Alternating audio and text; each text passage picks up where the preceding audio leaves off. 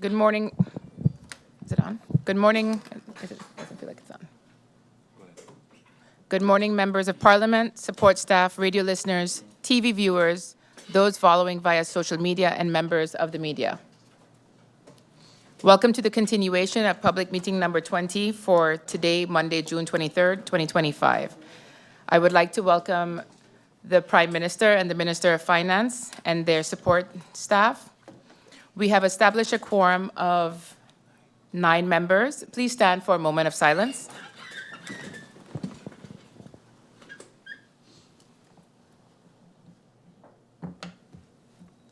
Thank you.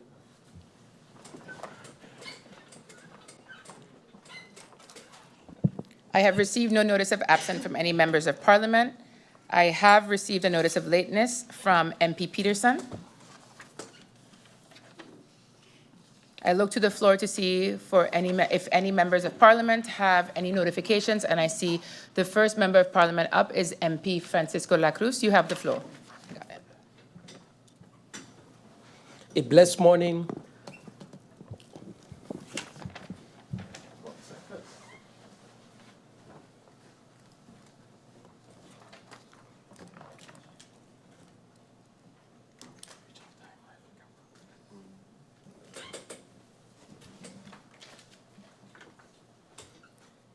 A blessed morning, Madam Chair Lady, Griffier, Prime Minister, Minister of Finance, your support staff.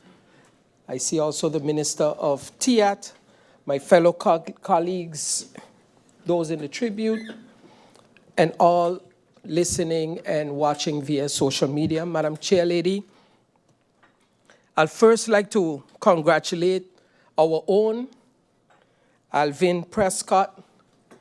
He is now the president of the Lions Club, and with great honor, it feels good to hear and see people close to us grow in that manner. Then, Madam Chair Lady, on a sadder note, condolences going out to the family of Armand Hodge. Armand was a friend from elementary, and, you know, strength to his family and the rest of us that knew him from St. Joseph's School. Thank you, Madam Chair Lady. Thank you, MP La Cruz, and thank you. I did not see Minister of TIAT, Grisha Heiliger Martin there, so good morning as well to Minister Heiliger. And I see that the next MP who has the floor is MP Utley. Thank you, Madam Chair. Good day to the viewing and listening public, the honorable ministers, and those persons in the tribune. Madam Chair, in the second round, I guess 45 minutes goes real fast, so I just want to bring to the attention of the Minister of TIAT. On the way here, I was stopped by 2 taxi drivers that was complaining about the parking issue right out there by RBC, where taxis usually dock. There was no space for them. Everyone else was parked there, so I don't know who is in charge, if it's the police, if it's the inspectorate of TIAT, but just to bring that to their attention. Thank you, Minister. Thank you, MP Utley. I see MP Veronica Janssen-Webster. You have the floor.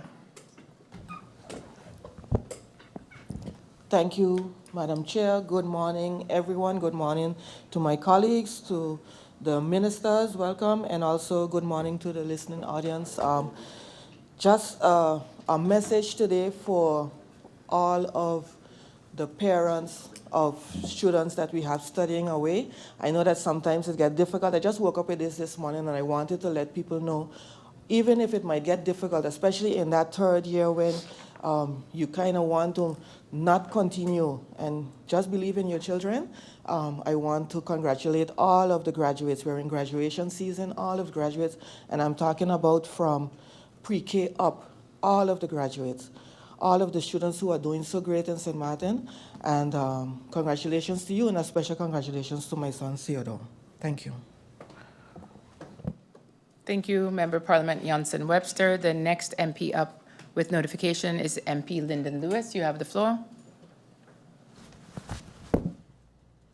Good afternoon, Madam Chair. Good afternoon to the Griffier, the Honorable Ministers, Prime Minister, my colleagues here, and those in the Tribune. I would like to reiterate my sincere condolences to my colleague, Arman Hodge. He is a colleague from Harvey Bay, from the Justice Ministry. Though he has been going through a lot, he has suddenly passed. My condolences to the entire Ministry of Justice for this loss, and to his family, friends, and fellow loved ones. Thank you, Madam Chair. Thank you, Member of Parliament Lewis. I see that there are no other members of Parliament with notifications. We have as agenda point for this public meeting, agenda point number 2, Ontwerplandsverordening tot vaststelling van de begroting van het Land Sint Maarten voor het dienstjaar 2025, National Ordinance stipulating the budget for Country Sint Maarten for the service year 2025, which is Landsverordening begroting 2025, Zittingsjaar 2024 to 2025-185. Before we go over to the agenda point, it is important to note that this meeting commenced on June 19th, which included the handling and closing of agenda point number 1.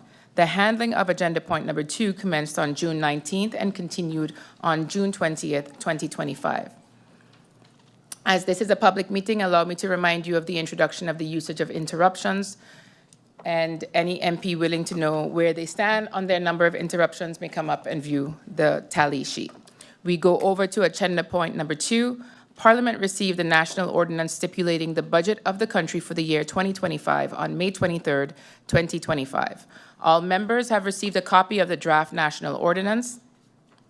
A Central Committee meeting was held on June 9th, June 10th, and June 11th on the subject matter, in which the members of Parliament posed their questions and the ministers offered answers to those questions. On June 11, 2025, Parliament also received a memorandum of modification from the government registered under IS/1157/2024 to 2025. This document has been shared with the members via email. A report has been made on the deliberations in the Central Committee, the final report, and was sent to the government. The government answered this report with a so-called nota naar aanleiding van het verslag. As mentioned earlier, this meeting is a continuation of the meeting that commenced on June 19, 2025. At this agenda point, the Prime Minister gave some opening remarks, followed by a presentation regarding the draft budget 2025 by the Minister of Finance.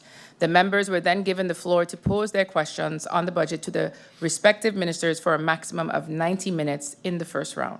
The meeting continued Friday, June 20th, finalizing the questions posed by the members and the government, returning to answer the questions of the members posed in round 1, as well as clarifications. Today, we will continue with the Minister of Finance answering the questions from the members posed during the clarification part of round 1.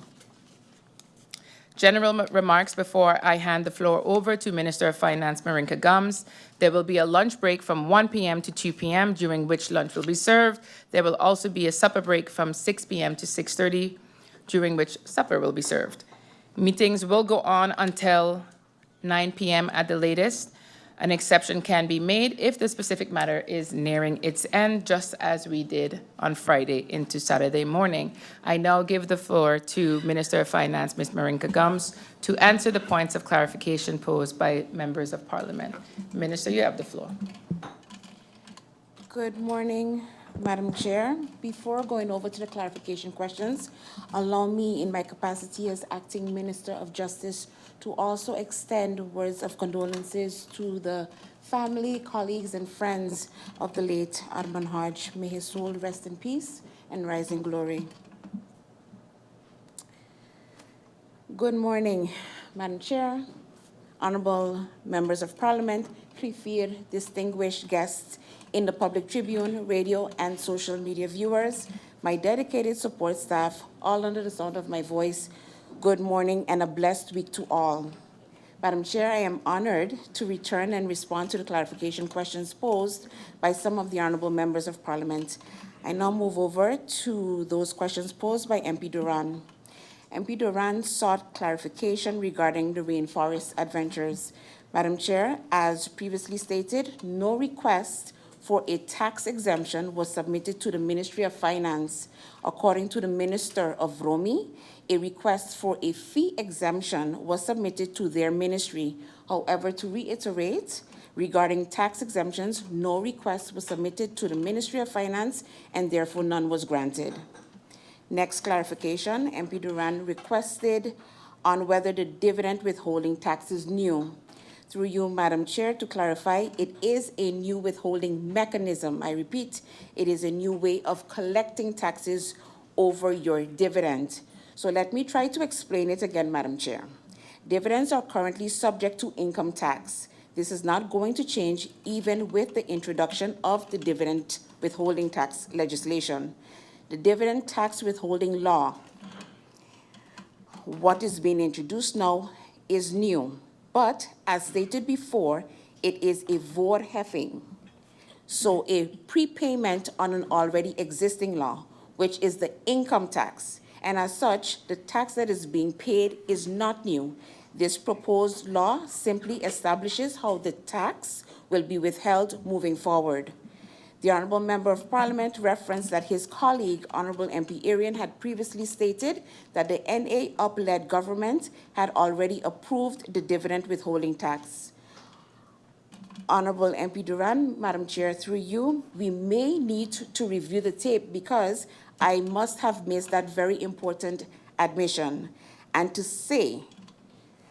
that I say, it is neither responsible nor credible to approve fiscal measures such as the dividend withholding tax in government and then ridicule them outside of it. Leadership demands consistency, not convenience. Hopefully, it is now clear to everyone that the previous government on October 5th, 2023, formally approved Phase 1, which explicitly included the introduction of the same dividend withholding tax. And to quote the document, bringing into force the already existing National Ordinance on Dividend Withholding Tax 2000 and possibly expanding with a revenue tax. This is not a new dividend withholding tax law. It is the same existing law that I am now implementing. The key difference, of course, is that while the previous government approved it, the former Minister of Finance never took the final step to sign it into enactment. As I've stated before, the tax reform cannot be carried out holistically because doing so would take another 4 years. The dividend withholding tax was identified as the first ready component to move forward, as it only requires the implementation of a withholding mechanism. The remaining tax measures are still pending the necessary data and preparatory work. Additionally, I will soon return to Parliament with a proposal to withdraw the inheritance and land tax, further demonstrating that the tax reform process is advancing, something many members of Parliament have been requesting, along with clear timelines. Madam Chair, you see, I believe in continuity. As in governance, it is not a partisan favor. It is a national necessity. We must rise above political gymnastics when it comes to the country's fiscal stability. I move on to the next clarification question by MP Duran, who asked whether the dividend tax is 18.75% plus 10% or 18.75% minus 10%. Madam Chair, through you, this is not an extra tax. The total dividend tax is and remains 18.75%. What's changing is how it's collected. Under the new dividend withholding tax law, companies will withhold 10% from the dividend and send it directly to the tax office. When the shareholder files their taxes, they will then pay the remaining 8.75% unless they have expenses or deductions that lower the amount owed. This works just like wage tax. When it comes to wage tax, money is taken out the working people of St. Martin's paycheck monthly.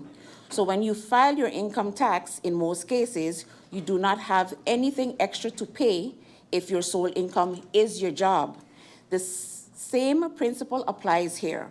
Rather than waiting until tax filing time, a portion of the dividend tax is collected upfront, which significantly improves compliance. Since dividends are typically paid out once a year, this would, in most cases, result in a one-time annual withholding per shareholder. Now, here's why this matters. Local residents are easier for the tax office to track. If a resident doesn't pay taxes, the government can send an assessment, place a lien, or even auction property if necessary. But if the shareholder lives abroad, it's much harder to collect that tax. We can't easily enforce those same measures in another country. That's why the 10% withholding is important. It ensures that at least part of the tax is collected immediately, especially from shareholders who don't live on the island and are harder to reach later. It's about fairness and making sure everyone contributes no matter where they live. Next clarification question. The Honorable MP Duran stated that I indicated a willingness to share advices with Parliament, and although not a clarification question, it was a statement. I think I need to clarify the statement. Madam Chair, through you, for the record, I did not at any point state that internal advices would be shared. What I did mention, and what may have been misunderstood, is that I will share the approved Phase 1 document of the proposed tax improvement measures, which was approved on October 5th, 2023, with members of Parliament.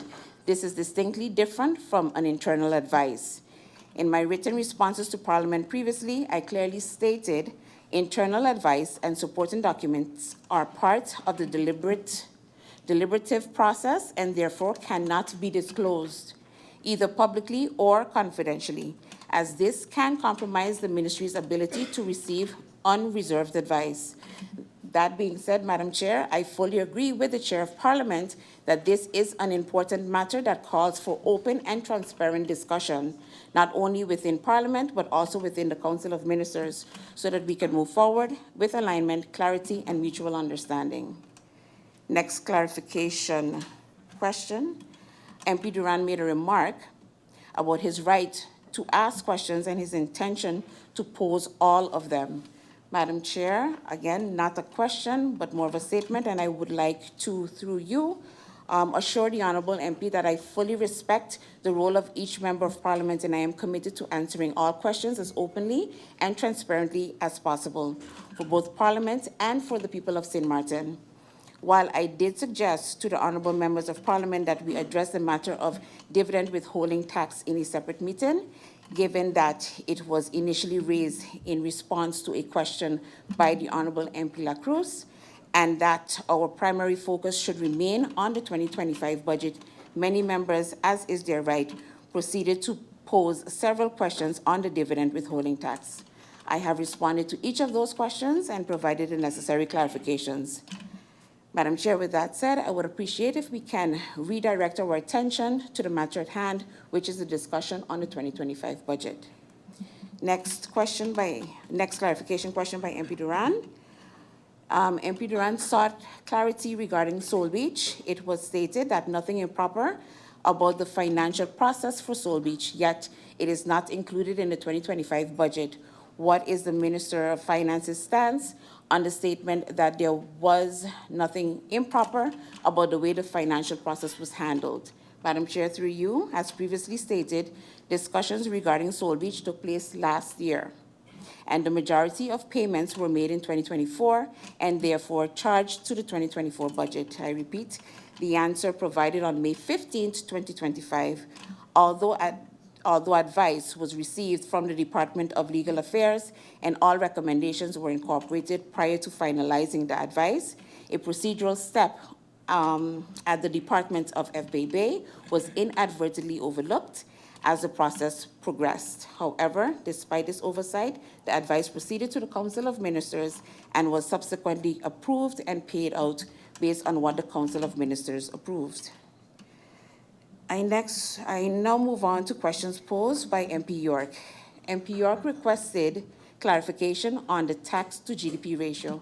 Madam Chair, through you, in response to the clarification question on the current tax to GDP ratio, respectfully, the necessary data to calculate this ratio is already included in the national budget, which provides both the projected GDP and expected tax revenues.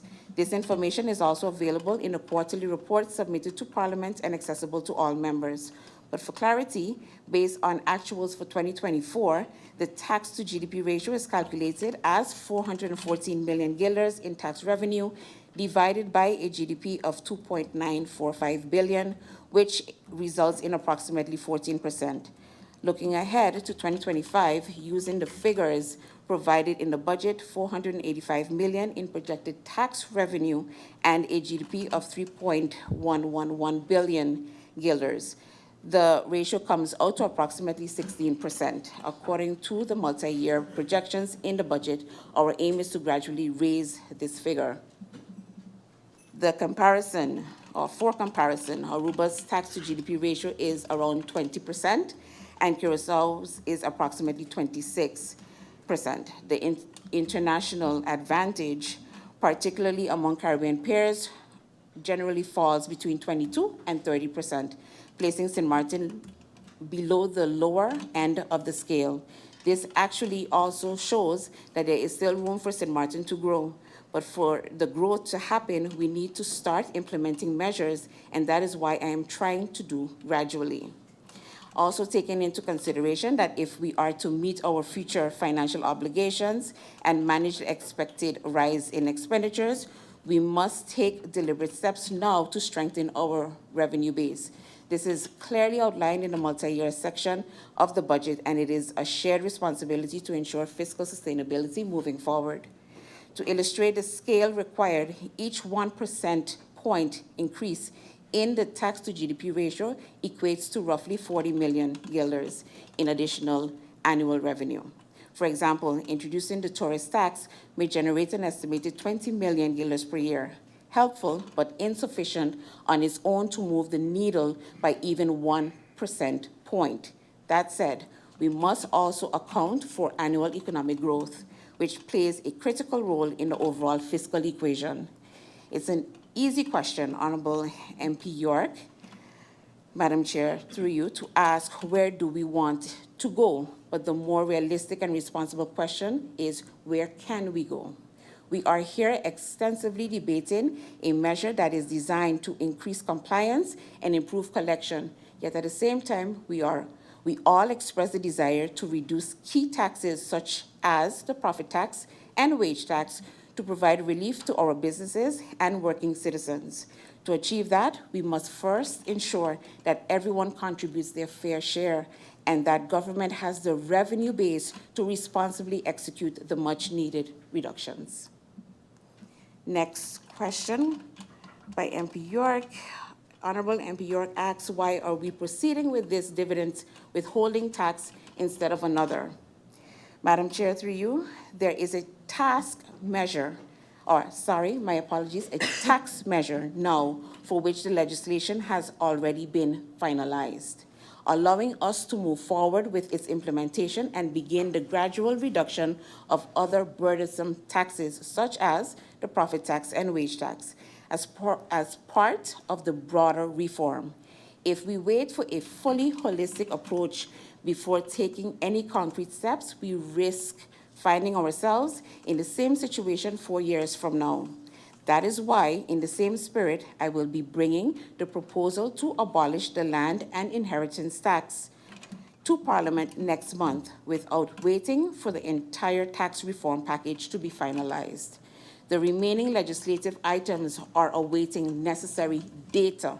For example, in the case of profit tax, we are currently assessing how a reduction in the rate would impact government revenues. Once this analysis is complete and taking into account the measures being implemented to increase tax compliance and broaden the base, we will be in a better position to determine how to responsibly and gradually reduce the profit tax rate, wage tax rates, while also being able to justify to CFT that revenue losses will be offset and overall revenues will still increase sufficiently to cover additional expenses. Next clarification question, how will it increase compliance, was asked by the Honorable MP York. And through you, Madam Chair, the Honorable MP requested a clarification on how this measure will improve compliance. This measure enhances compliance by requiring companies to withhold the 10% of dividends at the source before distributing them to shareholders, instead of relying on shareholders to file and pay the taxes themselves, something that often does not happen, especially with non-resident shareholders. With this legislation, the company deducts the tax and pays it directly to government. This is similar to how wage tax works. Employers withhold the tax from salaries and submit it to the tax office on a monthly basis. This ensures government gets funds sooner rather than later. As such, increases government revenue and their liquidity position. Currently, dividend tax is only paid if a shareholder files a return. In many cases, particularly with shareholders living abroad, this step is skipped and goes undetected, meaning they benefit from St. Martin-based companies without contributing their fair share to the country. For example, if a company distributes 100,000 guilders in dividends, it would withhold 10,000 guilders and transfer that to the tax office.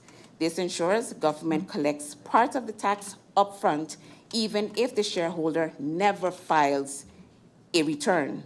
Additionally, all companies are required to submit their annual financial statements to the tax office. These statements indicate whether the company made a profit and whether that profit was reinvested or distributed as dividends. If dividends were paid out, the tax office can then verify whether the 10% withholding was correctly applied and paid. This creates an effective cross-checking system, which will further strengthen the compliance and improve tax collection. Madam Chair, to be clear, government revenue increases because a 10% dividend withholding tax is collected and remitted to government from all shareholders within the year the dividend is paid out. This functions similarly to wage tax, which is withheld and paid to government on behalf of all working citizens in St. Martin. Because the tax is withheld at the source, it ensures timely collection and leads to a direct increase in government revenue within the current fiscal year. In addition, since the withholding applies to all shareholders, it significantly improves compliance, ensuring that everyone contributes part of their fair share. This broader base of contributors further adds to the annual increase in revenue, and I trust this clarifies how the measure enhances both compliance and collection. Next question. Was there an exemption for corporate housing association? Madam Chair, through you, I'm not certain which exemption the Honourable Member of Parliament is referring to. However, these documents were shared accordingly with all members of Parliament, and the Honourable Member can verify whether corporate housing associations were included in the scope. I now move on to questions posed by MP Irion. The Honourable Member of Parliament referred to the press release stated new tax. Madam Chair, through you, the Honourable Member of Parliament referred to a recent press release issued by my person. The headline of that release read, Minister of Finance Maringa Gums introduces dividend tax aimed at raising millions for country St. Martin. The first sentence further stated, Minister of Finance Maringa Gums has confirmed during the budget debate that a new 10% dividend withholding tax is on the way. I acknowledge that while the article referred to a dividend tax, in some places the correct term dividend withholding tax should have been used more consistently. This inconsistency may have led to some confusion, and I take full responsibility for that aspect. Indeed, the article in question was authored by me, as the Honourable MP correctly noted. However, I must firmly readdress the video that has been circulating, which was issued by the Honourable MP himself. This video described the dividend withholding tax as a new tax, referred to it as an additional tax layer on businesses, claimed to be a double taxation, and labeled it an extra burden. Madam Chair, allow me to be clear.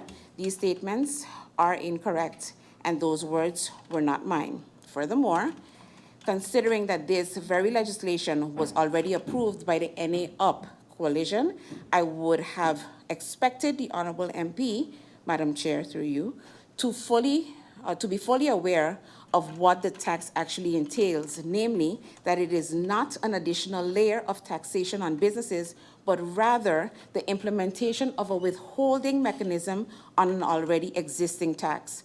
No question was posed to me as Minister of Finance before this information was shared with the public, while the Honorable MP Duran now claims that I am confusing the public. It is unfortunate that he has not acknowledged or taken responsibility for the fact that his faction colleague contributed to that confusion by sharing incorrect information. I would like to remind the honorable members of Parliament that a dividend withholding tax at a rate of 18.75% has existed in our legislation already. As a seasoned investor and then Minister of Finance who approved this legislation, I would have assumed that the honorable member would be well aware of this fact. Furthermore, in a published article, the honorable MP stated a 10% dividend withholding tax on top of an already excessively high corporate profit tax is a step in the wrong direction. This is misleading. The dividend withholding tax is not a tax on the company. It is a tax on the shareholder. The phrase "on top of" misrepresents the nature of the tax, as it is not additive to the corporate profit tax, but rather a withholding of an existing obligation by the shareholder. Another claim made in the article was, instead of taxing dividends, let's implement targeted reinvestment incentives. Again, this is based on a misunderstanding. Dividends have been subject to taxes in accordance with Article 3 and 5 of the income tax legislation. What is now being proposed is a mechanism to withhold 10% at the moment of distribution, ensuring better compliance, similar in principle to wage tax and the efforts we have pursued with platforms like Airbnb. The article also stated, instead of introducing new taxes, let's prioritize improving tax compliance and efficiency. I wholeheartedly agree with the latter, and that is precisely what this withholding measures achieve. And again, it is not the introduction of a new tax, but a step toward ensuring compliance with an existing one. Finally, I find it unfortunate that public statements, videos, and even a motion were presented before any direct questions were posed to me as minister. This approach risks spreading misinformation and creating unnecessary confusion among the public. Let us aim to inform our people accurately and ensure that robust dialogue is grounded in fact. Next clarification question. Is the 10 million guilders only off of foreign entities? Through you, Madam Chair, allow me to clarify.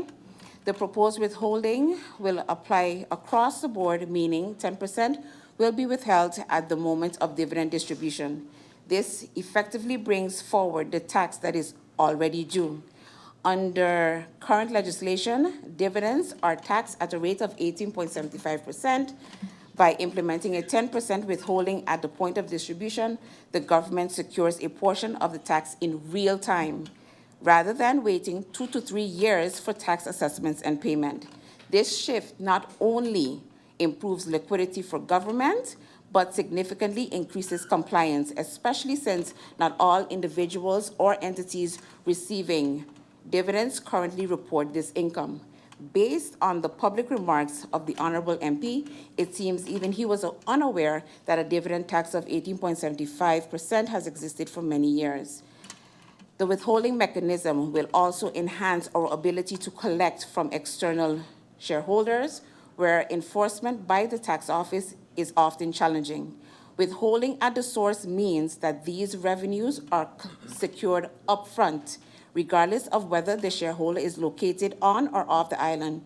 Do note that the tax administration can more readily assess local shareholders and, when necessary, place liens on their assessments or assets, something even experienced by the Honorable MP Labega. However, this highlights an imbalance, as external shareholders often go without paying their fair share on dividends earned from companies operating in St. Maarten. This disparity is precisely what the withholding measure aims to address, ensuring equal treatment and accountability for all shareholders, regardless of where they reside. Moreover, this will provide the tax office with much-needed data to monitor whether non-resident shareholders are declaring and paying the remaining 8.75%. It is important to emphasize that our local taxpayers should not be the only ones carrying the country's tax burden and paying their fair share. That, Madam Chair, is the main point in all of this. Currently, wage tax and turnover tax, primarily paid by local residents and businesses, are doing just that, and both paid or withheld on a monthly basis. Each hard-working, tax-abiding citizen of St. Maarten pays wage tax every single month because this amount is withheld directly from their salary, ranging from 12.5% to 47.5%. I repeat, on a monthly basis, this is withheld from their wages. What we are now proposing is to withhold 10% of the dividend tax. I repeat, just 10% out of the total 18.75% that is already due. To put it simply, if someone receives a dividend of 1,000 guilders, 100 guilders would be withheld upfront. So the question must be asked, is it fair that wage earners are subject to automatic withholding each month, yet we are here debating and criticizing the withholding of just 10% on dividends, which is often paid out once a year? Is that fair to the hardworking people of St. Maarten? We constantly speak about the need for compliance. We call for lower profit tax, for lower wage tax, but that starts with ensuring everyone contributes fairly. This measure is precisely that. It is about compliance, about ensuring that dividend tax is collected fairly and effectively through withholding, just like wage tax. However, this would be on a yearly basis. Finally, I would like to underscore that this is not a penalizing measure. Companies still retain the freedom to reinvest their profits rather than distribute them. It is only when a company chooses to pay out dividends to shareholders that this tax becomes due. At that moment, it is appropriate and justified that a portion of the shareholders' tax obligation is withheld and remitted to government. This approach ensures fairness across the board. As I have constantly stated, in order to lower taxes, we first need to increase compliance and revenue. Once we strengthen collection and broaden the tax base, we will be in a position to provide meaningful relief to all businesses in St. Maarten by lowering the profit tax and to all citizens of St. Maarten by adjusting the wage tax. Next clarification.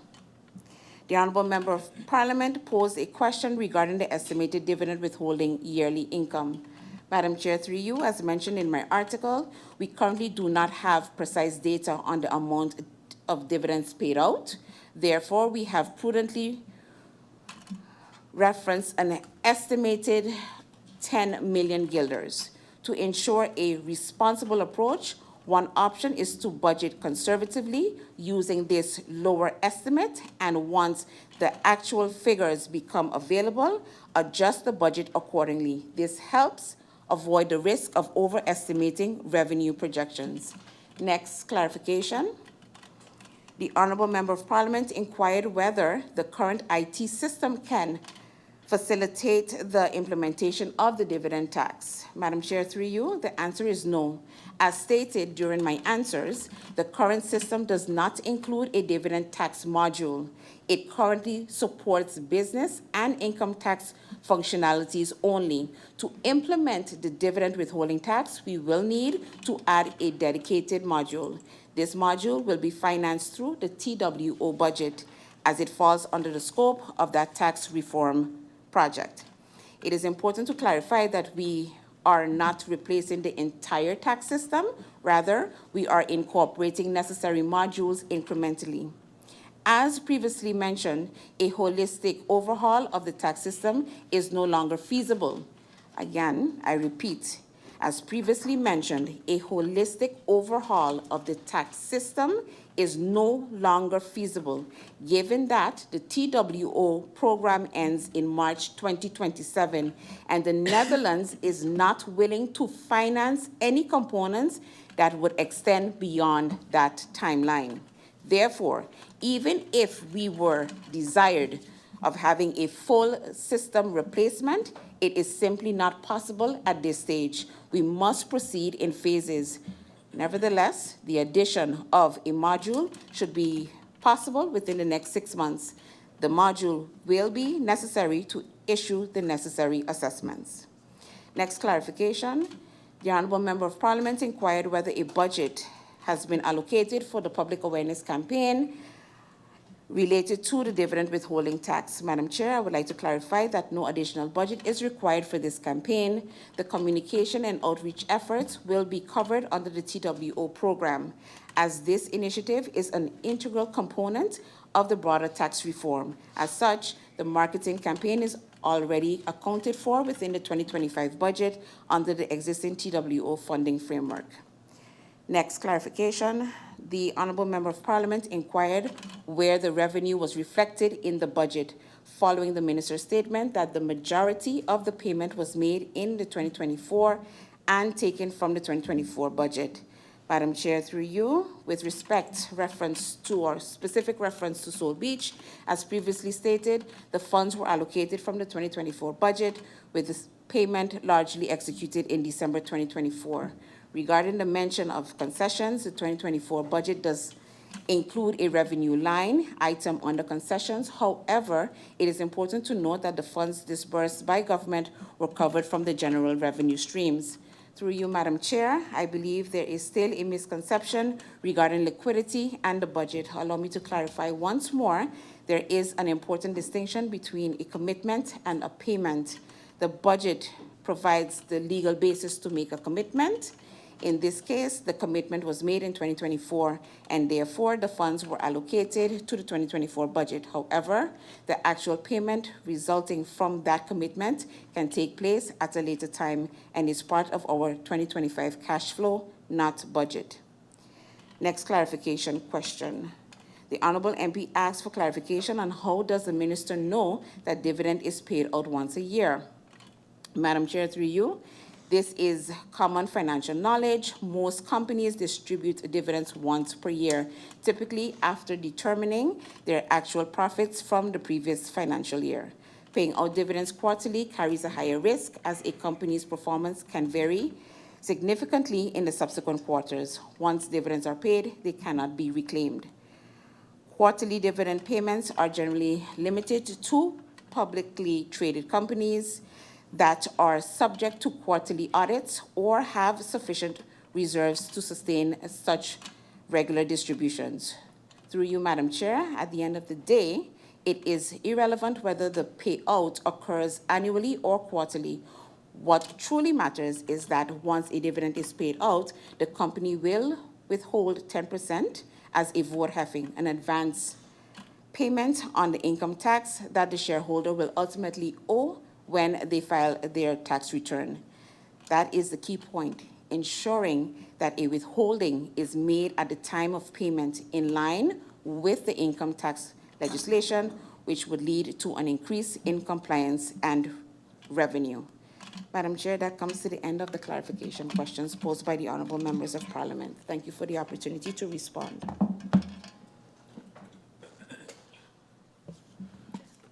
Thank you very much, Minister of Finance Gums, for answering the clarification round. We now go over to the second round. Please be reminded that the speaking time in the second round is 45 minutes. According to the speakers list, I give the floor to MP Utley.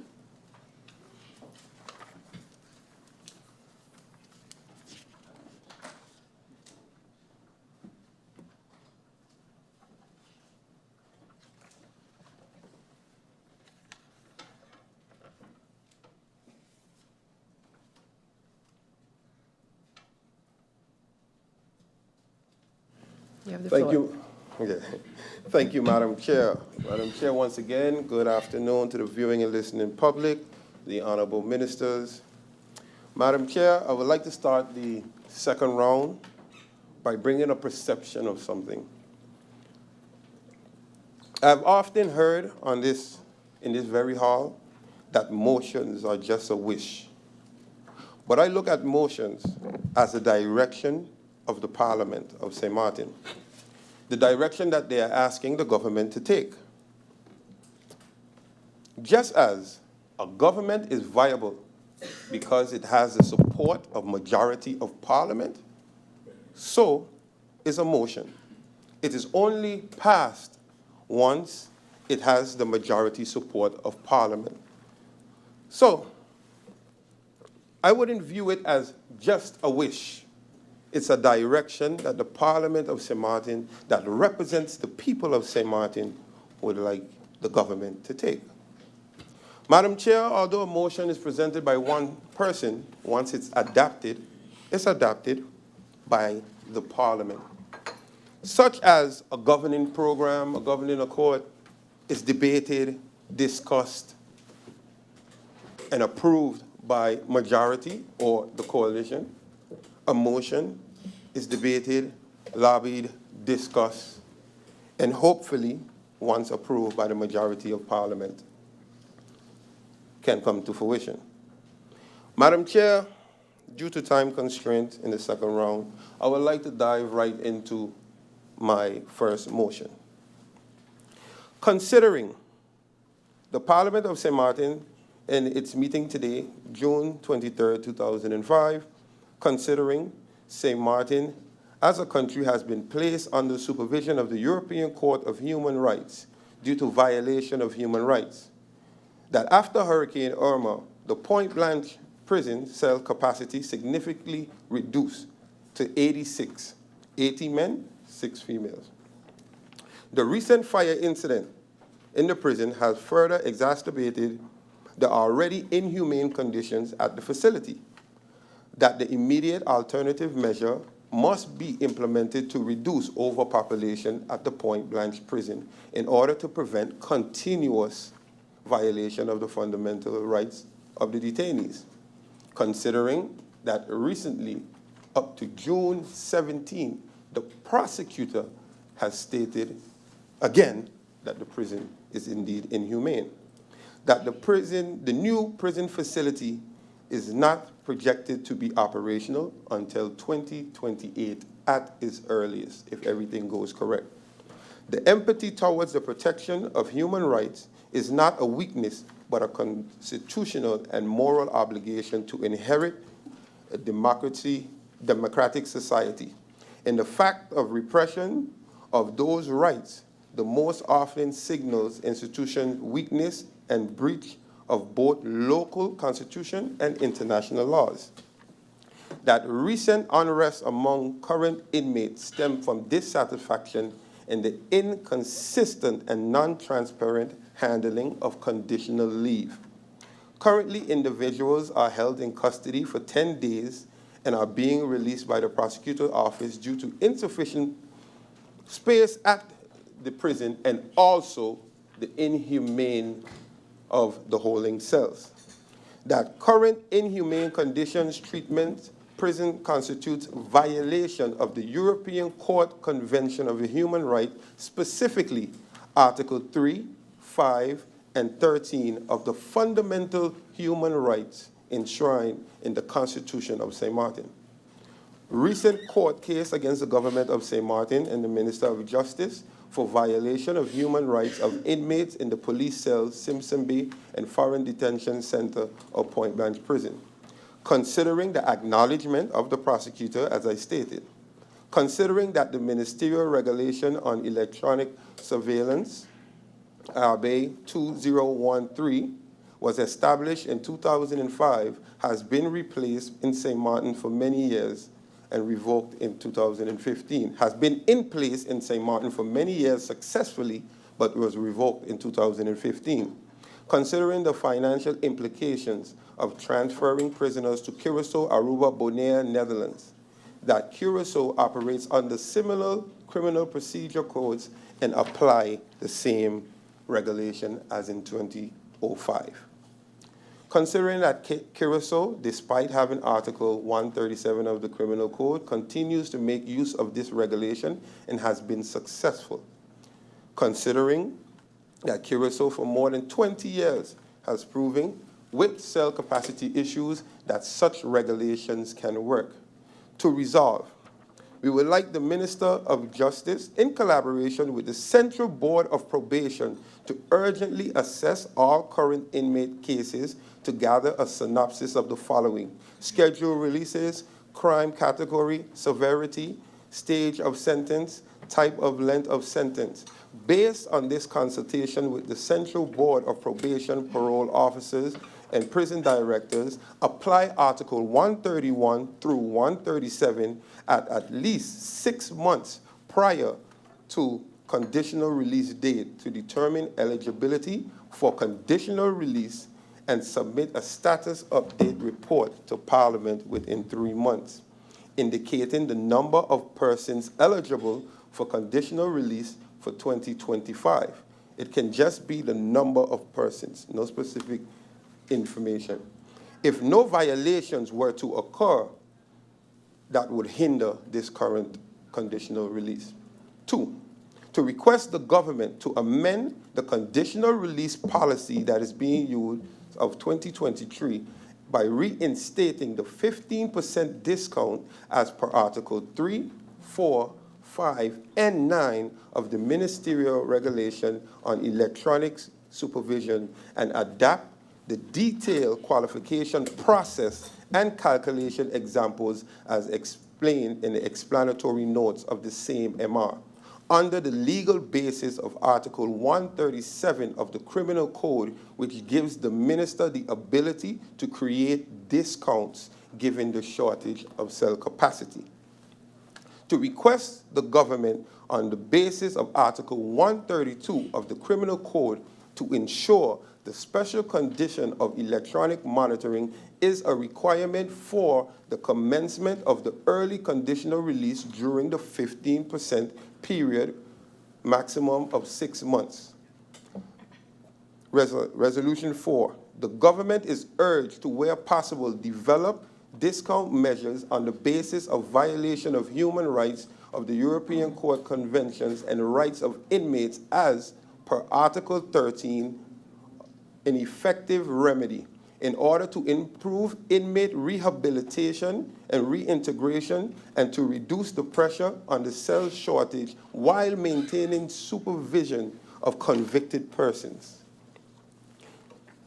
These measures should include, but are not limited to, regulation of foreign grace, 10% resocialization discount, and 5% discount for work and additional sentence reduction scheme based on Article 13 of the European Convention of Human Rights, and shall remain in effect until the national decree containing general measures under Article 132 and 137 of the Criminal Code of St. Maarten is established. Ministerial Regulation on Surveillance Monitoring, Probation Decree, Regulation on Conditional Release Sentence, Reduction Scheme, Jurisprudence on Sentence Reduction outlined in Chapter 16 of the Guide of Case Law of the European Convention on Human Rights, published February 28, 2025. To request the Minister of Justice to ensure the effective implementation of these alternative measures with a focus of rehabilitation as stated in the governing program. Relieve pressure on cell capacity and prevention of violation of fundamental human rights of detainees. And 6, to request the Minister of Justice to provide an update to the Committee of Justice in Parliament within 3 months, and goes over to the order of the day. This motion was supported by myself, MP Cruz, MP Lewis, and MP Irion.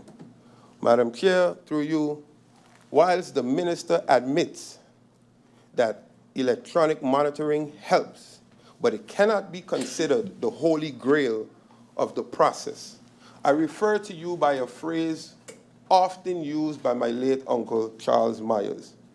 A journey of 1,000 steps, a journey of 1,000 miles begins with a single step. This motion is that step towards the right direction, that step towards what the minister considers the Holy Grail. Madam Chair, I'd like to go, for the sake of time, into my second motion. My second motion, Madam Chair, I would like to present, I don't look at it as a GB relief, but I look at it as a fuel relief. The aspect in the notion that is created is that once the Prime Minister submits his recommendation to the electrical company, an immediate relief will be given. Many persons are now waiting for such relief in July, as announced. But I listened to the Prime Minister closely, and he stated, I can only submit the recommendations. And I listened to another colleague who has experience with GEBE said, the government cannot tell the management board what to do. So if GEBE says that there's a significant loss and we cannot carry out such recommendations, I ask, what is then the next step for the government of St. Maarten? So you may ask, why have I presented a motion, October 29, 2024, for government and relief of GEBE? Well, it was on the aspect of the government taking a 75 million gilda loan for GEBE, and there would be process of negotiations and repayments, whereby write-off and trade of bills could have happened. In such motion, it stated for the Minister of Finance to ensure that TOT is not being transferred.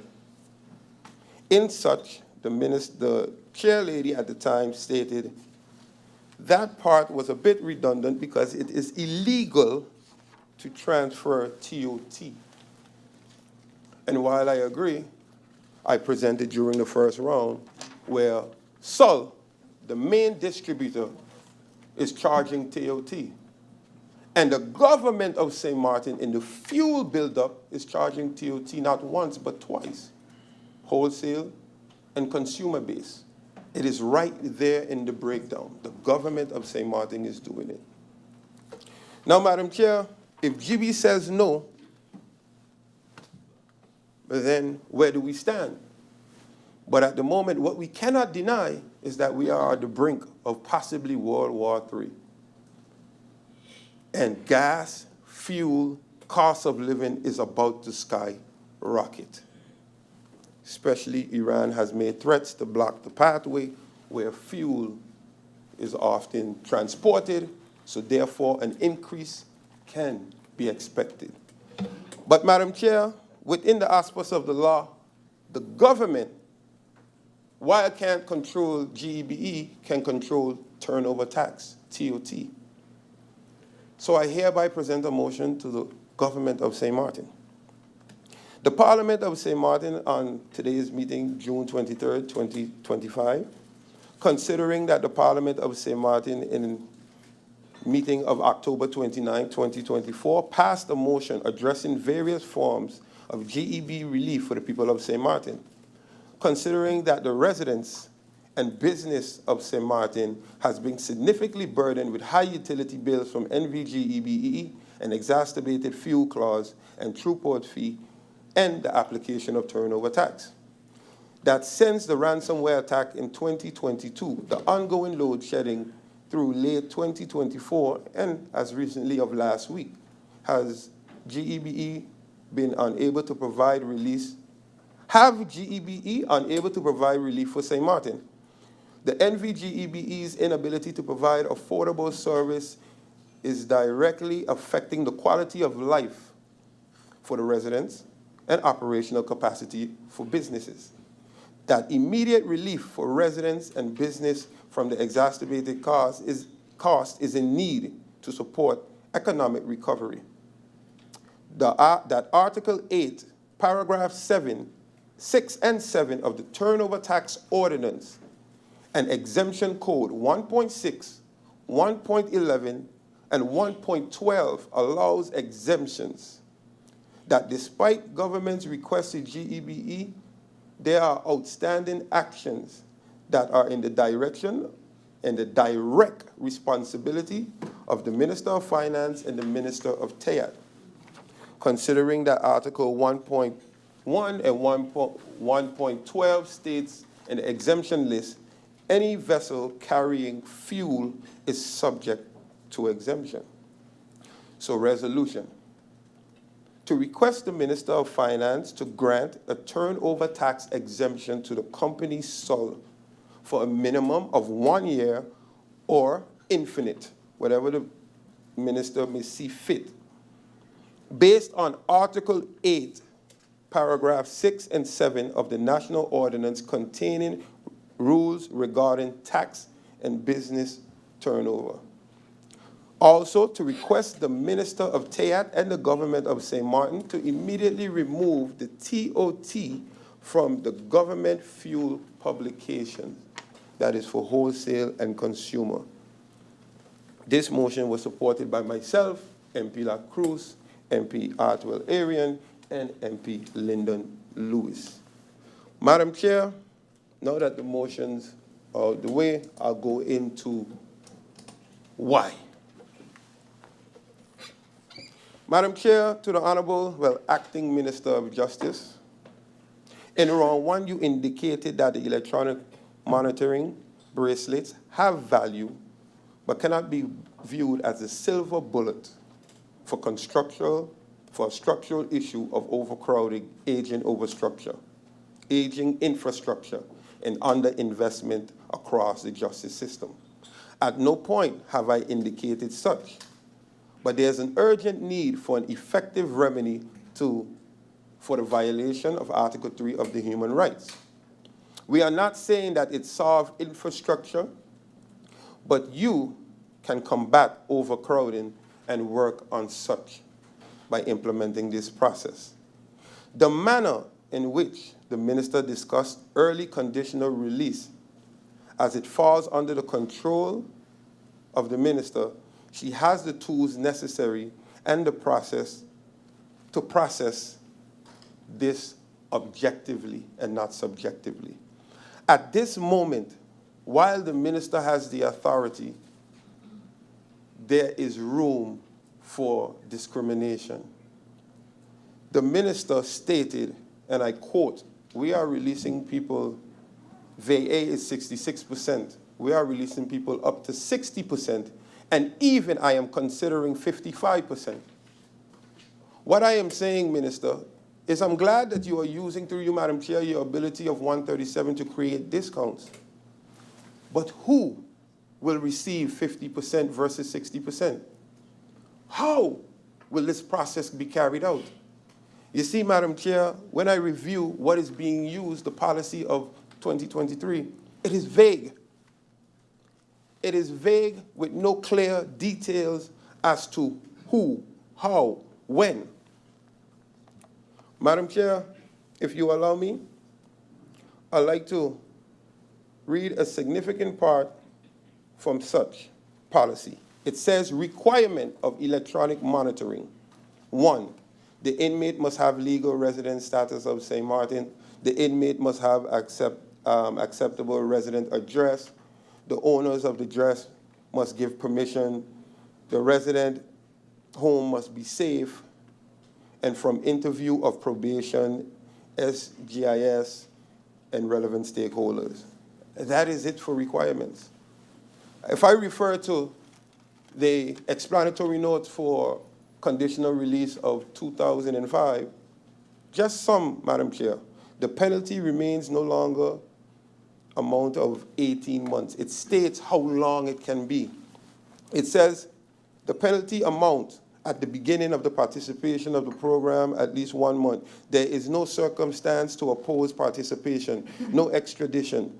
And the list goes on and on. The subject can be denied if there's threats of weapons, narcotics, suspicion of use, alcohol, drugs abuse. It goes in specific details of the inmates and how and who receives this discounts, Madam Chair. And Madam Chair, with discounts, what you do is you create a rehabilitation process, which is also a fundamental right, but it's also a right and also a point in the program, one of the first points in the program under the Minister of Justice, rehabilitation. If I am an inmate in there for how much ever years, and I know if I stay out of trouble, if I receive degrees, if I rehabilitate myself, if I sign up to work programs, I will receive discounts. It helps in a long run. Madam Chair, the Honorable Minister also stated that the electronic monitoring is not the Holy Grail because persons that are waiting to be served their prison time. The prosecution issued a statement where persons to serve prison times are most likely to serve when the new prison is established. And for this reason, Madam Chair, with hundreds of persons, and it has been stated, the amount of prison time that is pending is over 300 years, it makes me think, when I see certain persons being called to serve their time, again, discrimination could be brought up because why them over all the others? And this is what I'm saying, Madam Chair, through you. It's a protection mechanism as well for the government of St. Maarten.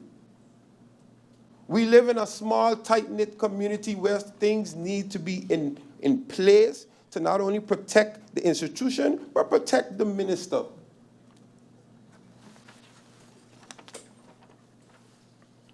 Minister, as it pertains to you, Madam Chair, the cost. The minister elaborately stated that we have 25 ankle monitors. So what happened to the money that was in place to contract the company for the ankle monitors? Are we paying for all 25 or we are only paying for the 8 in use? When asked about it, the minister stated, we have to be cognizant of this process. And financially, we might not be able to afford.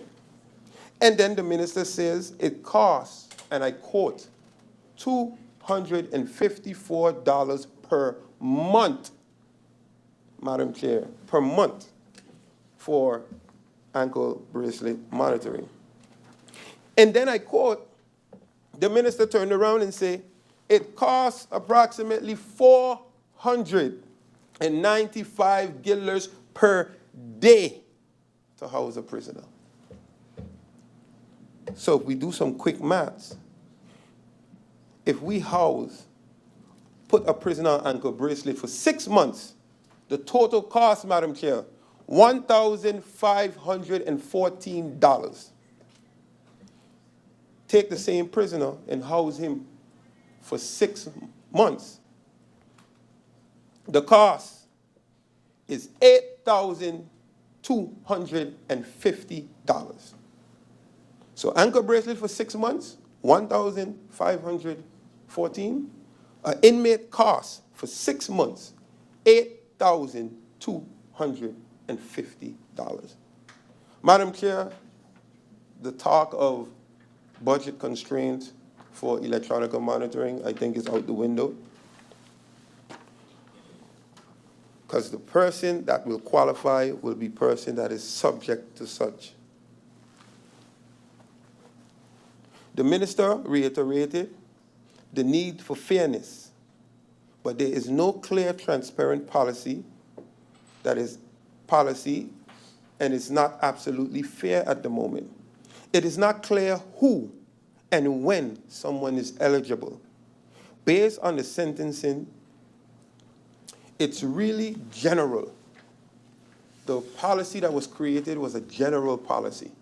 And I want the minister to look at this as not because a motion is forthcoming means that you are doing a horrible job. It's the direction that I hope the Parliament can agree that we would take. It removes subjectivity. It removes the notion for discrimination. And remove public unrest, Madam Chair. Madam Chair, there are persons that have committed, whether it's white-collar crimes political misconduct. There are persons that have robbed, murdered, all of these such, all of the above.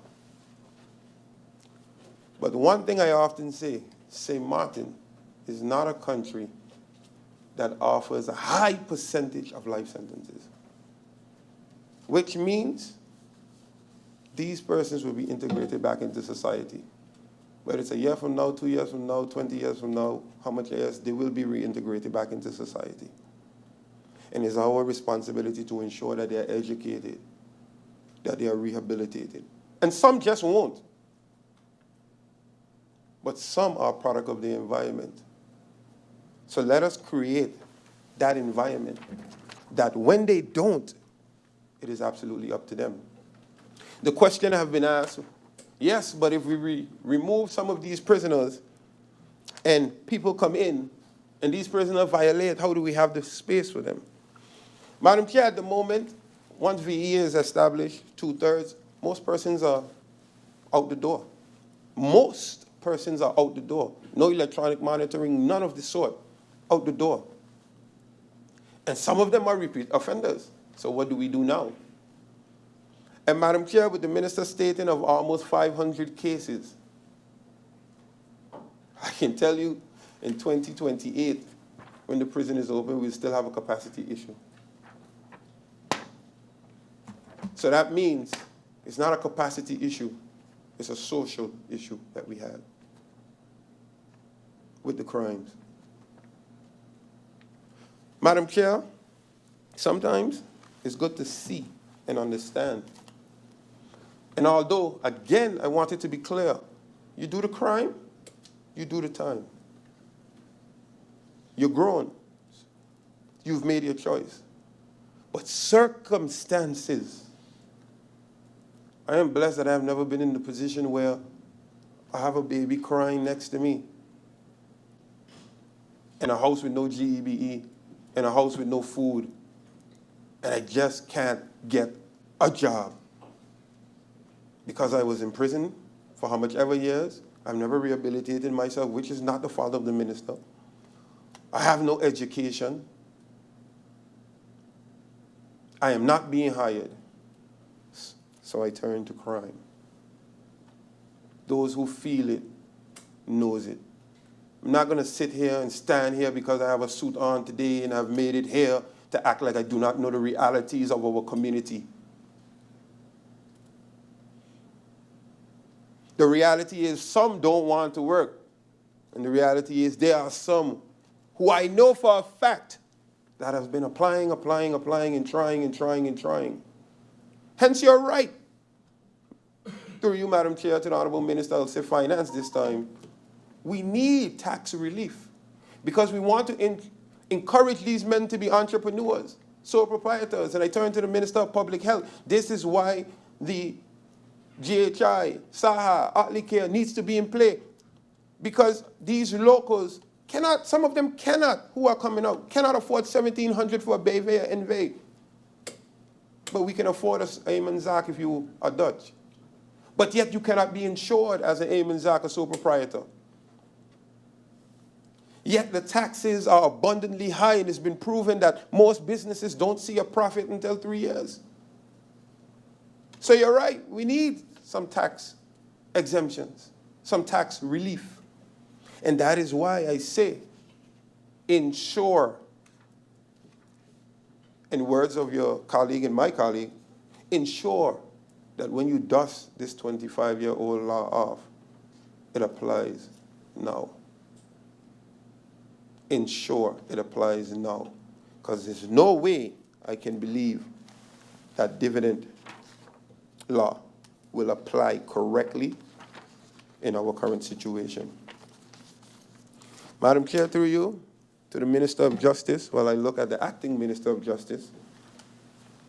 Again, take time, review the motion.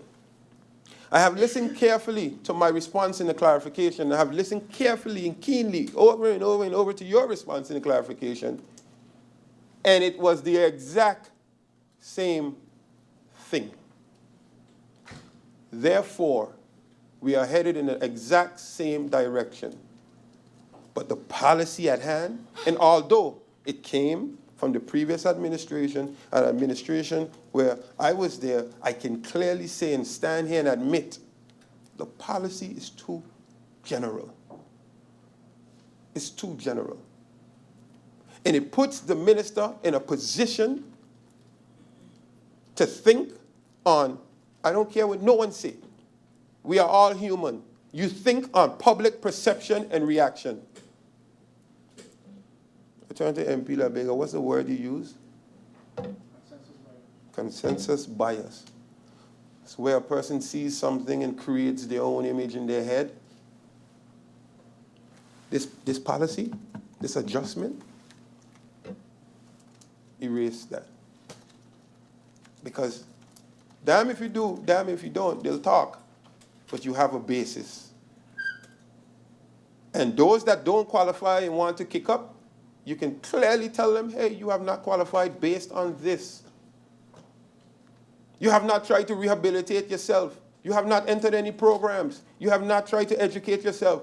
You have been fighting. You have been causing issues. So therefore, you know the responsibility is on you if you want to qualify for this. As it relates to GEBE, Madam Chair, it's no secret.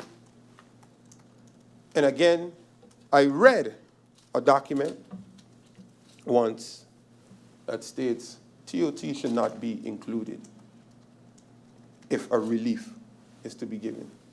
I also read a document once that states the government needs to take the lead in ensuring relief for its people because it's at a period, a brink that will make or break this country. And I say to you, I'm not asking the government to do anything that is not within its power. We have seen companies, construction companies, this company, that company receive exemption. I'm asking for the main supplier of fuel, which is in the realms of the law, to be exempted. And I'm asking for the government to remove such for the people of St. Maarten. This is not in the hands or control of GEBE. This doesn't affect GEBE, but it helps the people of St. Maarten. And I hope that we can have support in such motion. Thank you, Madam Chair. Thank you, MP Utley, for your questions and comments. The next MP up for round 2 is MP Francisco La Cruz.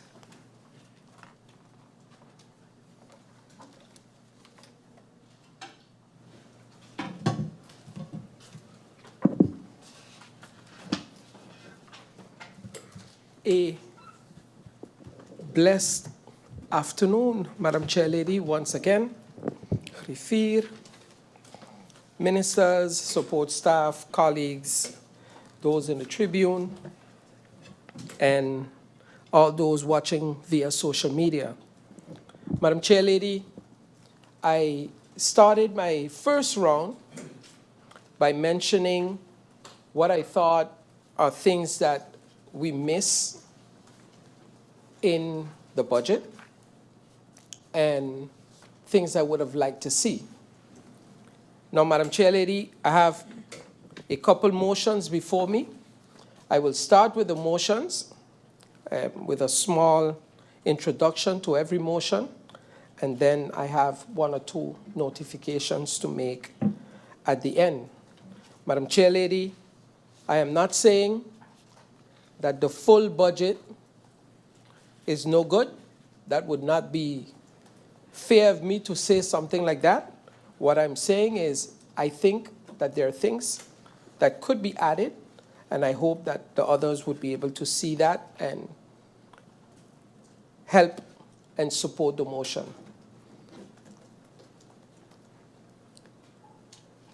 The Parliament of St. Maarten, in its meeting of today, June the 23rd, 2025, considering the Ministry of TIAT is currently responsible for overseeing animal welfare and activities through the Department of Livestock, Agriculture and Fisheries, also known as LVV.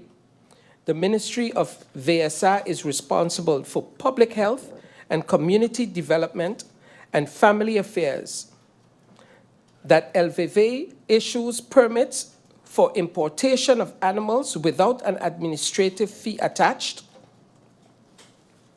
Veterinary medicine is an internal part of public health and plays a crucial role in safeguarding human health and well-being through various contributions, including disease prevention, food safety, and biomedical research. The proliferation of stray animals on St. Maarten poses significant risk to public health, which can be fatal or cause severe illness to humans. Stray animals are a primary vector for several infectious diseases such as leptospirosis, ringworm, and echinococcus, and bites the contact and contaminated surfaces of waste serving as common transmission routes. Environmental contamination occurs through fecal shedding and pathogens, and stray animals that aren't treated increases the risk of parasitic and bacterial infections in the community, especially among children and the vulnerable population. Aggressive behaviors from unsterilized stray animals contributes to injuries, psychological trauma, and increased demands for healthcare services. Mass sterilization programs are internationally recognized as the most human and effective method to control the stray animals population, reduce disease transmission, and protect public health without resorting to culling. Successful sterilization campaigns in other regions have demonstrated a reduction in stray animal numbers, fewer human-animal conflicts, and a measurable decrease in disease incidence. The rationale: reducing the stray dogs population through sterilization directly lowers the risk of zoonotic disease transmission, decreases environmental contamination, and mitigates aggressive behavior and bites, and prevents road accidents. A focused, well-founded sterilization campaign will provide long-term cost savings for public health by preventing outbreaks and reducing the need for emergency interventions. Collaboration with local veterinarians and animals welfare organizations ensure efficient use of resources, maximizes the number of animals sterilized, and enhances community engagement and education. Investing in sterilization aligns with global best practices for public health and animal welfare, supporting St. Maarten's reputation as a safe and responsible destination for residents and visitors. Resolves to allocate an amount of 45,000 Caribbean guilders for the budget of the Ministry of TIAT and VSR from the budget of the Ministry of TIAT and VSR for a comprehensive sterilization campaign targeting stray animals on St. Maarten, with the primary objective of reducing health risk associated with zoonotic diseases and environmental contamination. Point 2, to ensure the campaign covers the costs of spraying and neutering stray animals, necessary post-operative care, and public awareness initiatives to promote responsible animal management. Point 3, that the progress report be submitted by both the ministries of TIAT and VSR to Parliament within 6 months of the campaign's commencement, detailing the number of animals sterilized, funds utilized, and measurable public health outcomes. Point 4, that the Ministry of TIAT adjusts its legislation necessary to levy a fee for the animal imports to structurally support this program. That this motion takes effect immediately upon approval, and goes over to the day. This motion was signed by myself, MP La Cruz, MP Utley, MP Lyndon Lewis, MP Artwell Irion, MP Darrell York, and MP Jurendi Duran. Copies will be sent to the governor, the government of St. Maarten, the Ministry of Public Health, and all relevant veterinary animal welfare organizations and the Ministry of TIAT. Madam Chairlady, through you, this has been a challenge in the community, and I've heard from many tourists coming here to the island, why do we treat our animals the way we do? Some time back, I took it upon myself in a separate project to chip stray animals or chip animals, cats and dogs. Why? It was exactly that many would have a dog. Hey, I love my dog. And at the point where they can no longer take care of the dog is then dropped in Guana Bay or on Coal Bay Hill or behind the movies and left on its own accord. These dogs continue to reproduce and become a nuisance. That is why I brought that motion today. Madam Chairlady, my next motion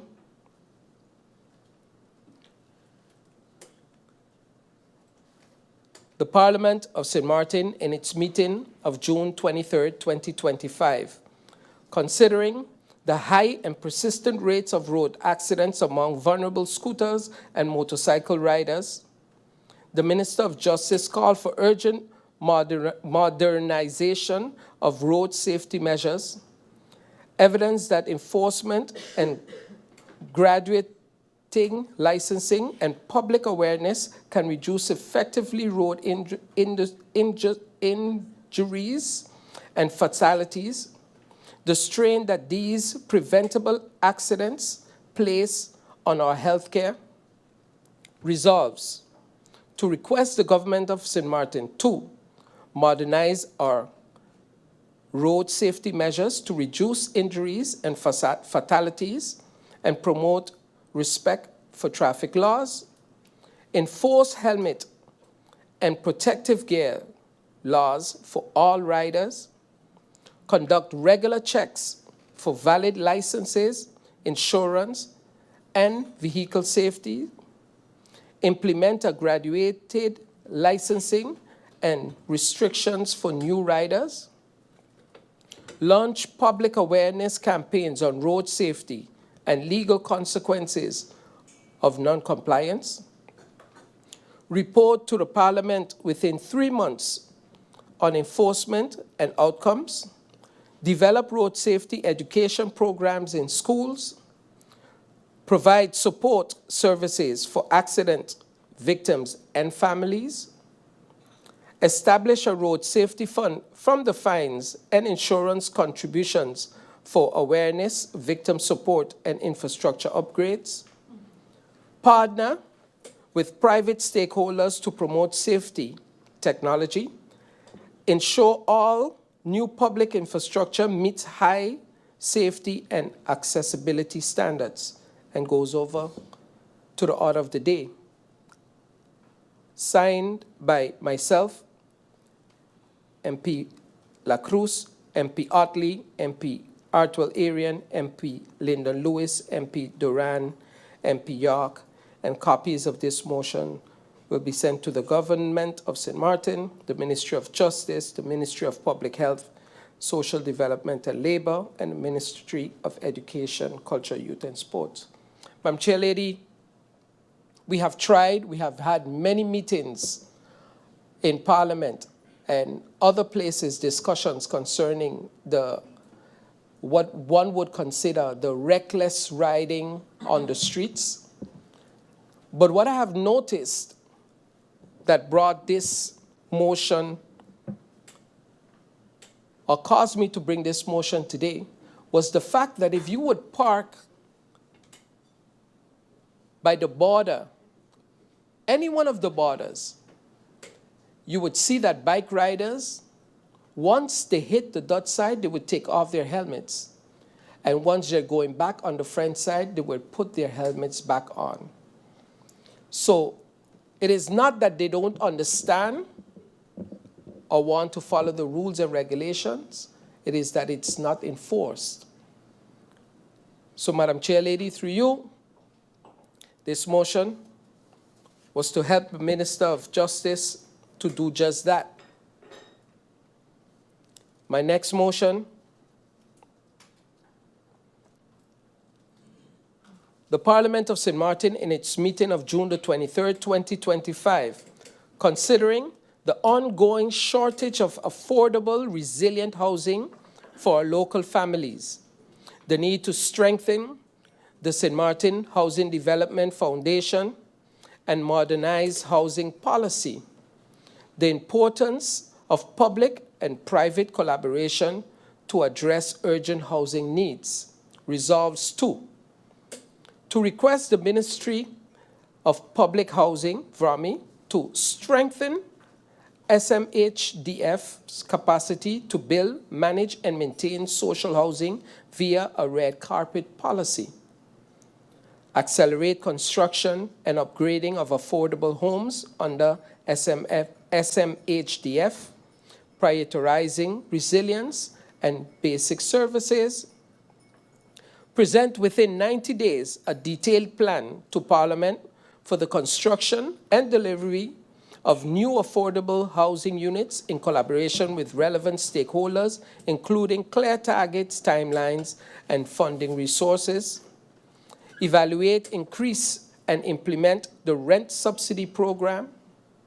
Explore new funding for social housing projects and neighborhood improvements. Engage private sector and NGOs to increase affordable housing options. Report to Parliament every 6 months on the progress of affordable housing construction and impact of the rent subsidy program and the effectiveness of measures to address housing quality, maintenance, and tenant satisfaction. And goes over to the order of the day. Signatories on this motion, myself, MP La Cruz, MP Utley, MP Duran, MP Artwell, MP York, MP Lewis, and copies will be sent to the government of St. Maarten, the Ministry of Public Housing, and the St. Maarten Housing Development Foundation. Madam Chair Lady, it is nothing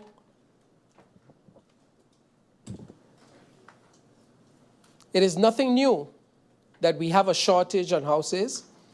I have discussed with the Minister of VRAMI concerning this motion, but also what we actually seek. And I, for some reason, find myself having to still bring this so that there could be action. I have realized that unless something is public in government, nothing happens. Sad, but a reality.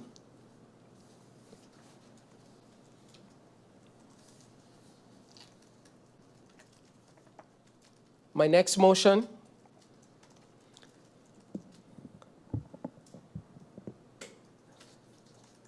The Parliament of St. Maarten, in its meeting of June 23rd, 2025, considering the previous motions dated April 18th, 2013, anonymously adopted by all 13 members present, and January 29th, 2011, anonymously endorsed by all 15 members of Parliament, both of which called for urgent actions on national energy diversification and sustainability. The imperative for the government of St. Maarten to promptly execute these proposed measures in light of ongoing energy security, economic, and environmental concerns. The rising global and regional momentum towards fuel diversification, including the adoption of cleaner alternatives such as liquid natural gas, LNG, and ensure long-term energy resilience and competitiveness. The critical role of the harbor and GBE in facilitating energy transition and supporting economic growth, as well as the need to optimize operational efficiency and cost effectiveness for the benefit of all citizens. Resolves to request the government of St. Maarten to request the Supervisory Board of GBE and the Harbor Group of Companies to develop and present a comprehensive plan for the implementation of fuel diversification strategies, including but not limited to LNG and other sustainable energy resources for this country. Request the Supervisory Board to tender a fair and transparent proposal that supports all citizens of St. Maarten and investigates new income-generating and cost-cutting measures to accommodate all vessels docking at the harbor, as well as all operations at the GBE power plant. Urge the government to make a policy to enable the supply of fuel and electrical power to cruise ships docked at the harbor, allowing them to conserve their own fuel and to provide LNG to ships that have already transitioned to LNG usage, thereby positioning St. Maarten as a regional leader in green ports operations. Request the Board of GBE to explore the technical and financial feasibility of transitioning from heavy fuels to LNG for local power generation and to report findings and recommendations to Parliament no later than the 15th of October, 2025. Upon agreement on terms, direct the government and Supervisory Board of the Harbor Group of Companies and GBE to establish a joint venture for the procurement, storage, and distribution of LNG or alternative fuels, ensuring that the cost per kilowatt does not exceed the prevailing ceiling set throughout the Caribbean region. Request that the concessionaire provide specified contributions for public street lighting and support for solar rechargeable equipment at key sporting facilities, including but not limited to the Raoul Illich Sports Complex, Jose Lake John Cooper Jr. and the Little League Field in Phillipsburg, the Phillipsburg Sports Auditorium, and ensure their independent operations and resilience with additional support from donated generators. Require regular progress reports to Parliament on the status of these initiatives and measurables, and goes over to the order of the day. This was signed by myself, MP La Cruz, MP Utley, MP Artwell, MP York, MP Duran, and MP Lewis. Copies of this motion to be sent to the Government of St. Maarten, Supervisory Board of GBE, Supervisory Board of the Harbor Group of Companies, the Minister of TIAT, and the Minister of RAMI. Madam Chair Lady,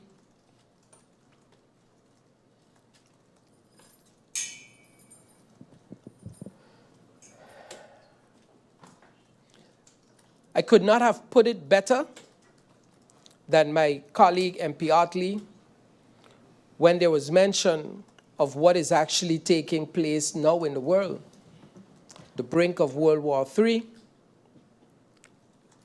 and what is going to happen with the fuel prices on St. Maarten.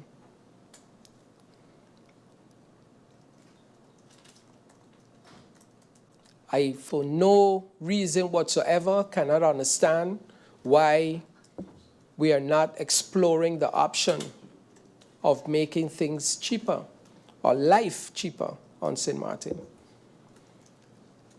We have had previous meetings, and I've seen in Parlatino, where we all heard exactly the direction our sister country is going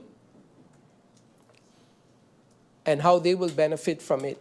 And my question is simply, why do we have to be the last trailing behind? That's why that motion is there today. And I'm curious to see those that will vote for and against. Madam Chair Lady, brings me to my next motion. In the Parliament of St. Maarten, in its meeting of June the 23rd, 2025, considering the current foster care stipend of 225 Caribbean guilders per month per child is inadequate, causing hardship for existing foster families and deterring potential new foster parents.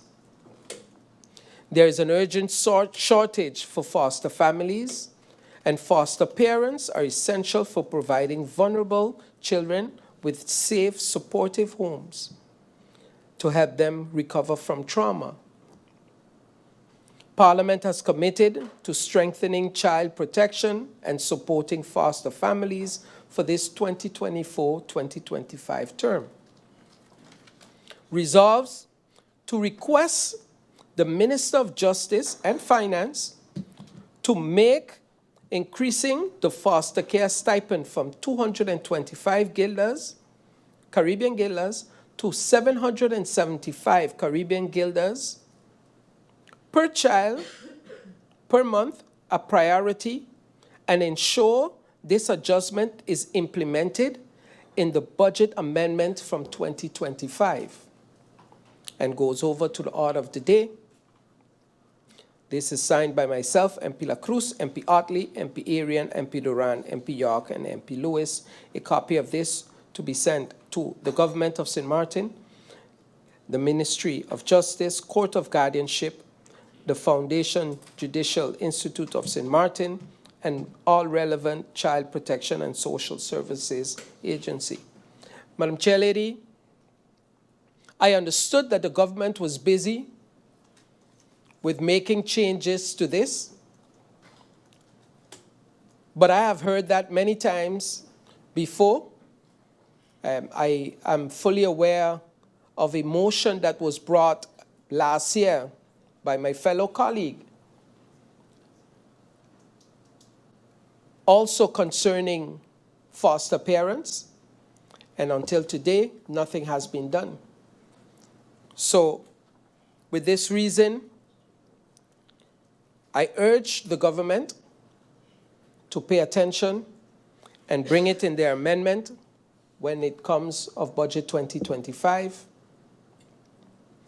And think for 1 minute, God forbid, those of us that have kids, and something should happen to us, and our kids end up in foster care. What then?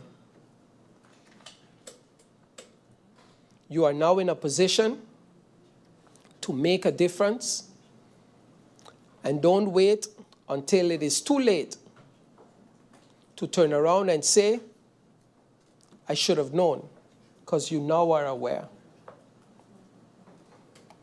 Madam Chair Lady, I have an amendment to the budget, and it is one that brings great pleasure, just the thought of it. It is an amendment that brings national pride. And I know that we have always discussed the patriotism of the St. Maarten people. With this motion, what I am requesting an amendment from the budget post of TIAT 8240, marketing, 18,000 Caribbean guilders, to be moved towards the budget post of ECYS 6310, that 10,000 guilders. In our trip to Anguilla, MP Waver, myself, and the acting SG, we saw something, or in instance, I saw something that I had not seen in a long time. I saw a group of people from a specific district, and it was every district in Anguilla with pride decorate their districts for Anguilla Day in a cultural manner. And the government then gave them prizes, plaques, and recognition. This is little we could ask for. It is a great initiative, and we have no need to reinvent the wheel. If you see something somewhere else that works, why not bring it back home? Especially if government is the one that sent you there, or parliament the one that sent you there to experience it. I see my district, St. Peter's. I see the Minister of Rami sending out the garbage collection schedule. I see my neighbors talking to each other, telling them, you can't put garbage outside today because they're only coming Wednesday. Please hold it in your yard so the place looks clean. So if those that are evaluating us don't come and see a bunch of garbage in the place. I see my district, St. Peter's, the streets filled with flags, St. Martin flags, on St. Martin's Day. That gives me little bubbles in my stomach. And I keep asking, even though we have our own way about celebrating St. Martin's Day, the question is it enough? Others celebrate their day in a way grandiose, bigger than us. So what I am asking today is a transfer of 10,000 guilders to make our day even bigger. $10,000, 18,000 guilders. That amendment will also be provided. Then, Madam Chair Lady,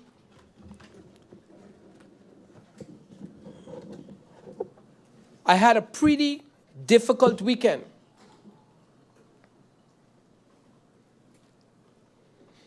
I got a call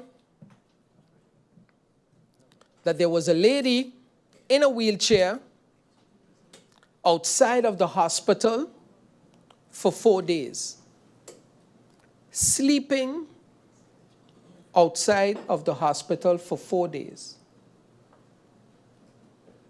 That was on Saturday.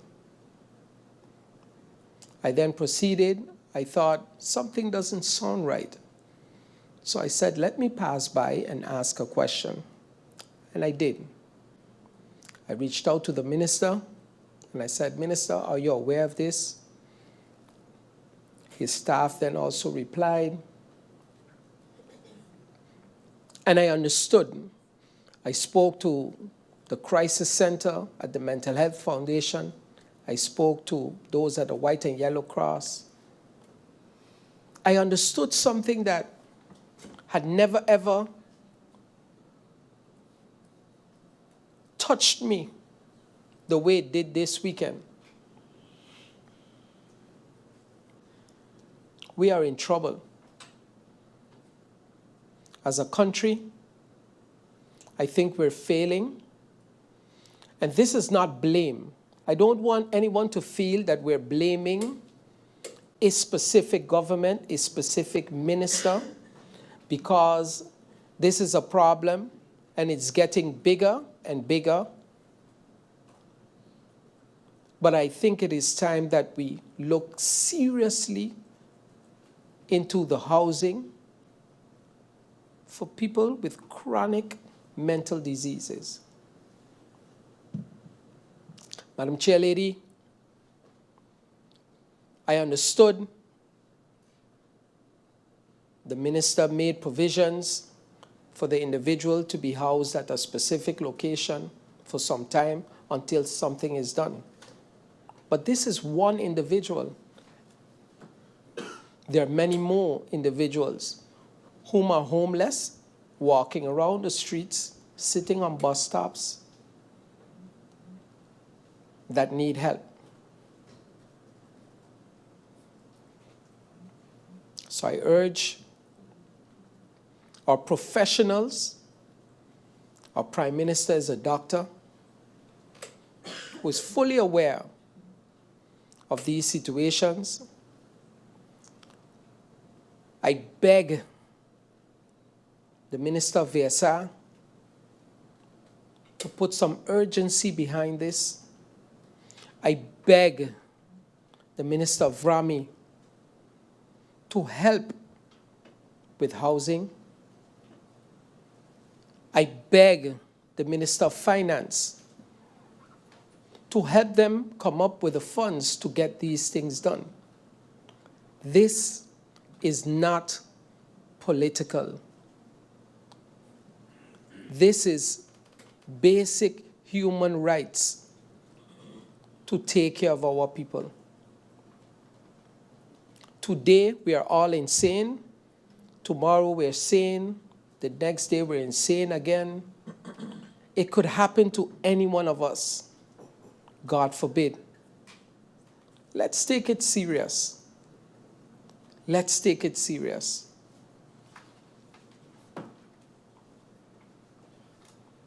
I don't ask for much. I do consider myself to be a team player, be it on either side.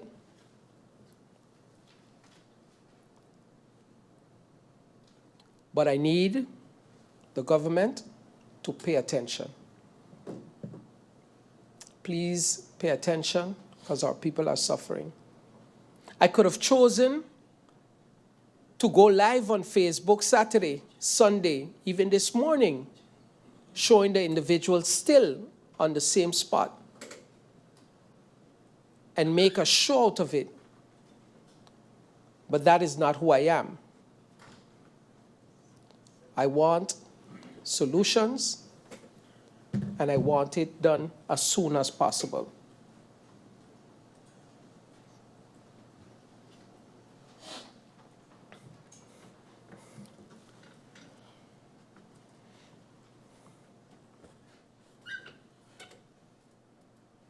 Then another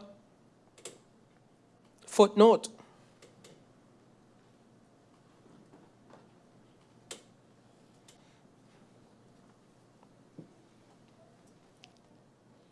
MP Utley mentioned that to house an inmate for 6 months costs $14,850. Caribbean guilders, $8,250.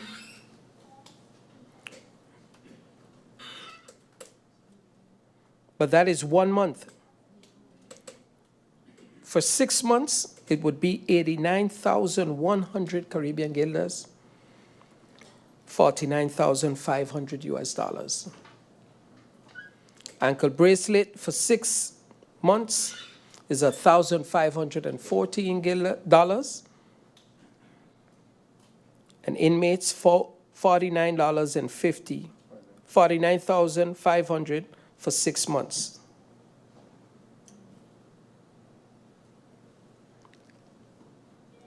Madam Chair Lady, I think that my message in the first round was clear. And I saw that the politicals, friends, try to twist and turn it.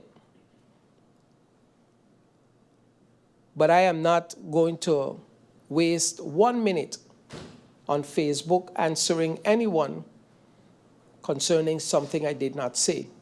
The Prime Minister understood what I said, I said, and I'm going to repeat it again, when things are going good, MP La Cruz will say it is going good. When it is going bad, MP La Cruz will say it is going bad. It is the right of MP La Cruz to bring a motion of approval, disapproval, or non-confidence to any minister in our government. It is my right. And until I have seen or heard anything that warrants that, you will see that before you. Thank you, Madam Chair Lady.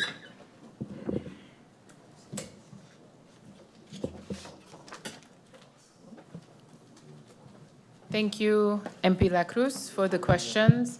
Looking at the time now, it is 1:23. I would like to adjourn this meeting for lunch until 2:20 p.m. So meeting adjourned until 2:20 p.m.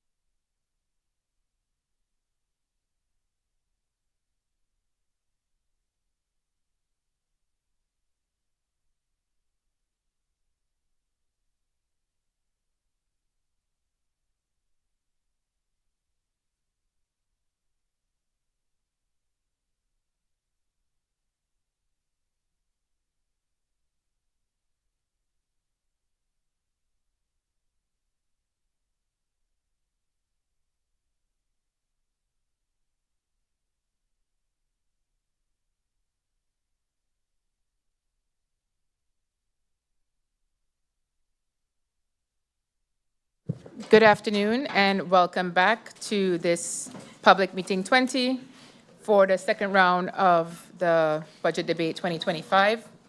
I would like to now officially welcome Minister of TEAC, Grisha Heilige Martin, who has joined Minister Marinka Gums for the continuation of the second round. The next MP up will be MP Viren Kotai. You have the floor. Thank you very much, Madam Chair. Good afternoon to all. Good afternoon to our ministers, my colleagues, those in the Tribune, and those viewing via social media. So firstly, I would like to begin by thanking the Council of Ministers for their responses and for all the work that they've put in thus far. In my first round, I began by pleading with the ministers to urgently look into how we can improve the speed and efficiency of our permitting and licensing processes. Of course, as well, the overall delivery of public services. While I fully understand the need for proper policies and regulations, we must also place ourselves in the shoes of the people. So firstly, in terms of business licenses, via you, the chair, of course, how many business license applications are currently in process? What is the average processing time? Will there be any changes or improvements made to streamline these procedures? In terms of our building permits, it was good to hear the minister of Romy stating that the company is being looked into lessening the load at the ministry, which I'm looking forward to see. I might have missed actually the answer to the question, for which I apologize. The minister mentioned a company that is being spoken to lessen the burden. I would just like to know where they are from. Again, I ask in terms of residency and work permits, how many are currently in process and what is the average turnaround time? And can we expect any concrete changes to improve these timelines? In response to the Prime Minister's and the Minister of VSL's comments that local companies may not have the full capacity to handle large projects and that is being looked into, the statement that the Minister of VSL wants locals to get work and not that they will get work, I must say that is often used as an easy way out. We should not be satisfied with simply just completing these projects. I believe, in my opinion, the goal must be to ensure that our local companies receive at least a minimum of 30 to 50% of the work on any major project. That should be the standard moving forward. Once again, I want to stress that it is our local businesses that pay taxes, fees, and who employ our people. Yet, time and time again, they are left unprotected and overlooked in favor of external firms, which I do believe must change. I've taken note of the Ministry of Justice's announcement that the construction of the new prison will begin this year, and I sincerely hope that at least most of the associated work, including excavation, demolition, labor, transportation, crane operations, are all awarded to some local companies. We do have the capacity in many of these areas. We must also ensure that the economic benefit of that construction remains right here with our people and our businesses. So I urge that we take our local companies very seriously and to adopt policies that truly prioritize local participation in national development. Moving further, via you, Madam Chair, I've previously asked the Ministry of Justice a number of questions, and I still do have a few follow-up inquiries based on the responses. It was said that the prosecutor's office did not have the information ready and to provide at such short notice in terms of how many individuals have been sentenced and currently awaiting incarceration. If we are able to plug this information from them, I would like to know how long have these individuals been waiting, and if we can receive a breakdown of how many of these cases involve violent crimes, including weapon possessions, and how many are non-violent offenses. As well, who determines the order in which individuals serve these sentences? Is it only the prosecutor deciding this? The backlog definitely contributes directly to concerns already raised by several factions in Parliament regarding early release and the use of ankle monitoring systems. A recent article claimed that ankle monitoring is not a viable alternative. I would respectfully disagree. As MP Utley actually echoed, it costs approximately 450 guilders per month to monitor someone with an ankle bracelet, compared to 495 guilders per day to house an inmate. That is a massive difference. And I just want to clarify on some of MP Utley's statements. The cost to house an inmate over 6 months is actually 89,100 guilders, where a month alone per inmate is 14,850 guilders. For 6 months under the ankle monitor, it comes up to 2,700 guilders per inmate compared to the 89,100 guilders over the same time. So many countries have embraced ankle monitoring as a cost-effective and efficient way to prevent prison overcrowding while still enforcing sentencing. So I just want to know how come we are not really considering the solution. I just want to take a realistic look at the budgetary implications of the new prison coming up. So the current cost of operating the prison is estimated over 15 million annually in guilders. According to UNOPS, the projected cost for the new facility is about 18 million guilders, but I do believe it's an overly optimistic figure. So with the math, 495 guilders per 200 inmates per day is roughly 36.1 million guilders per year. Even with discounts or inefficiencies, the cost of operating the new prison would likely be in the range of maybe 25 million guilders, especially once we factor in the increased cost of food, utilities, and maintenance. It is also clear that the current salaries of prison guards are a major deterrent to recruiting and retaining staff. This is a well-known fact. There is a serious understaffing problem, not only at the prison, but across the ministry. Finally, I've raised the long-standing issue of ghost civil servants. There are individuals who know the system so well that they show up to work for a month out of the year and spend the rest of the year doing their own thing, while others in the community are actively looking for employment. I do not believe that this should continue. Another point I'd like to bring forward for the Ministry of Justice, which I forgot to in the first round. On our island, via you, Madam Chair, it has become increasingly common to see vehicles parked on sidewalks and along narrow two-lane roads. While this practice may seem harmless, its normalization over time is deeply concerning. Sidewalks are designated for pedestrian use, and obstructing them, especially in areas with elderly residents, poses significant safety risks. I want to raise awareness of this dangerous trend. For example, on the sidewalk across from the fire station behind the medical center, I have seen vehicles parked for extended periods, sometimes even months, only for them to be removed and leave behind these oil stains, a blotch of it, on the pavement. These are public spaces with clear purposes, and such misuse not only undermines public order, but also public safety. It is highly likely at times that officials have seen these violations, but of course didn't choose to act. This sends a dangerous message to the community, in my opinion. Anything goes, no one's going to do anything about it, so we're going to keep doing it. I do not believe we must allow these small infringements to become the new normal. So, with that said, I would like to urge the ministry itself, via you, Madam Chair, to begin enforcing existing regulations in areas like Saunders, Betty's Estate, St. Peter's, Middle Region, where cars are routinely parked on both sides of the roads. These practices contribute to traffic congestion and negatively impact the image of our society. To the Ministry of Finance, through you, Madam Chair. In all fairness, withholding any comments on the dividend tax within this discussion is hard for me to do, as it was brought forward in this time of this budget, so I do have some further questions and statements in this regard. Firstly, I would like to know, based on the answers, how many foreign shareholders currently remain in our system? Regarding the point that foreign taxpayers may leave the jurisdiction shortly after receiving their dividends, how many such cases have we actually faced? Is there data to support that these shareholders collect dividends and subsequently divest their holdings in these companies? Through you, Madam Chair, the Minister also mentioned that the upfront payment of the dividend tax will improve the country's liquidity position. However, by that same logic, it will proportionately worsen the liquidity position of our local shareholders. Many small businesses operate with an annual revenue in the range of 500,000 to 600,000 Caribbean guilders. After declaring a net profit and paying out dividends, an additional 10% withholding tax on these dividends can seriously impair the shareholders' cash flow if they are in a profit.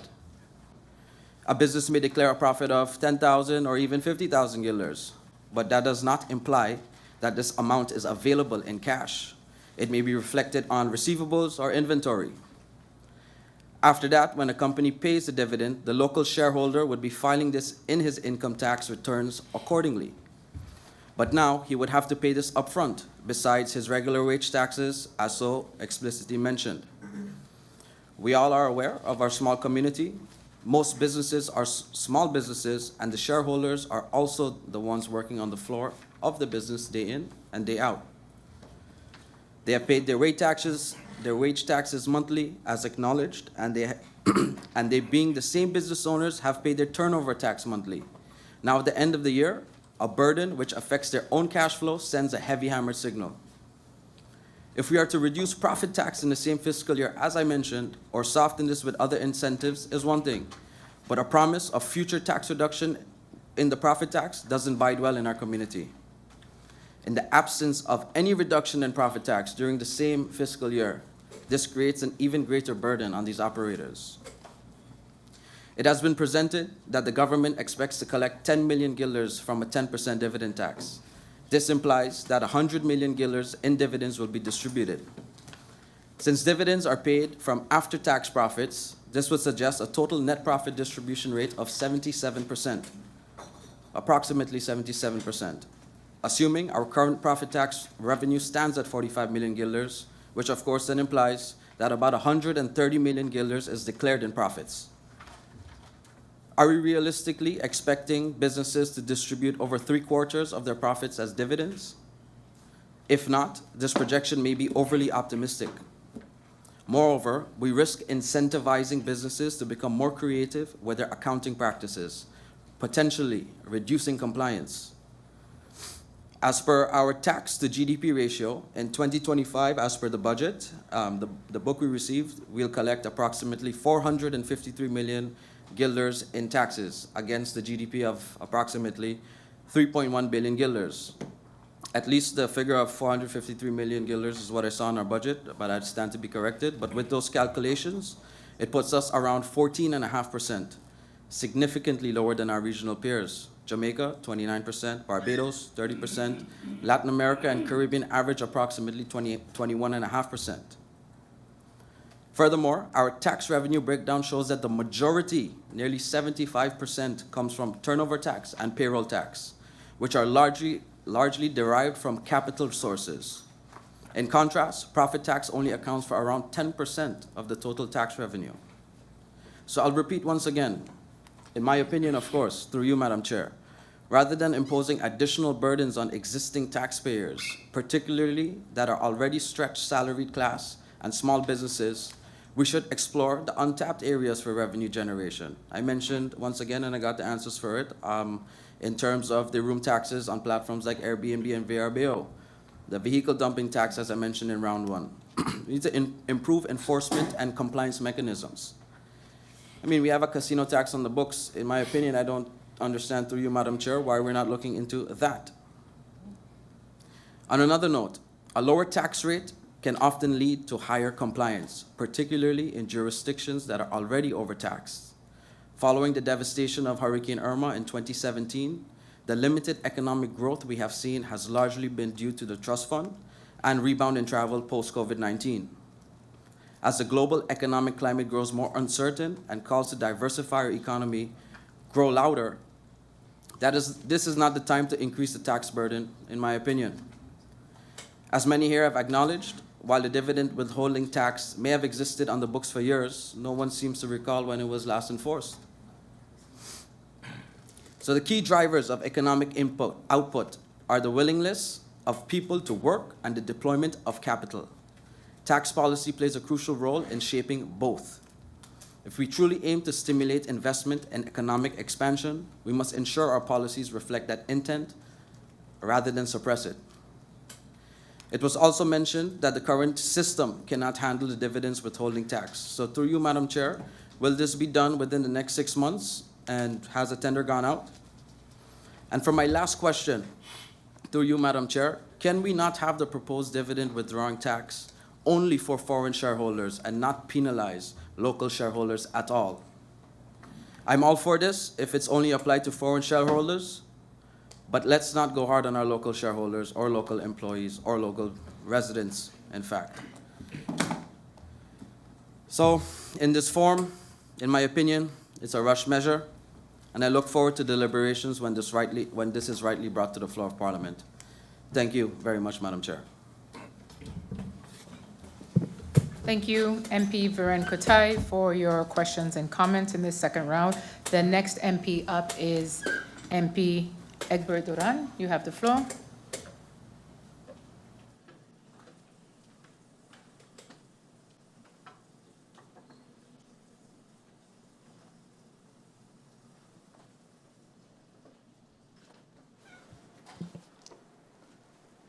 Thank you, Madam Chair Lady.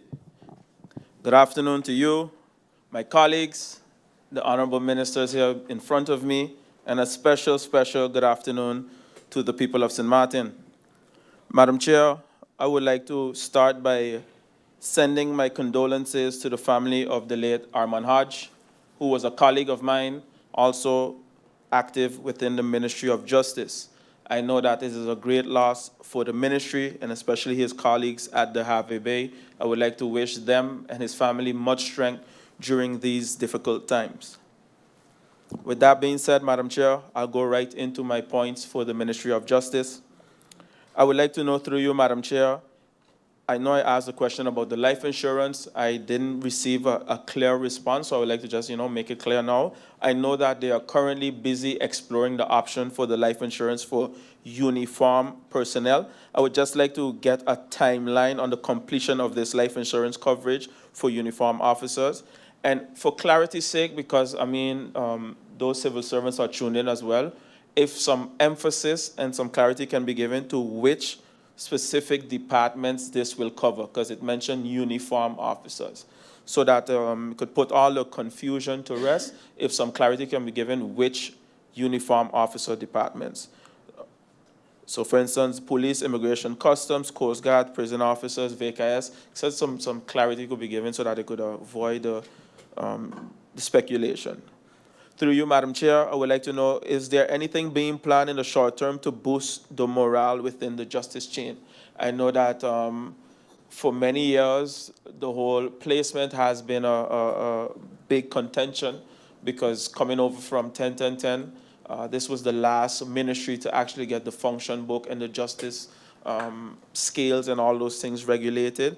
I would like to know through you if the minister has any intentions or has any thoughts on how to boost the morale of the staff. Madam Chair, I pay attention to news within the region, especially within our sister islands, and I noticed that based on a drug interception that happened in Curacao, a customs officer found 42 kilos of cocaine and was rewarded with a bonus, a salary bonus.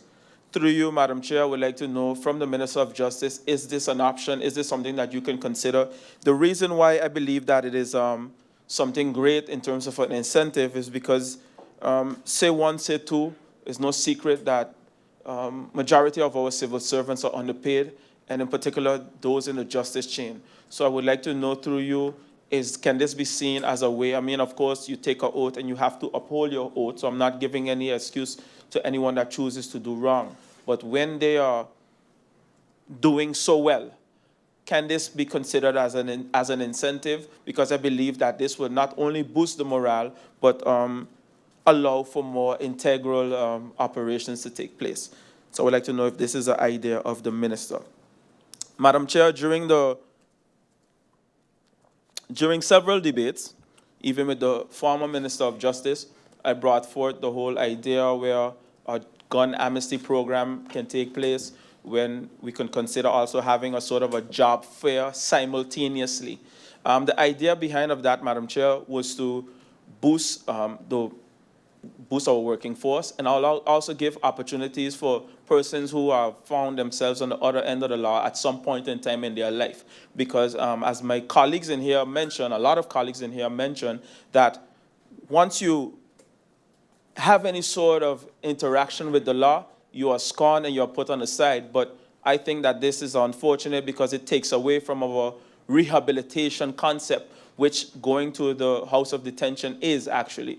So through you, Madam Chair, I would like to know, again, can the ministry consider some sort of program in collaboration with reclassering to allow opportunities for persons that have found themselves on the other side of the law some point in time in their life, but now are out and want to enhance their quality of life?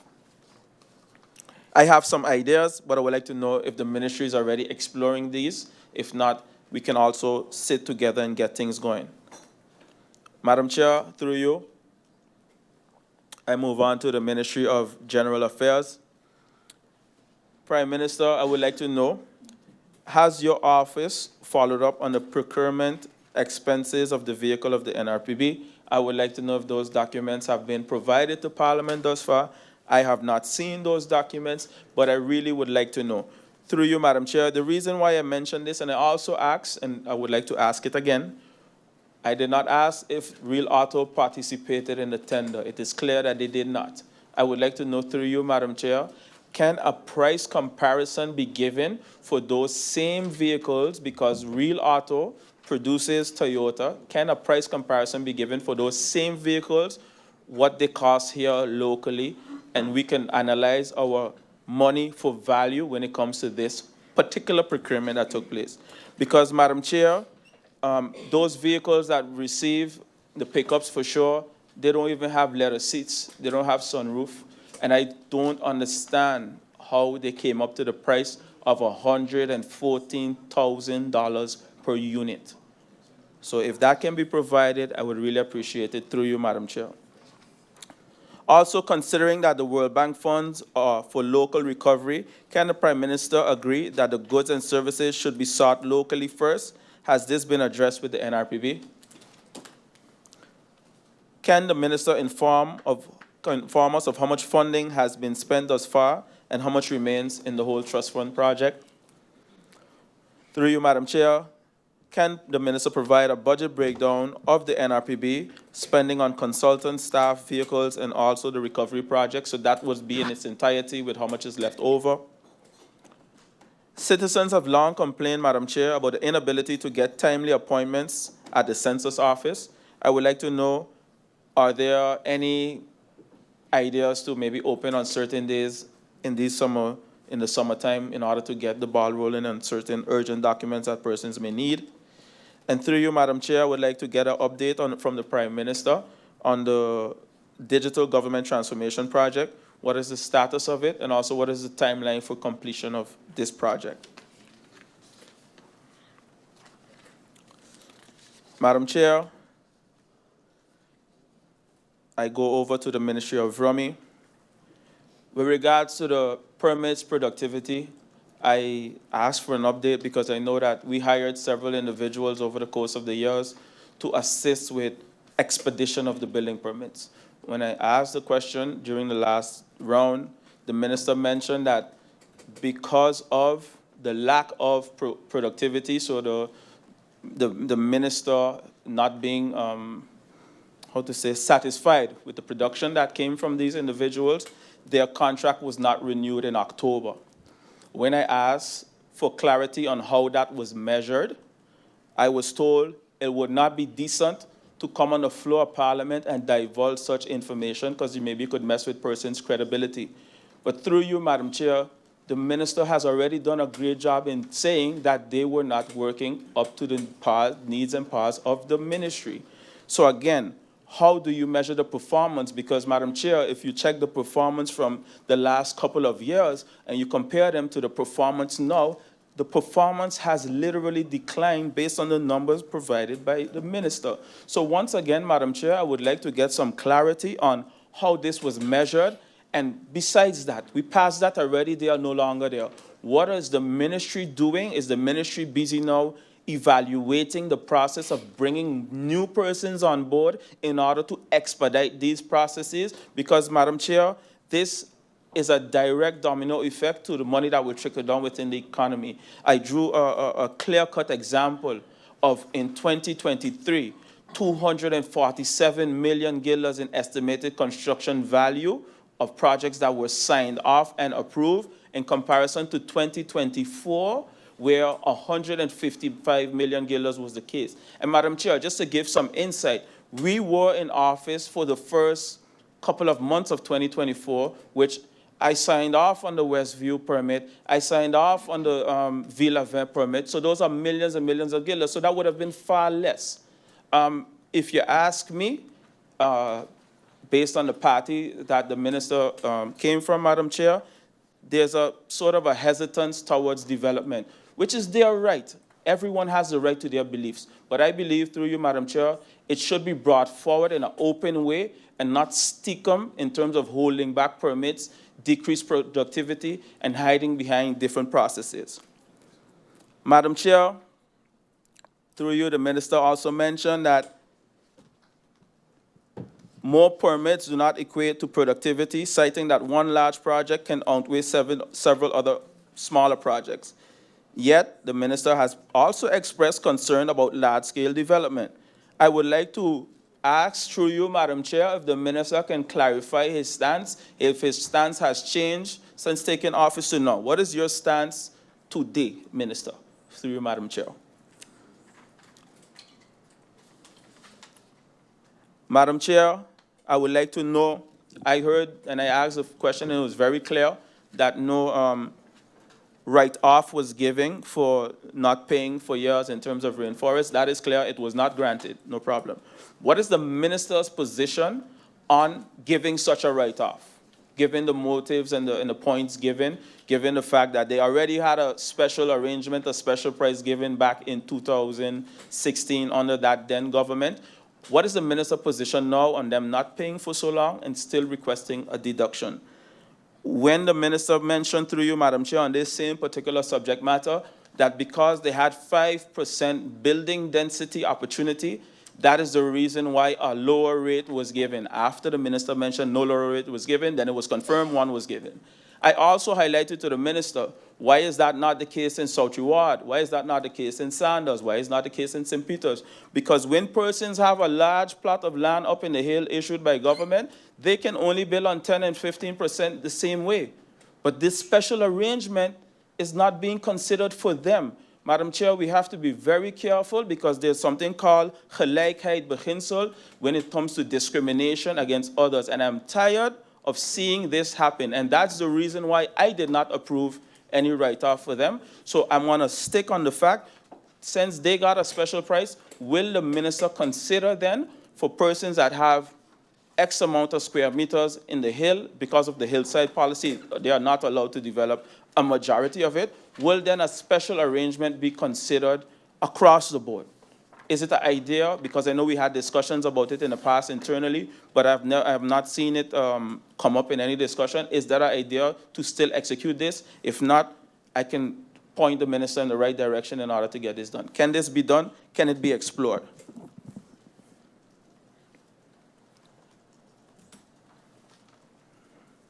Madam Chair, the following questions I'm going to ask is related to some very famous cases that took center stage in Parliament before. The only reason I'm asking this is because we're talking about a budget, we're talking about generating revenue. So I would like to know if these cases were handled. I remember we put together a tough task force, I would call them, because they were collecting money like no joke. The increase went from 5.8 million in 1 year to about 8.5 million the other year. I think it's 2023. In long list revenue collecting. And most of this had to do with major businesses that were just not paying. And Madam Chair, if you ask me, based on the numbers that I'm seeing, it looked like the businesses gone back to not paying. And when asked here in Parliament on different forums, in different meetings, the minister said they were not seeing the productivity of the task force. Again, what tool are you using to measure productivity? Because, Madam Chair, this task force went at everybody, all major businesses who weren't paying, and not the will occurred pick and choose thing that we're seeing happening today. And that is my problem. That is my problem, Madam Chair.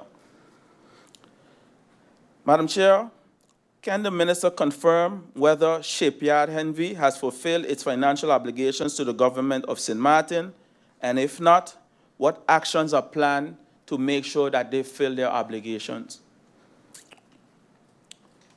Another company that has come up here in Parliament a lot, Madam Chair, and I brought it forth over and over, and I heard the minister give a whole explanation as to why it's different from the other cases that ask for extension, the mom and pops that ask for extension compared to a major conglomerate on the island. And I have no issue with no business, Madam Chair. However, I have an issue with injustice and how our people are being handled with this pick and choose stuff. Has Maho, Madco, and all the group of companies adhere to all the fees owed? That's a question. It could be provided confidential as well, Madam Chair. As is anything that needs to be confidential, can be provided confidential. I respect that.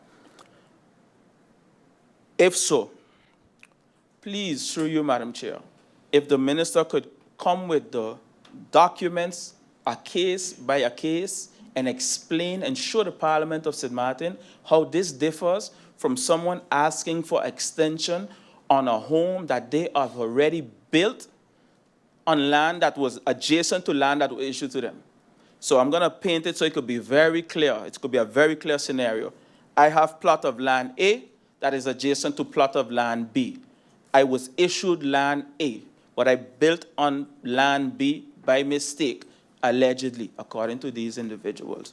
So half of the house is on plot B. And they ask now for plot B to be issued to them. That is seen as a new request. How is that even possible, Madam Chair?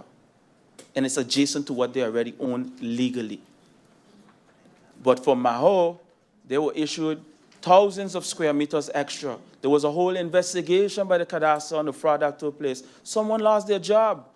But that was, we went in office, within 6 weeks, that was done. That was done. Yet we have people here waiting for over a year. And the excuse used back then was that, yes, but the former minister had signed it already. But I signed it under a different department head. I was ill-advised. And when the new department head came in and said, but minister, this don't club. This is over 3,000 square meters off. Let us go back to the drawing board. And that is when the investigation started. And that is when we realized that this didn't make sense. And we did the necessary and instructed cadastre to make their corrections, and they did their investigation and fire who they had to fire because they found the fraud on their end. The minister didn't do no research, Madam Chair. It was just signed because of. Yet another decree that I also signed back in 2023 that expired after 6 months, this can't be renewed under the same context. Madam Chair, I want clear documents and everything to make these comparisons, because I feel that the wishy-washy responses are not giving it to me, and it's not clear to the people of St. Maarten as well.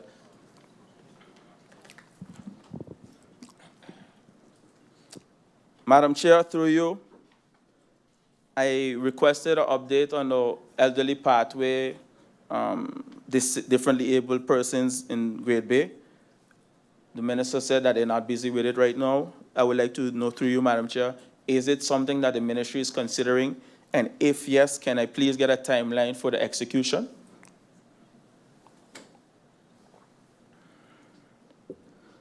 Madam Chair, through you to the Minister of Rummy, the minister said right here in this honorable House of the People that every single building permit, every project would require a civil works permit because the Ministry of Rummy did not understand what they were doing before. I was baffled, because my response back then was, but Minister, when I brought the law, it was the ministry that brought the law, meaning to say it was something that was ongoing for years since 2012 to reinstate. It was never done, and it was the ministry that stood behind me, and we came and we convinced the members of Parliament to reinstate it because we felt it was a good thing. I still feel it's a good thing, but I have an issue with the misuse of that good thing for convenient purposes. Madam Chair, when I asked in this budget meeting how many civil works permits were requested, my second question was, how many civil works permits were granted? 25 were requested, 3 were granted just because the court case was ongoing. And that's when I was very disappointed, and I mentioned if the minister isn't even ashamed to write that on paper, because then you would have 25 requests, 0 granted for the whole year. But it's the minister that stated that those things are obligatory. Madam Chair, which brings me to the next point. Because the minister, from January to May, highlighted that approximately 45 building permits were approved. So it's a little conflicting for me if the ministry is saying every building permit requires a civil works permit, 45 building permits were approved. That's excluding the 25 that the minister say in terms of the civil work permit. So that's 70 in total.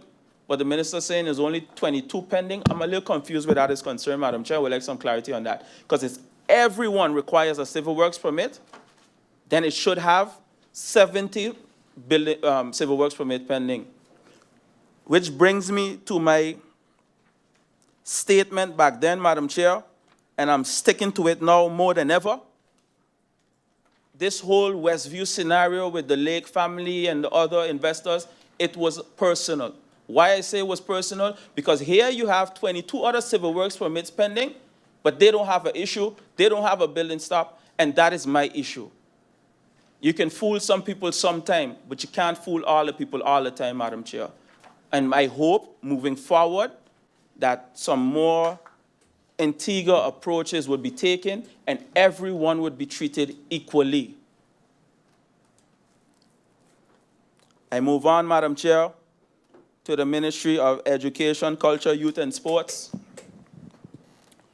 Minister, I've brought this up over and over again, and the only reason I keep bringing it up every time I keep hearing it, over the weekend, again, I was contacted by a parent who had some issues in terms of registering their soon-to-be 4-year-old child, which will be making birthday on October 7th, to school. I would like to know through you, I know you mentioned through you, Madam Chair, that meetings would happen with the school boards. Is it an option maybe to put out an MB, a communique, something before, while all this registration is taking place? Because I'm not sure how the meetings are scheduled through you, Madam Chair. Can this be an option to make it clear-cut? The law says for XYZ, so that the confusion around this could disappear? Can you guarantee that no child will be turned away for this oversight that we've seen and the injustice over the last couple of, I would say, even 2 or 3 decades? And what would be, through you, Madam Chair, the consequences for schools that do not comply to the law and the amended law? Madam Chair, the business outreach program, as I mentioned, I'm very passionate about it because I've seen what it was able to produce. It was able to produce members of parliament, ministers, even top officials within our community who had a job opportunity during the summer to execute. I mean, it was sad for me to see it be decreased by the amount it was decreased. But I always believe that there's light at the end of the tunnel to right some wrongs. The things and the reasons I see the government spend money for different things, I think that we have a slight, they have a slight priority problem, but that's my right to say. At the end of the day, it's your seat. You are the captain now, so you have the right to choose what you want to choose. And it's my job as a member of parliament to highlight where I see things differently or where I see funds can be more used in a more mature, I wouldn't say mature, but more feasible manner. Let me use that word, feasible. So I came with a budget amendment where we would take $20,000 from the Ministry of TIAT, $30,000 from the Ministry of Finance. This would then allow 50 extra students to participate in the upcoming business outreach program. I look forward to the cooperation of the government where this is concerned, because I do believe it's a great thing. It was slashed by over $60,000. So just to put back a little 50 to allow more opportunities for our young people, I don't see how we can go wrong with something like that. Madam Chair, through you, I would like to move on to the Ministry of TIAT. What are your views on the dividends withholding tax in terms of the impact that it might have on the business appetite, the investment appetite in St. Martin? What are your views? And what is the feedback that you've been getting thus far as the Minister of Economic Affairs? Through you, Madam Chair, I would like to know the following from the Minister as well. Do foreign vessels pay to fish in our waters? And how are our local fishermen being protected? Can the ministry provide a timeline for finalizing and in the implementation of the function book for the Inspectorate of TIAT as well as STB? I know that a lot of persons have issues with their placement, so I would like to know, I know last time I asked it during the budget amendment of 2024, has there been any forward movement where that is concerned? And what are some of the remaining obstacles in this whole project?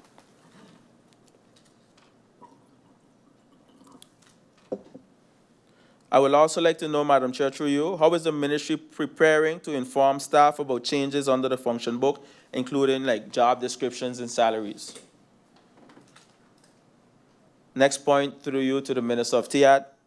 Given the backlog in the license application, is the fast track or dedicated unit being implemented to expedite the processing? And would this require any additional funds to hire people? And if so, is it reflected in the budget, or is it budget neutral? And can it be done internally where in terms of shifting of tasks? Is this an option? Is it being done?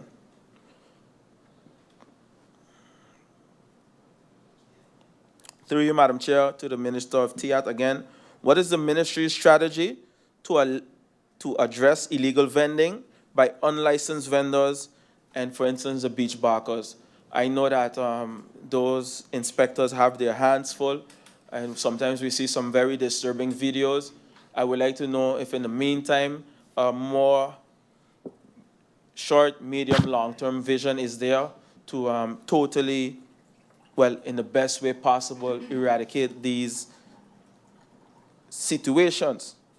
Through you, Madam Chair, we'd also like to know from the Minister, what is the control unit's mandate and how is compliance being ensured? So what is the mandate of the control unit? I remember back in the days, they had so many different tasks. You would see them doing different things, but now that has decreased to a great extent. And you see them doing other tasks. What is their specific mandate?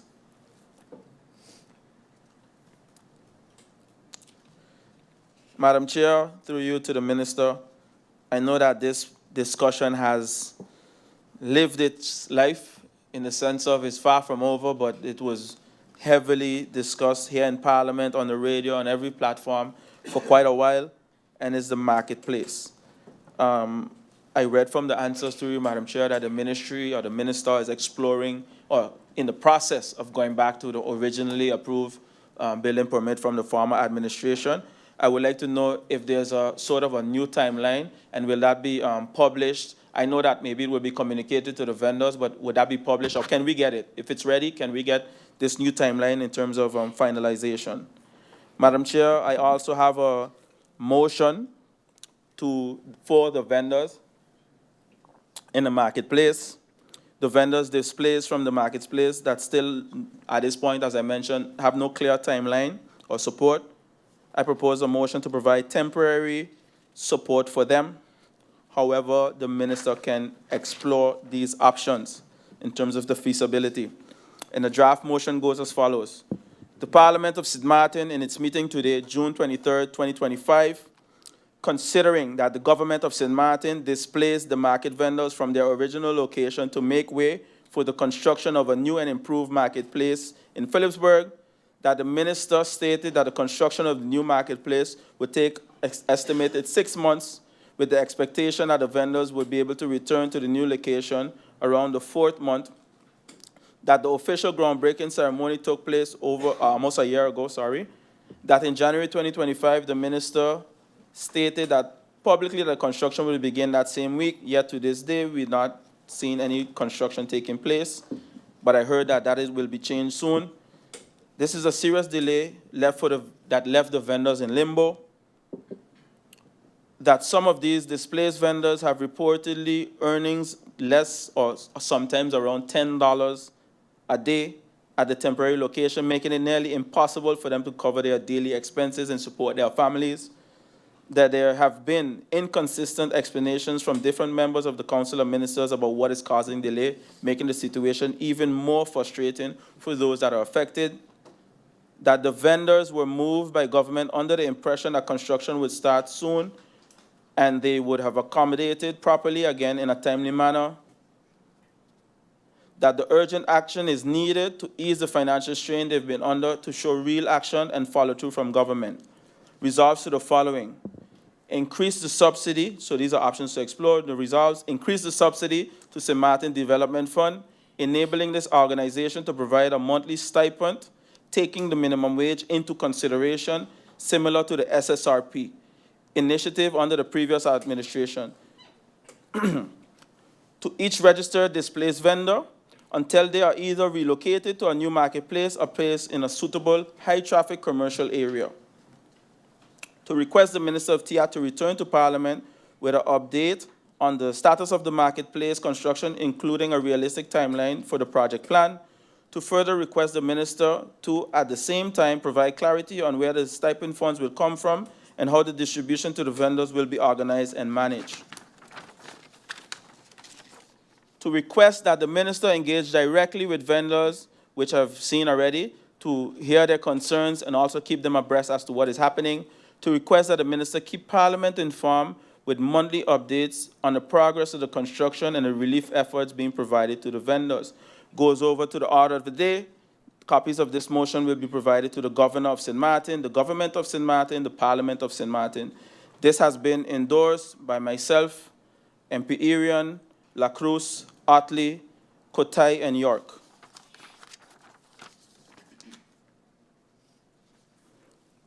I now move over to the Ministry of Finance. Minister, can you please show us the specific legal basis in the proposed legislation or examples how local business owners, shareholders will not be affected by the dividends withholding tax? Through you, Madam Chair. You mentioned that the project revenue from the dividend tax was this estimation reached, and does it realistically account for the possible business backlash? What is the government's timeline and roadmap for tax reform in its entirety? I asked for this already, but I didn't receive a clear overview. Can this please be provided? Which includes dates, phases, stakeholder consultations, and expected outcomes of such. Through you, Madam Chair, the Minister previously mentioned a few areas of reform. Can you provide a complete list of taxes that are currently under review? The reason I say this, Madam Chair, through you, is because the Minister keeps saying that the former administration approved phase 1, but she herself has explicitly stated that she does not and will not repeal the tax holiday, which is also part of both phases 1 and 2. So the Minister is clearly, in my humble opinion, Madam Chair, picking and choosing what she wants to implement, showing that the dividends withholding tax is not something that she was forced to do, but something that she chose to do and introduce. The Minister also finally acknowledged that not just foreigners, but all stakeholders will be affected, because that too was a contention, completely contradicting the earlier statements. Furthermore, Madam Chair, the Minister admitted that the current IT system is not adequate for the implementation of the dividends withholding tax and that the new model is needed. When exactly will this module be ready? Are we really going to risk introducing a new tax without having a proper system in place to do the checks and balances? Let's be clear. When it comes to confusion, in my opinion, Madam Chair, and in the opinion of a lot of people, the Minister is who has caused the confusion by failing to engage the proper public discourse and being too hasty, which she self-admitted today. It also raises the question, why did the Minister choose to move forward with the dividends withholding tax instead of exploring other available directions from the same phase 1? So why this one and not the others? Such as, for instance, and I'll just name a few, taxing the casinos and lotteries, repealing the tax holiday, adjusting the motor vehicle tax, or implementing a tax to support affordable housing. Many taxes was brought on the table and explored, Madam Chair. So what made you, through you, Madam Chair, settle on this particular one? Again, as I mentioned, we had options on the table because we was a working administration. We had to add options. It had different taxes. But at no way, shape, and form did we implement this one, else it would have been implemented already, Madam Chair. You can't implement the same thing twice. So the whole misconception being created as it was approved already and done, else it would have been here. We wouldn't be discussing it. So please, again, let us go back to our oaths, keep things in check in terms of fighting for the people and their best interests. Minister, if this was for the best interests of the people, in my opinion, I would be all for it. But maybe I'm lacking information based on the way that you're bringing the information forward. Which brings me over to my other point and the return of the Mullet Bay motion. There have been many discussions about the Inya and Mullet Bay in the past, Madam Chair, but lately on the radio and every other platform, there's been total radio silence from the government. Since January, we have not received any update on this matter from the Minister of Finance, the Prime Minister, or anybody for that matter. Goes over to my motion.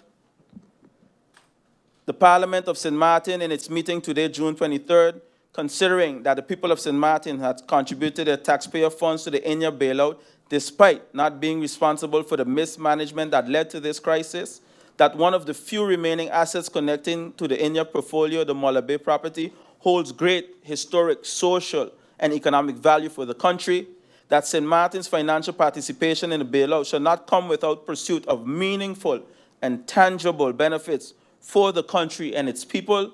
The Parliament has a responsibility to ensure the transparency and a follow-up regarding the use of public funds and opportunities arising from this arrangement, that since January 2025, there's been no update from the Ministry of Finance on this matter, resolves to the following: to request the government of St. Maarten to present Parliament within 30 days a comprehensive report on the current status of the Inya bailout, including but not limited to the legal and financial feasibility of acquiring Mullet Bay as part of the reconstructing package, the position of the other kingdom partners on this matter, all steps taken thus far by the government to explore the possibility to the alignment in public interest, which goes over to the orders of the day. Copies of this motion will be sent to the Parliament of St. Maarten, Government of St. Maarten, and Governor of St. Maarten. This motion is supported by MP Irion, MP Doran, and MP Leok.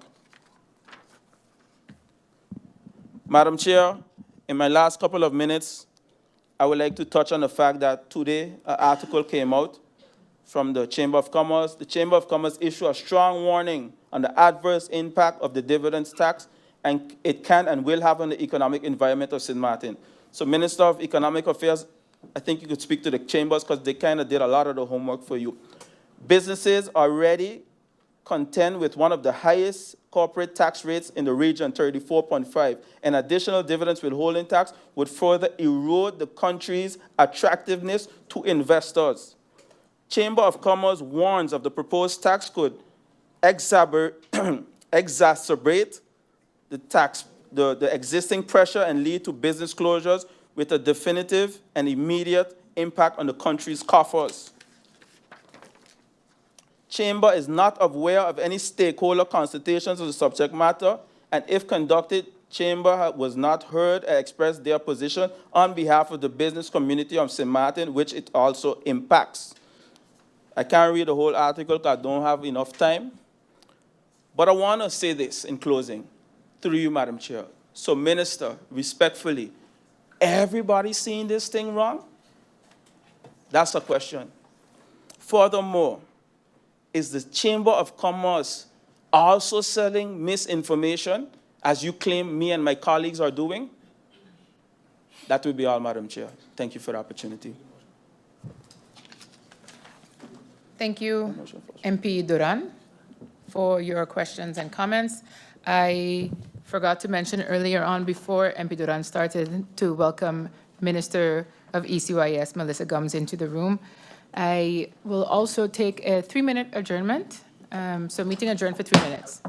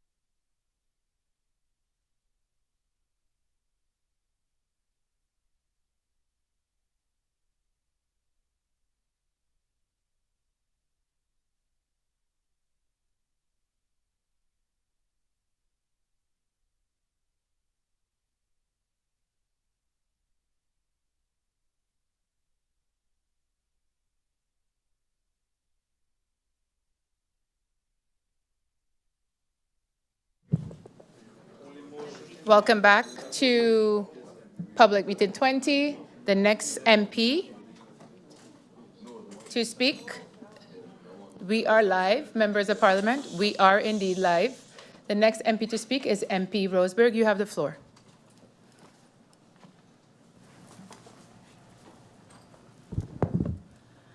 Madam Chair, Secretary General, good afternoon. The Council of Ministers and Support Staff, welcome, and also a blessed afternoon to my honorable colleagues, the public in the Tribune present, and the public viewing and listening online. A blessed day. Some of you might be wondering why I'm dressed in army green today. No, I'm not enlisting, although with the way how we have been battling over this budget, it might seem like I'm reporting for duty. Yes, it felt a bit of a war in the room lately. Long nights, fierce debates, and strategic maneuvers. But let me assure you, I'm not here to destroy anything. We're here to build a stronger, more sustainable, and also to assist and to hold accountable. So camouflage or not, let's dive into the heart of what this budget truly represents, not a battlefield, but a blueprint for progress. That being said, in Parliament, a motion is a formal proposal made by a member of Parliament asking the government or a minister to take a specific action or position. It can also express the opinion or the will of Parliament on a certain issue. Normally, I've been told, because I wasn't there, old school politics, members of the same coalition tend to align in their voting. I personally see that different. Being in a coalition does not mean giving up your responsibility to represent the people or to speak or vote your conscience. Often bringing a motion, it can be seen as going against your coalition. People from the outside might think so. Well, in my personal humble opinion, I don't see that as the case. But you know why? Because often issues require attention, and staying silent would go against the very reason I was elected. A motion is one of those tools we have to, in our regulation, to put issues on the table and push for action. I don't see it about attacking ministers, attacking the coalition. Others might try to do so, but I don't see it as that. It's about governance, accountability, and representation. You can be a loyal parliamentarian, a loyal coalition member, a loyal opposition member, and still believe that improvements are possible or even necessary. My motion is not about division. It's about doing what's right. And that is what I will be continuing doing, as I said, during one of the recent interviews by the People's Tribune. For the ones that know me, I'm a straight shooter. I don't get caught up in political maneuvering or gestures. I believe in dealing with matters head on, not a quick fix, but in transparency. And if I vote against the motion, it's because I have my legal reasons doing so. Let me remind the public that it's our constitutional responsibility to hold ministers accountable. Ministers are appointed to serve the people, and when they fall short, it's Parliament's job to act regardless on a coalition or opposition. Even if they don't fall short, you can give suggestions.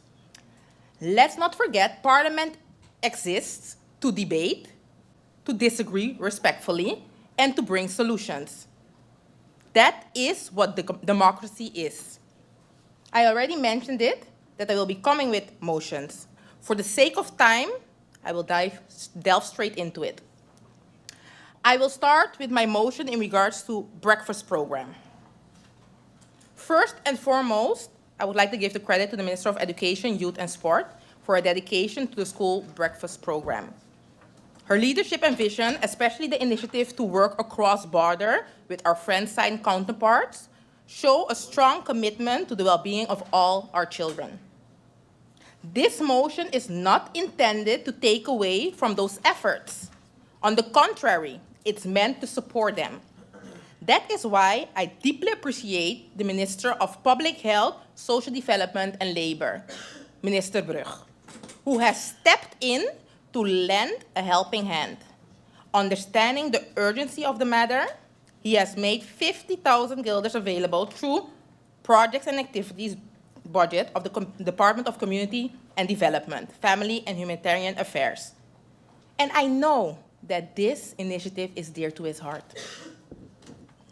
The financial support is a meaningful gesture that shows we're working together across ministries to make sure no child starts his school day hungry. It's not just my passion, it's a shared priority, and I'm proud that this motion reflects the spirit of collaboration. Because I believe, and I think that all 50 members of parliament believe, that no child should be going to school on an empty stomach, and that is a disadvantage from the start. Because being hungry, and I think in the past few days we have experienced it all, it affects focus. Some falling asleep, some being very tired, energy and emotional well-being, and our long-term development. And when children suffer, we all suffer, as a society and as a country. This motion is simple, it's straightforward. It's not about adding pressure to the government, it's all about assisting and stepping in where there's a clear need until a structural, long-term solution is fully in place. As I mentioned, I'm happy to see that the Ministry of Education, Youth and Sport is working on a collaboration with the French side. And also the collaboration between ECYS and VSA is commendable. And I believe that's what leadership looks like, working together for our children. As I mentioned, breakfast programs are dear to a lot of our hearts. I myself, with other NGOs, have been contributing over years. And it's not just words. I've been active on the ground, not only during election.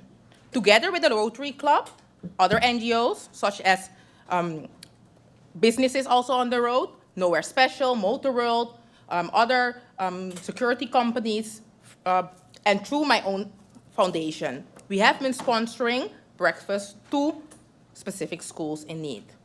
And the schools are happy with this. Recently, I attended a graduation, and I was even asked, MP Roseberg, can we count on your support again this year around? Because the children need it.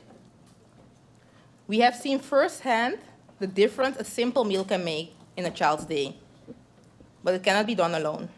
The community is trying, the government is trying as well, but a structural support is essential for a long-lasting impact.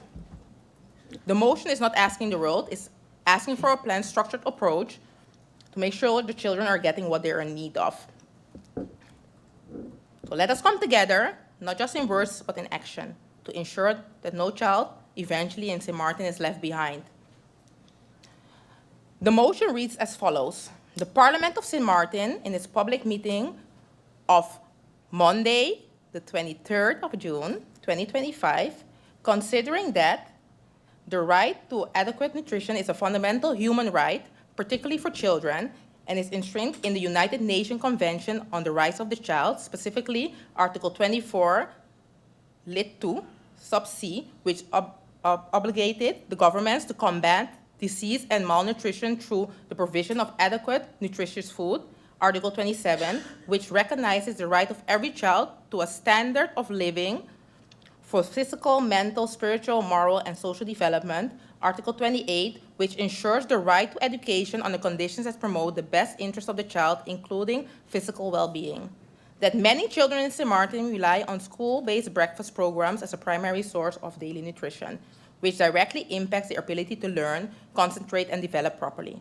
That the Ministry of Education, Culture, Youth, and Sport currently operates school breakfast programs which are supported by active collaboration with non-governmental organizations.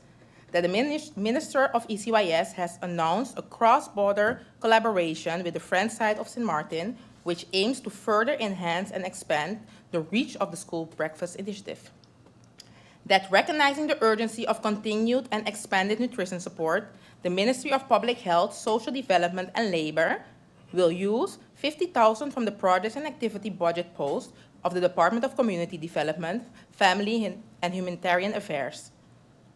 noted onder 43489-7260, projecten en activiteiten, to assist in addressing immediate gaps and supplement the current program.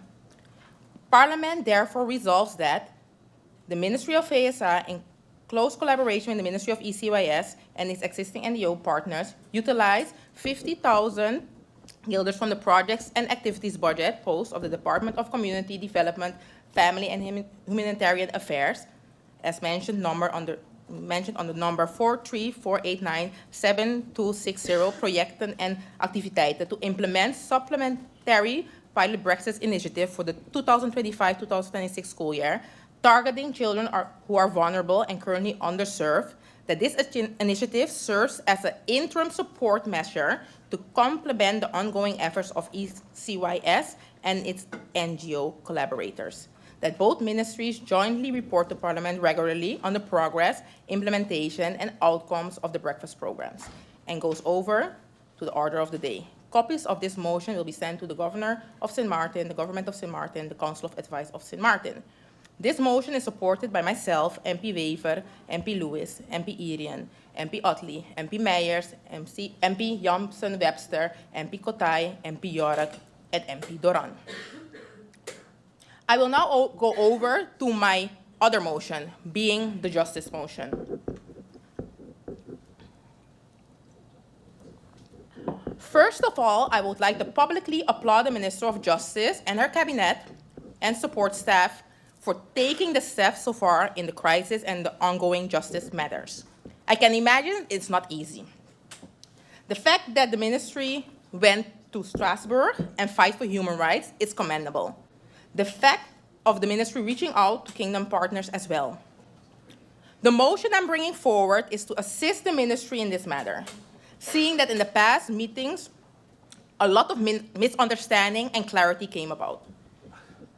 On Friday past, for the first time, some kind of clarity was given in regards to the matter, how it's being addressed. Up to now, which is very important, no clear policy seemed to be in place in regards to the capacity issue matter. For the ones that know me, sitting still is not the reason I postulated myself. I fight for everyone, even the voiceless, even when nobody is watching, and even if I'm standing alone. Because over the 10 years, I've been fighting outside of Parliament for the inhumane conditions affecting our inmates, the prison guards, and indirectly their family. These issues didn't start yesterday. Point Blanche has faced serious problems over the years, from stabbings to riots to even killing an inmate in prison. The system has been broken for far too long. And don't get me wrong, I myself have contributed by assisting some MPs in this honorable house, MPs that are currently not here anymore, MPs that are now ministers, in providing questions and giving suggestions. But unfortunately, we're still here. It was mentioned already, on May 14, 2025, a fire broke out in the prison, making an already bad situation even worse.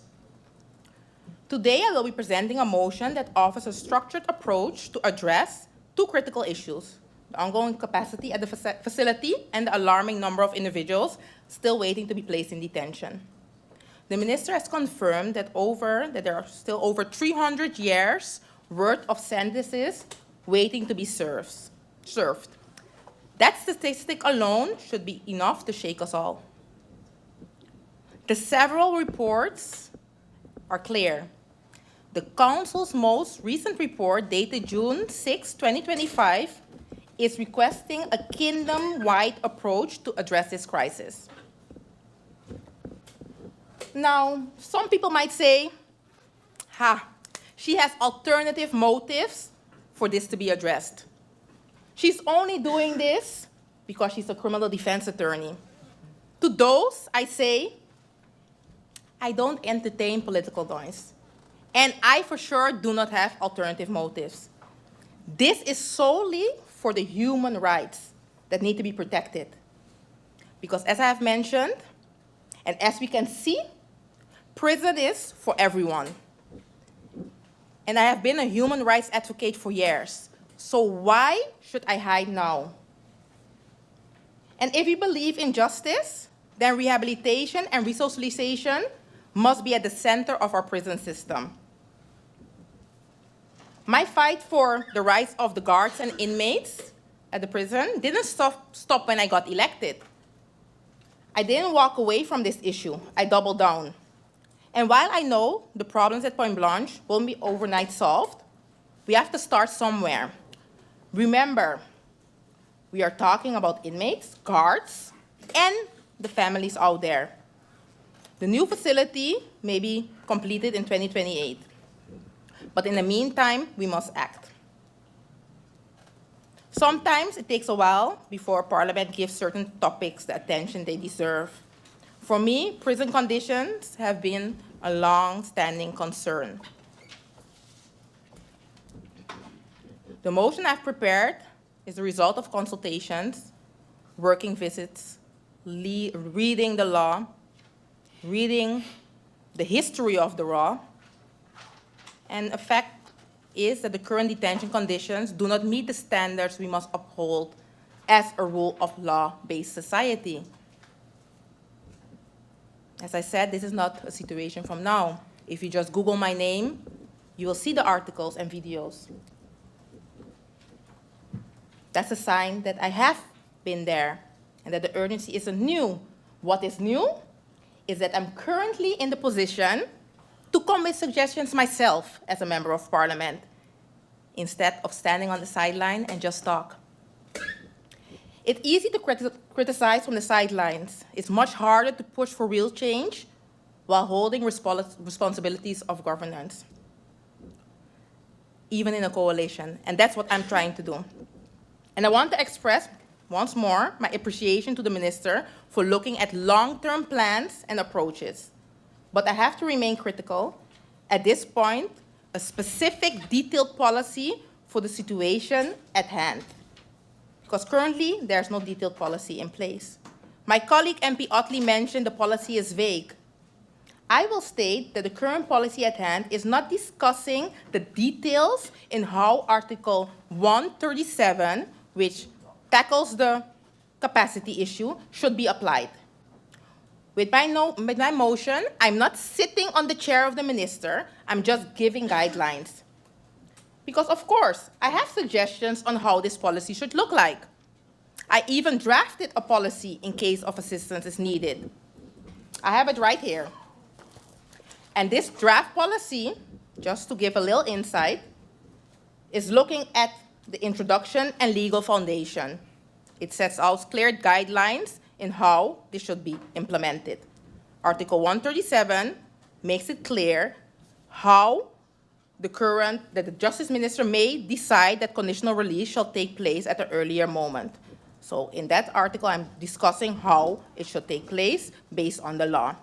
Also, the explanatory memorandum confirms that this provision is intended for exceptional cases in which the available capacity does not permit the responsible and inhumane execution of custodial sentences.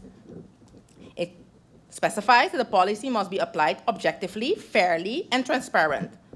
And also for the ones that have the question, how does the selection take place? Also in that stage, I made it clear based on the draft policy how that can take place, fair and transparent. And also the implementation procedure. The implementation should be based on a generally ranked list of eligible detainees based on the proximity to their lawful sentence release date. This should also be formalized by the Minister of Justice, but also the supervision and condition. Released detainees must adhere to the supervision of mandatory check-ins by the probation officer and also active participation. But also, if you do not follow, then you would return into custody, because often people are asking, what will happen then? Violation of any release conditions should make sure that there will be prison capacity available and are reserved. And again, the duration. The policy is a temporary policy and applies solely as long as capacity shortages persist. It shall be phased out when structural detention conditions and staffing levels allow for full enforcement of sentences under standard legal provisions. So through you, Madam Chair, Justice Minister, this motion is just to show I got you if assistance is needed. The copy of the draft policy can be given, or we can brainstorm if needed.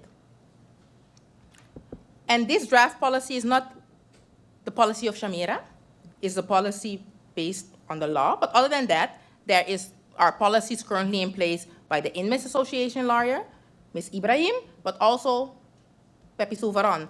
So there are several legal minds that have assisted in drafting a policy. And I believe that several legal minds think better and can assist better than one. Because I know the minister has her hands full, so I'm just being proactive. So my call to my colleagues is simple. If you all now recognize what must be done, let's assist the government on the solution. The motion reads as follows. The Parliament of St. Maarten, in its public meeting on Monday, June 23rd, considering that the judgment in Kalashnikov versus Russia, 2002, further established that prolonged detention under inhumane and degrading conditions, even absent direct abuse, may still violate Article 3 of the European Court of Human Rights. In Ananyev and others versus Russia, 2012, the court outlined minimum standards for detention conditions under Article 3 of the same ECHR law, including sufficient personal space, hygiene, light, ventilation, stressing the duty of states to avoid structural overcrowding. The European Court of Human Rights has already ruled in Corallo versus the Netherlands, 2018, that the detention conditions at the Point Blanche prison amounted to a violation of Article 3 of the European Convention on Human Rights, confirming the need for structural reforms and the shared responsibility of the Kingdom pursuant Article 43, Lit. 2 of the Charter for the Kingdom of the Netherlands.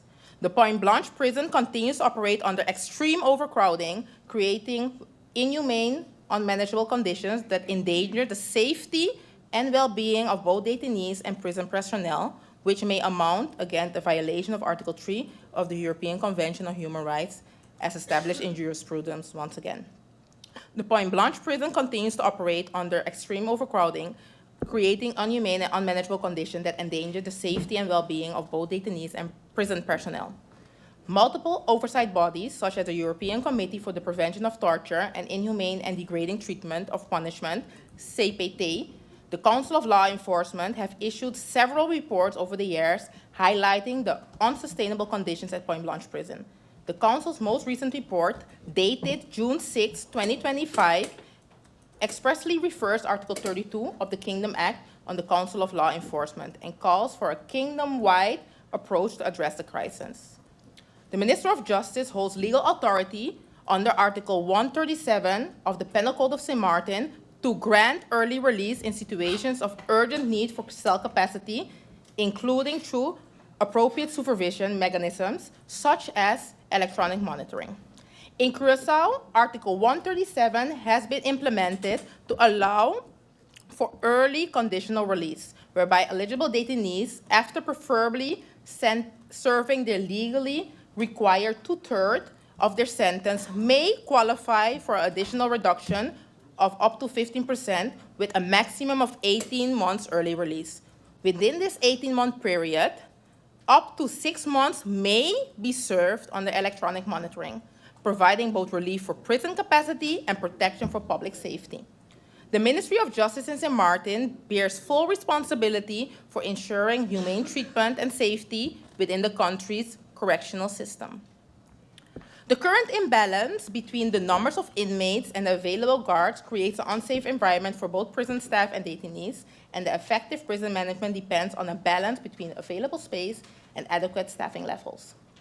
There are currently custodial sentences amounting to over 300 years yet to be executed, while a new prison facility is not projected to be fully completed and operational until 2028. The current situation is untenable, and alternative legal and policy-based interventions must be adopted to address the acute lack of prison capacity.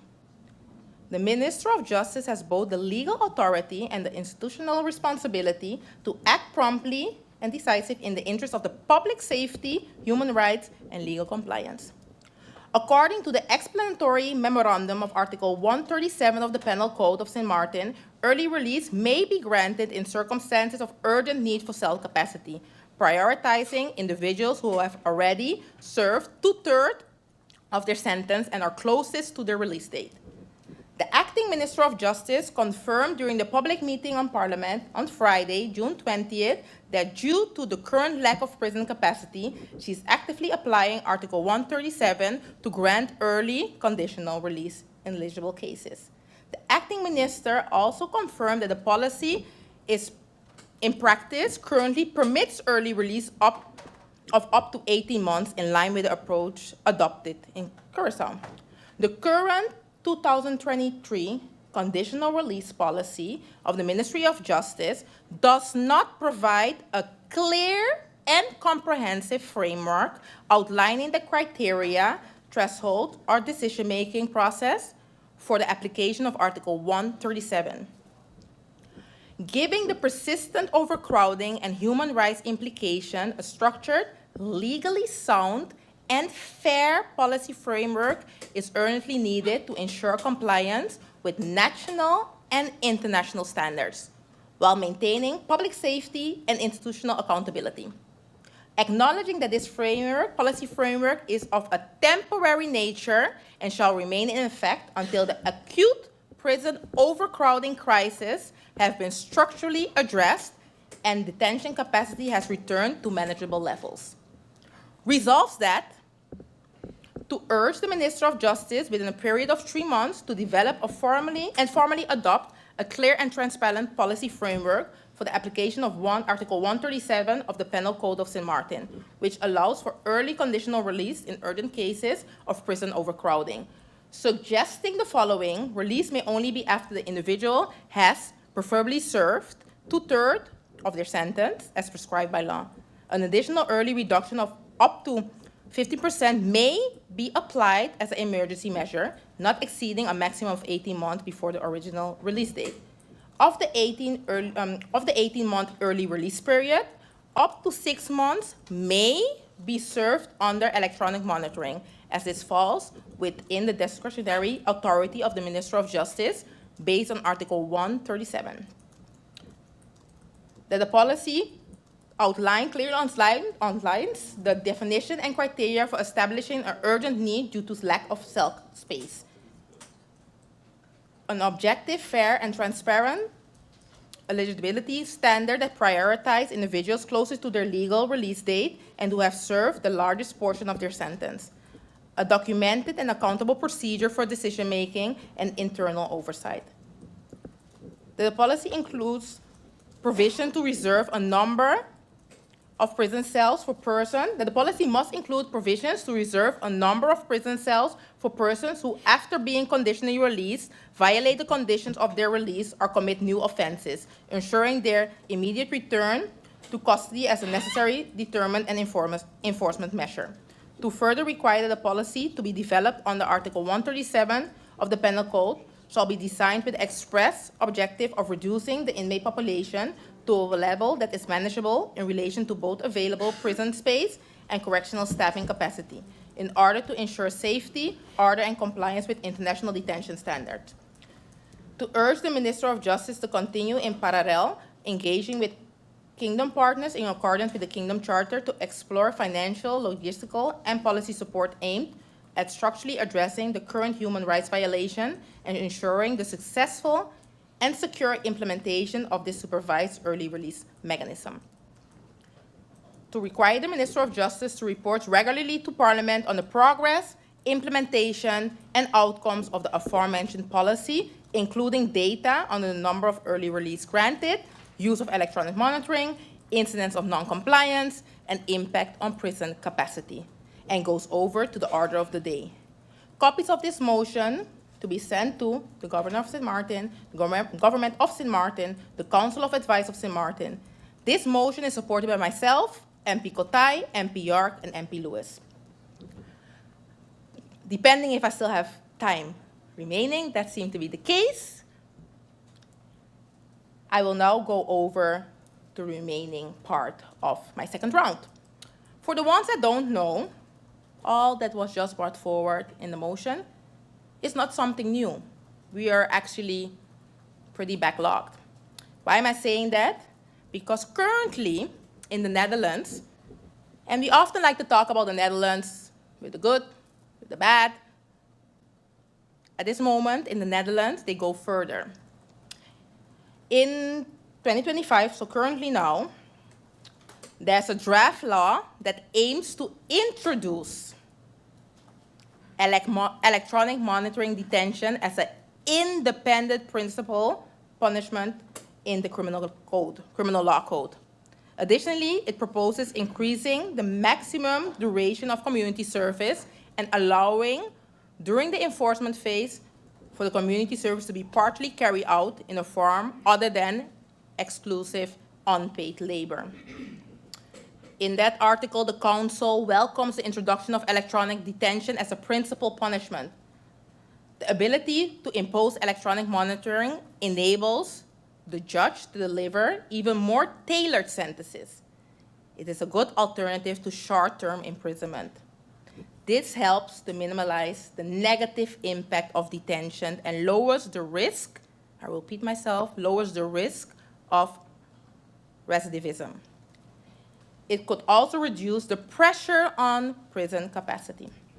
The Council makes several comments regarding the structure and implementation of electronic detention. The Council is positive about increasing the maximum duration of community service.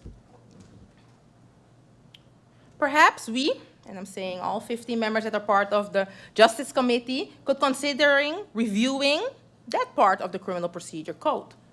But that part has nothing to do with the current policy at hand. So it's more a moment where we in Sint Maarten need to dare to take steps. That being said, I go over to my remaining few questions which I have. This for the Ministry of Education, Youth and Sport. Minister, through you, Madam Chair, it came to my attention that the kids that have to redo one of their classes during the exams, that they're not able to participate in the ongoing graduation because they don't have the results as yet. And I'm not sure if the ministry is aware of that, but I would like to ask the ministry to take a look at that for in the future, because I do believe that if you have worked so hard and you have to do a redo, that at least you should have your results in before the graduation is scheduled. Because I personally do not believe that you should be part of a smaller celebration because you have worked hard and some need to just work a little extra to get that diploma. So just something to take in consideration, and I would like to know if the ministry is looking at that, if it has been brought to the ministry's attention, and if not, if the minister can look at that. Other than that, also the results from the schools in regards to the FBE results have came in, and I also understood that some schools, in regards to getting the results, children didn't get the proper explanation. They just got the envelope, and the result was mentioned in that envelope. The consequence of that has been that kids that might thought that they have a HAVO advice or a VWO advice or a MAVO advice, and it's not that's not the case, that they have been surprised with the result middle envelope. While I believe at other schools, a meeting is held and all the kids will have a celebration, or if it's a disappointing moment, they will be supported by their loved ones and their family.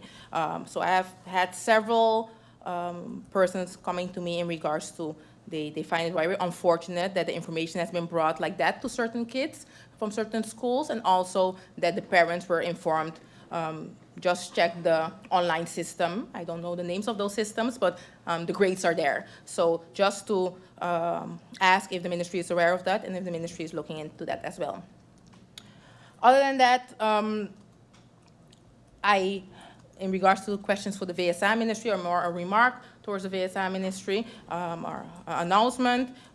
Over the past few months, I have had discussions with the VSI minister, also to connect the part of creating a job fair for second chance programs, for second chance persons. It can be from all sites, because having, and it was brought forward by different people, different members of parliament already, having rehabilitation and resocialization but no job opportunity, you will fall into the same cycle. So therefore, I spoke to the Ministry of ASA, and it's being looked into to have that allocated for the budget of 2026, where there will also be involvement of the Justice Ministry and also the Finance Ministry, because if we have the businesses on board, it can be a win-win for the whole community of Sint Maarten.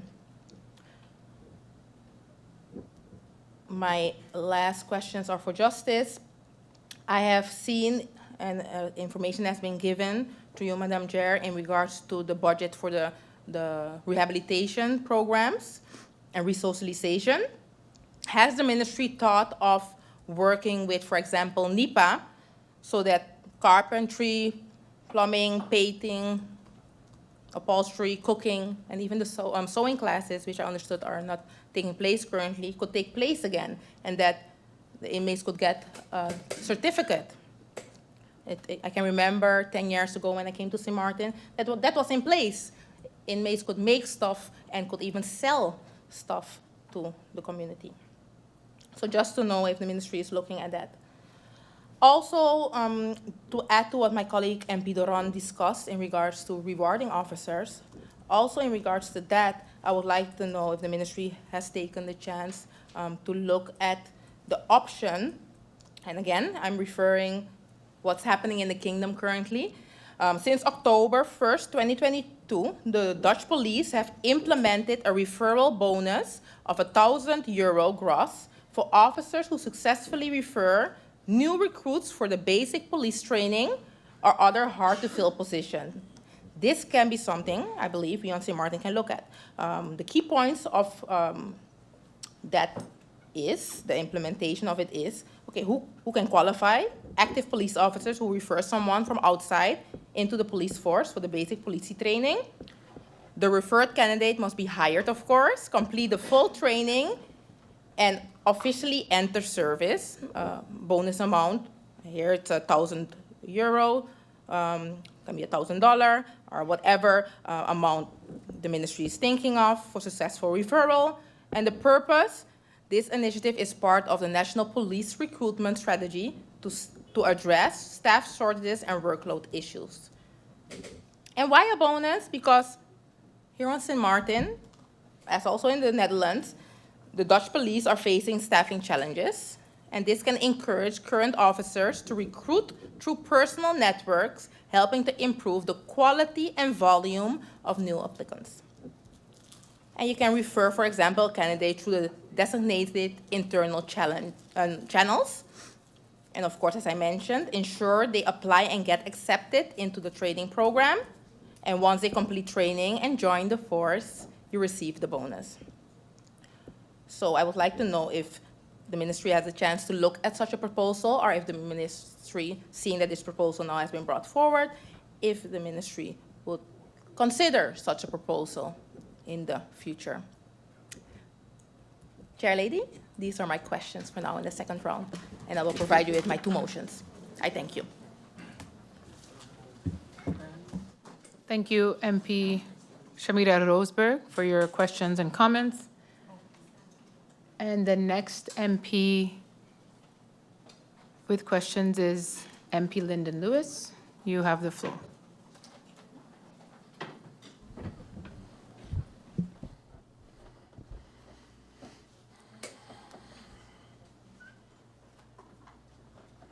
Good afternoon, Madam Chair again. Good afternoon, colleagues and ministers. Good afternoon to those in the Tribune. Good afternoon to the listening and viewing public of St. Maarten. Madam Chair, I understand that we have 45 minutes. I see everyone take it literal to use up their 45 minutes, but I won't be doing that today. Through you, Madam Chair, to the Minister of VSA, I would like to ask the Minister of VSR regarding to the article on Facebook, which states, "Be wary of working with businesses from the friend side." The minister presented 3 points. What specific measures is the ministry considering strengthening labor enforcement capacity, given the current shortage of inspectors? How does the ministry plan to encourage or enforce public cooperation in avoiding complaint friend-side companies operating on Dutch Sint Maarten? Madam Chair, I would like to give a statement on the latter. Though having the French and Dutch nationality, I am a Sint Maartener first. If we say we have the Treaty of Concordia and we have free movement, etc., many may complain about the traverse between French side and Dutch side and the trade of goods. Madam Chair, we have to be very careful with when we go into those discussions, as Sint Maarten is Sint Maarten, and we are one.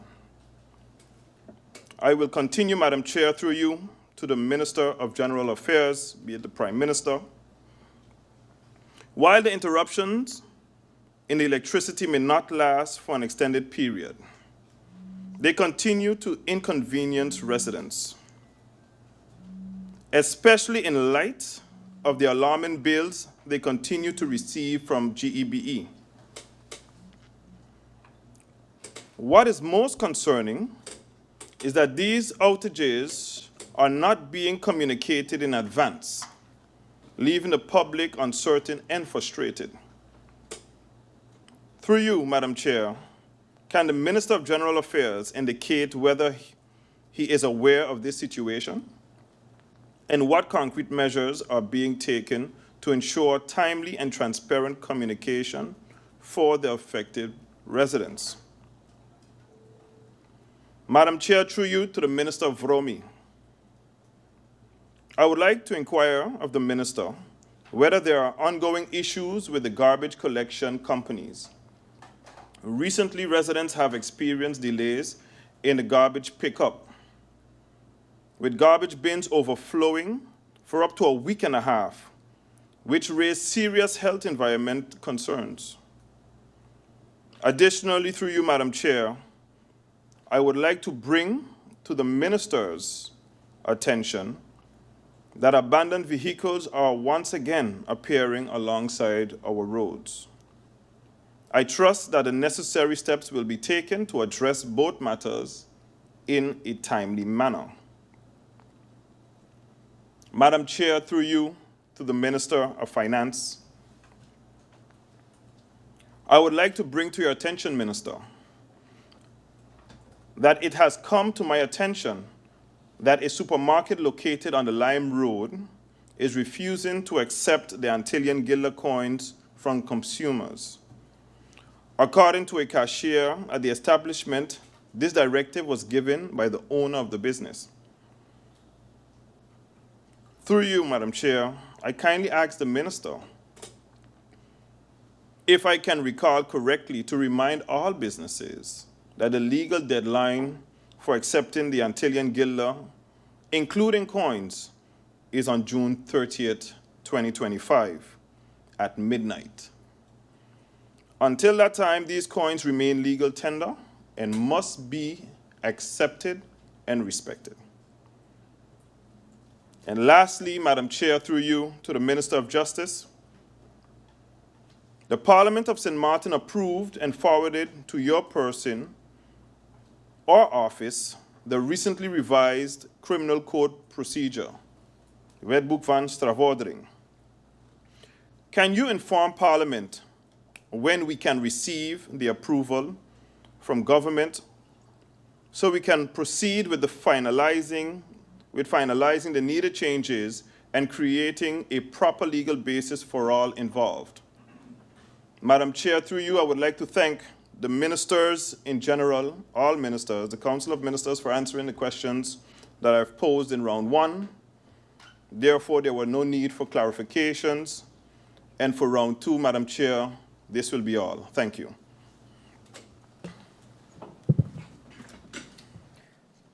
Thank you, MP Lewis. The next MP up to speak is MP Dimar Labega.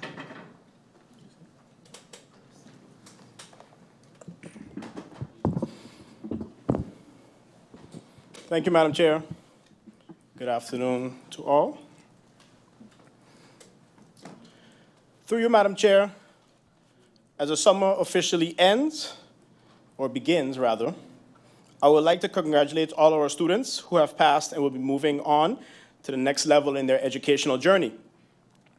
Those who have not passed, just remember that it's not how you fall, but how you get up. That really matters. Take the summer to have fun, but also prepare for the upcoming school year. Do summer reading, practice some of your subjects that you are not strong in. Through you, Madam Chair, we live in a microwave society, a culture where people expect immediate results and instant gratification. But it takes time and patience to do things the right way. It also requires money. Money isn't the most important thing, but it's right up there with oxygen. Try living without it. We knew the first year of this governing term would be a foundation-building year, one with proper planning, followed by strategic execution by our ministers. After 7 months, I can truly say that there is progress being made, and our ministers are moving into the executionary phase of their plans.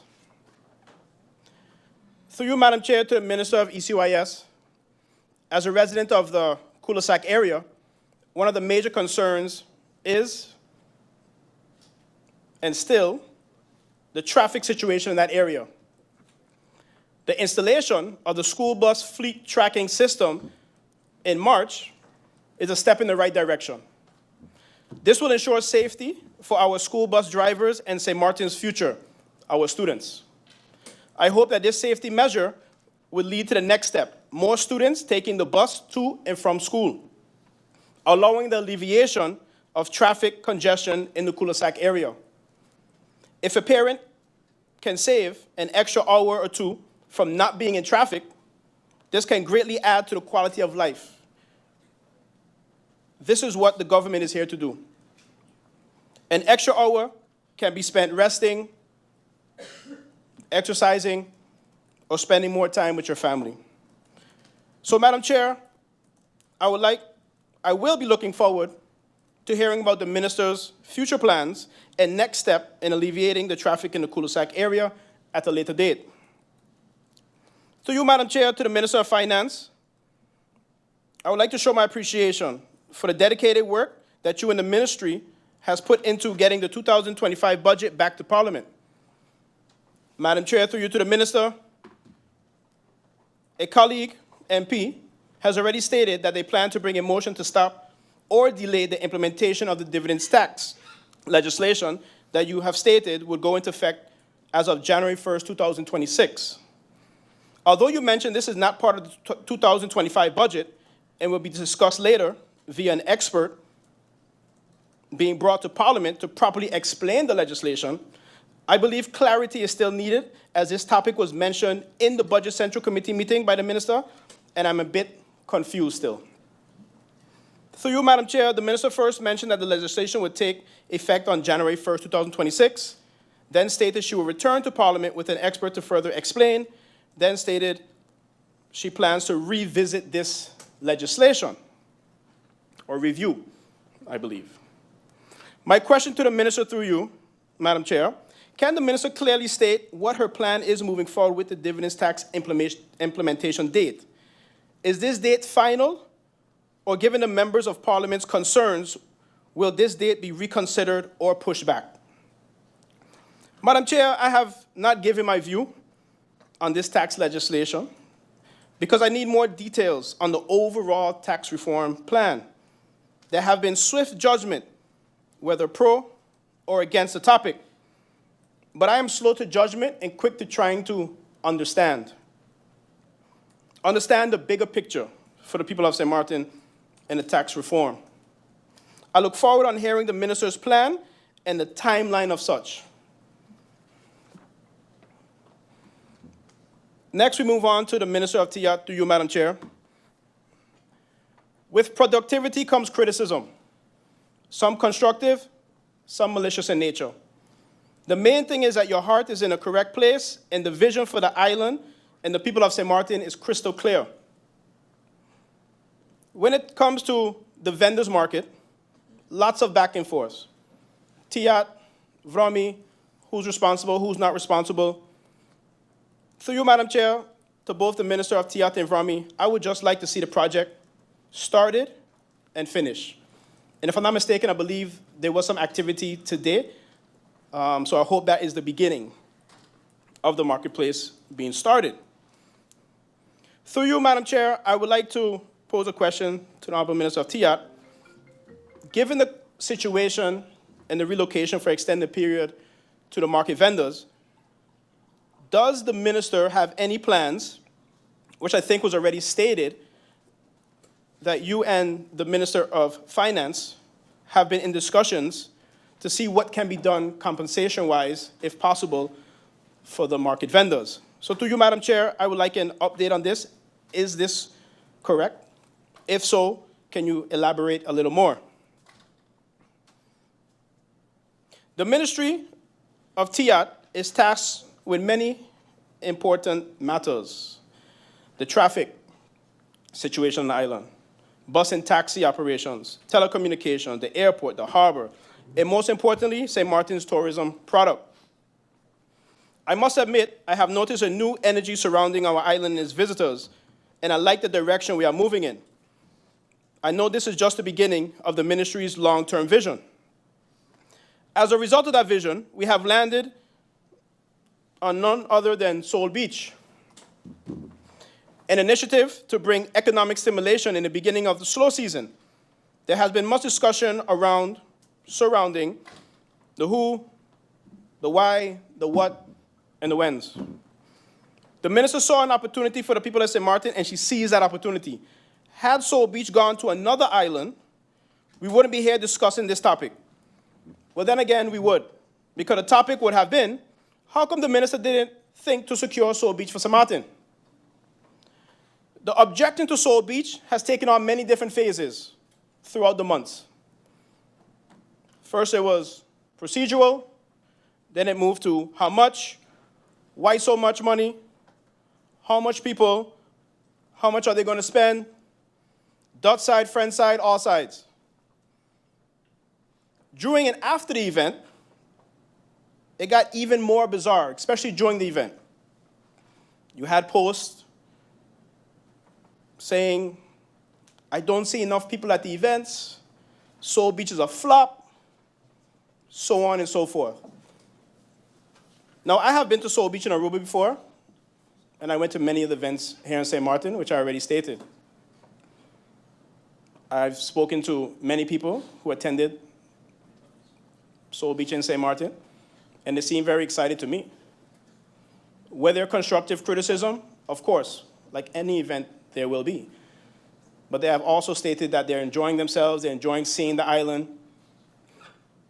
I know numerous people who have asked, are you coming to the boardwalk event on the Sunday? And they told me no, because their tour guide, their taxi driver, has created a plan for them to carry them hiking, sightseeing, so on and so forth. So many of the visitors, unlike their experiences in Aruba when everything was centralized, had the opportunity to see the island.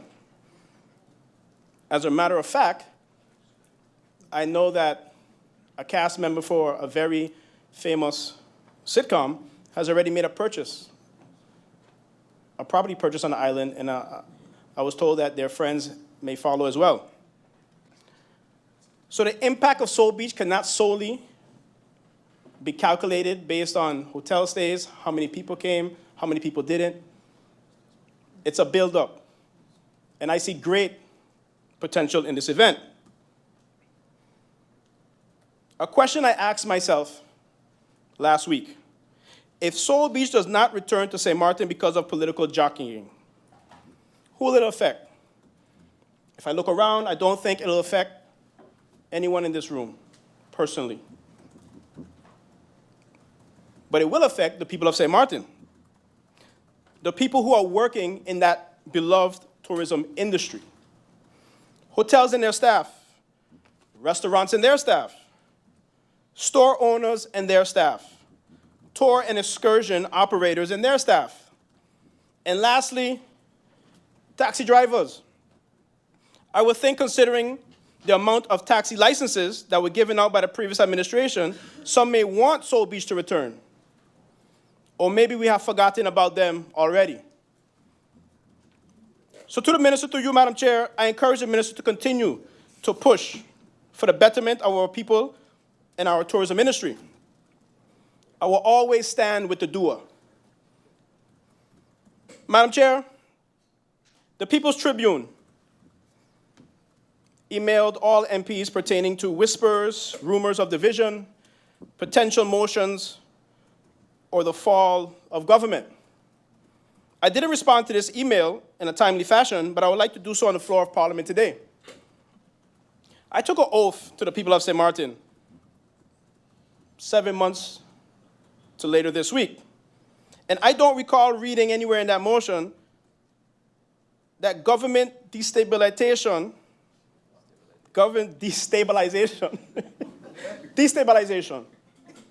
is beneficial. There's a lot of letters in that word. But Madam Chair, I have played team sports from a young age, which many of you guys know, which means I'm a team player, and I believe in the strength of a team. As a matter of fact, we are all here today because of the strength of our teams, whether as members of Parliament or members of the coalition that were formed by teams. With that being said, the answer to the question posed by the People's Tribune is no. I was never approached, nor will I ever entertain such an idea. I have a ride-or-die mentality, Madam Chair. We win together, we lose together. We laugh together, and we'll cry together. Will we always get along? Of course not. Some of us don't get along with our own families. Some of us don't get along with our own spouses. Some of us don't like ourselves or get along with ourselves. But time heals all, and in time, we come back together and we keep it moving. Madam Chair, we must and we will keep this coalition together. I am ready to get this budget passed, especially given my unanimously approved amendment to create and support funds for St. Maarten's Brand Ambassador Program, which will highlight our extraordinary locals who are doing big things around the region and around the world. This will not only showcase our top-tier superstars, such as St. Maarten's own Casey Carty, who is now not a regional name, but a global name in the cricket world. I would like to also thank him for his patience and understanding thus far.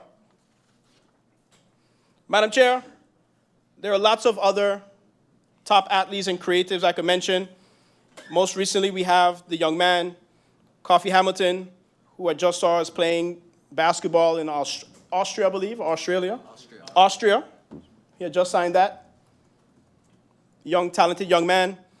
Over the weekend, somebody who was very close to me, I would say, Julian King, who is currently participating in a Florida high school baseball showcase. He just recently posted a video that was uploaded to the sports department as well about his stats thus far as one of the top participants in that program. And none other than our recent superstar, BRG Hollywood, that has taken the region and even Europe in some places by storm. So you see, Madam Chair, we have no shortage of talent in St. Maarten. So my vision for this program is bigger than just one sport or a few individuals that are in their prime right now. This initiative will support local athletes and those abroad, startup social media companies, and experienced ones, and also people in the arts community, which is very vast. Over the weekend, my colleague MP Darrell York had a great event. I believe it was the second edition of his arts, third edition, down at Motor World. So we lack no talent here in St. Maarten. And now it is time to push that talent out to the world. Madam Chair, we have been presented with more motions in this handling of the budget than the original handling of the budget. I believe we're on 8 or 9 now. 10. All fingers. Madam Chair, as a new member of Parliament, I have a way with the way motions are presented. Motions are, and the viewing public may not be aware of this. Motions are not presented with much time to deliberate, time to read, time to understand. 12 motions, Madam Chair is holding up. And to make such important decisions on the behalf of the people of St. Maarten, to make such decisions to instruct the Council of Ministers to implement, I believe needs more deliberation, more time, more consultation. Some motions I have had the opportunity to read, some I have only received a couple hours ago. Now, some motions are more technical than others and require consulting with the team, consulting with the ministers.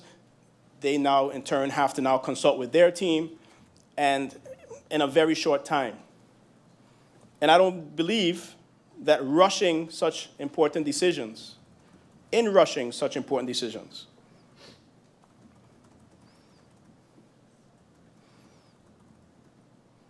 Madam Chair, this government is in government 7 months now, has been governing 7 months now.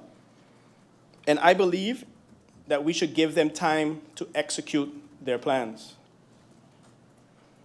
And bogging them down with additional motions, additional amendments, when most of the motions that are presented, the ministers have already stated that they're busy working on, one way or the other.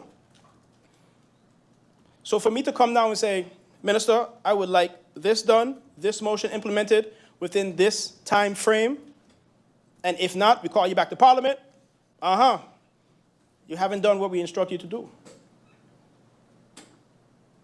But if they said they're going to do it, allow them the time to do it. Don't rush their time frame. If we come back 6 months from now, and after over a year and a half that they have been governing, and no action has been taken, then that's another conversation that we can have. So I really do believe it's a conversation for another day, another meeting, that we should review the way in which we present motions in a time we have to say yay or nay for such.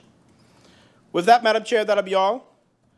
I would like to once again thank the Council of Ministers for all their work thus far and the great things that they have to come for the people of St. Maarten. Thank you. Thank you, Member of Parliament Labega. The next MP to speak is MP Christopher Waver. You have the floor.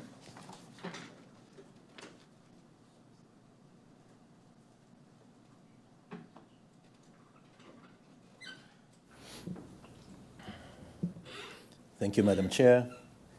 Griffier, honorable ministers, present, support staff, those listening and viewing via whichever media, my honorable colleagues here today. Good afternoon. Let's see how far we reach today.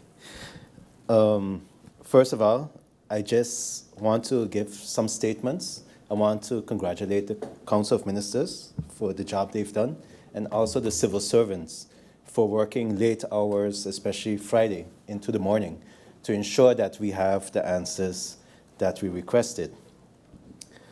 To the Minister of VSA, I would like to echo the sentiments that was previously mentioned by MP Lewis when it comes to the statement that was made concerning the French side companies working over on the Dutch side. Minister, please ensure when making statements to also clarify what exactly is meant by it and what are we looking to do. Because I can understand in the public receiving phone calls and so forth of persons working on both sides, kind of being a little nervous as to what's happening. So I think it's important when we make statements as to don't hire companies from the French side, that we have to be clear as in the intention, because I can understand that we want to ensure taxes are received from any company doing works on the Dutch side, whether it be from the French side or a foreign company. To the Minister of ECYS, I just want to say thank you, because I appreciate the answers that I receive, especially those that I receive when it pertains to the special needs. And I'm looking forward to future budgets and seeing how the monies will be transferred and be given to support many organizations within our community when it comes to the special needs. And then I would also like to make a general statement to the Council of Ministers. Having seen the different end of the school year events over the past week, and I would like to congratulate also all those graduating, but especially seeing the performances that has taken place over the past few weeks, especially when it comes to performing arts, the dance, the theater, the music that has been taking place. I would like to hereby also request that the government as a whole ensures that we can see something budgeted toward the arts facility, towards the vision, whether it is adding on to the John Lomini Center or the Cultural Center. So having that state-of-the-art performance center, and I would like to see in budget 2026 that we can ensure that funds are allocated toward the start of a project, which is highly needed and also something we have been hearing, especially during all election periods. But let's see in 2026 to the Council of Ministers if we can actually see something allocated budgetly to have a start in that. And then having attended a few meetings concerning food security, agriculture in Latino, and during our last meeting where MP Utley and myself were in a committee meeting, especially when it came to the food security. Based on that meeting, we have taken note of the global situation at this time and seeing what is happening globally, and also with the risk of the war, the trade wars. And I think I've expressed my opinion as well when it came to the Agriculture Committee. And in discussion with MP Utley, after that meeting, I think it's important for the public to know that information that we receive when we go abroad, how it can also be used when we come back locally. And based on all that information, I too would hereby like to present the following motion. According to MP Labega, motion 13. Lucky 13. The Parliament of St. Maarten, in its meeting of today, June 23rd, 2025, considering the urgent need for enhanced food security, public health improvement, and regional cooperation, that non-communicable diseases such as diabetes, hypertension are increasing due to part of overconsumption of chemically treated and genetically modified imported foods, that promoting agroecological education, local cultivation, and direct regional trade partnership can reduce costs, improve access to healthy food, and increase public awareness around nutrition. That price control mechanisms, poverty reduction strategies, and stronger distribution agreements with Caribbean and Latin American nations are essential to ensuring that food security is not only a goal, but a lived reality for all residents. The ongoing global trade war, which is taking place, can have widespread and significant economic consequences, including increased prices for consumers, reduced trade volumes, supply chain disruptions, and overall economic slowdowns. Resolves to urge the government to prioritize regional agriculture diplomacy by actively pursuing direct distribution and trade agreements with Caribbean and Latin American countries for fresh produce and essential food goods to reduce the cost of living. 2, to urge the government to reconvene meetings with wholesale suppliers to discuss cheaper options of import. 3, to reconvene discussions with agriculture organizations to develop a holistic plan of approach for local production. 4, to revisit the food basket and ensure that locally produced foods are included in the list. 5, to return to Parliament within 90 days to provide an update on the progress on the execution of the above points, and goes over to the order of the day. Copies of this motion to be sent to Governor of St. Maarten, the Government of St. Maarten, the Council of Advice of St. Maarten.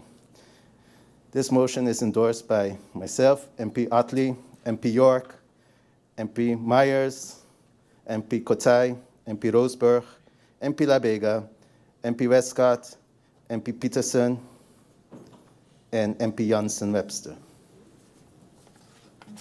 Thank you, Madam Chair. That's it for me. Thank you, MP Weaver. Next MP to speak is MP Irion Peterson.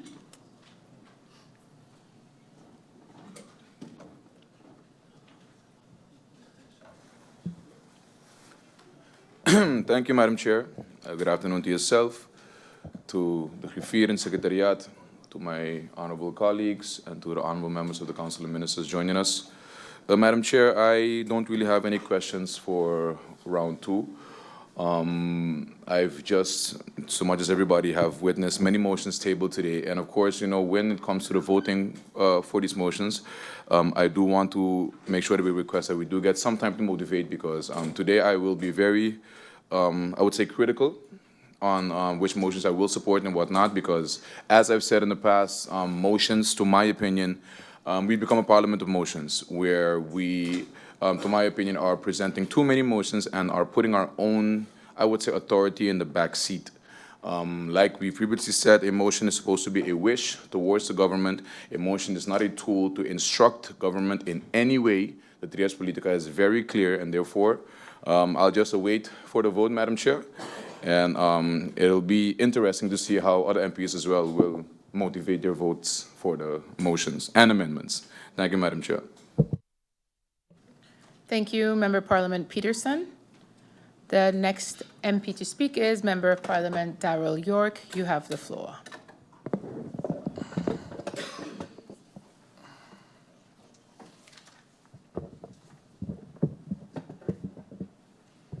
Thank you, Madam Chair. Good afternoon to yourself. Good afternoon to the ministers and honorable members of this esteemed House, also the viewing public.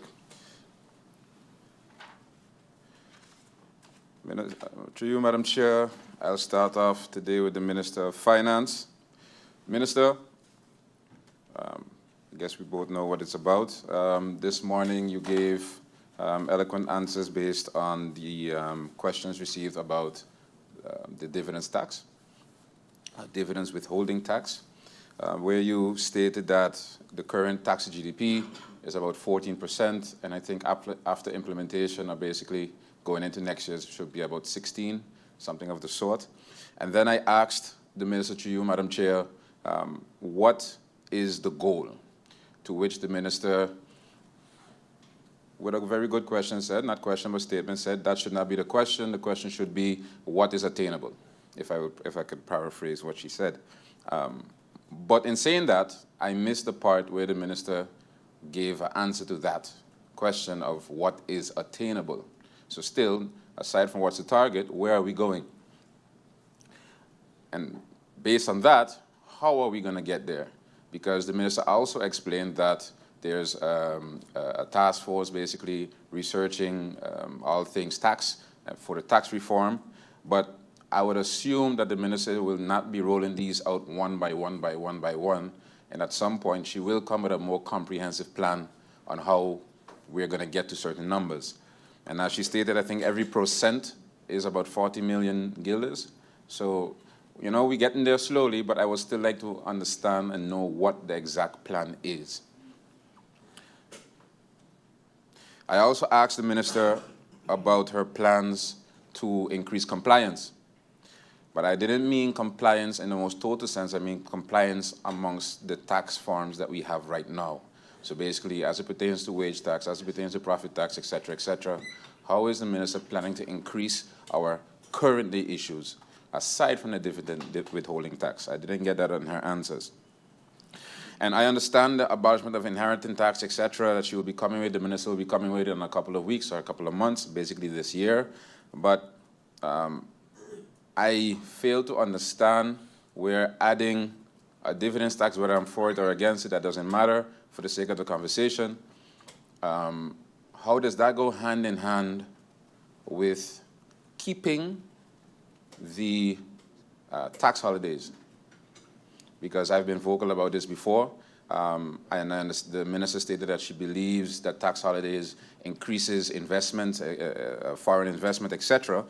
But Minister, the CFT said that the minister already knows this, that the tax holidays, as currently stated, is no longer fit for purpose. And aside from that, I do agree that it's to entice foreign investment, but just about a year and change ago, and there was an article that came out which put Sint Maarten, namely number 2, in the Investment Climate Index. So basically, we're not in the scenario in the state where years ago or decades ago we were in dire need of that foreign investment. Actually, right now we're doing quite well. So how can the minister explain to me how is the current day, modern day tax holiday provision still fit to purpose given our current investment climate?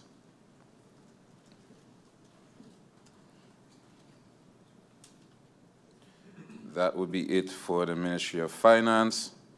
Moving on to the Ministry of General Affairs. Through you, Madam Chair, there have been recent, and that's public knowledge at this point, a new temporary manager and CFO instated at GEBE. So I'm looking forward to their movements moving forward for the company and for the country. But Madam Chair, this has been I think a couple of weeks, a couple of months now, I think about 2 months now. And to date, I mean, I think last week I saw a USA Today interview with the new temporary manager. But to date, I haven't seen any local media houses being able to interview any of the management board, the new management board from GEBE. So my question to the Minister of General Affairs, is there a reason for that? And when does the new management board plan to, aside from sitting with USA Today, sit with some local media houses and explain the way forward? Because I could only assume that the same way how we have it in this house, new chair, new rules, the same thing goes for GEB as well. So I'm very much interested in the vision and goals moving forward.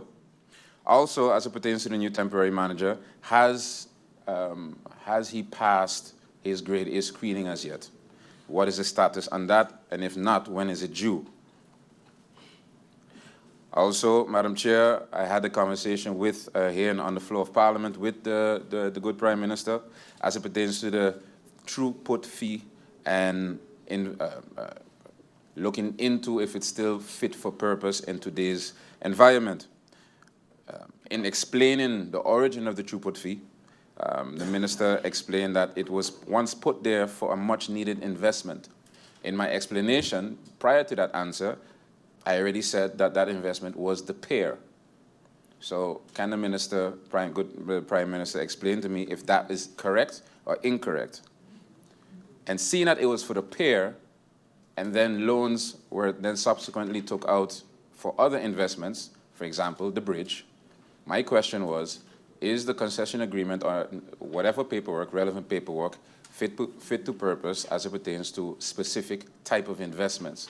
And if that's the case, may I see such paperwork?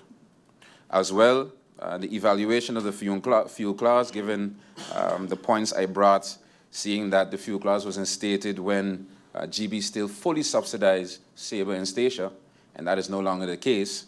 I didn't get the idea or the answer from the Prime Minister if this is going to be actively looked into or sought out, because the Prime Minister referred to the advice given by BTP from Curacao. And in reviewing this advice, I didn't really see that this was something that was researched. So can the Prime Minister specify if moving forward will this be something additionally researched? As well, Madam Chair, in April 4th of this year, IS 1842, I submitted a letter to the Prime Minister asking for update on motions passed in October. According to me, that was the Budget Amendment 2024.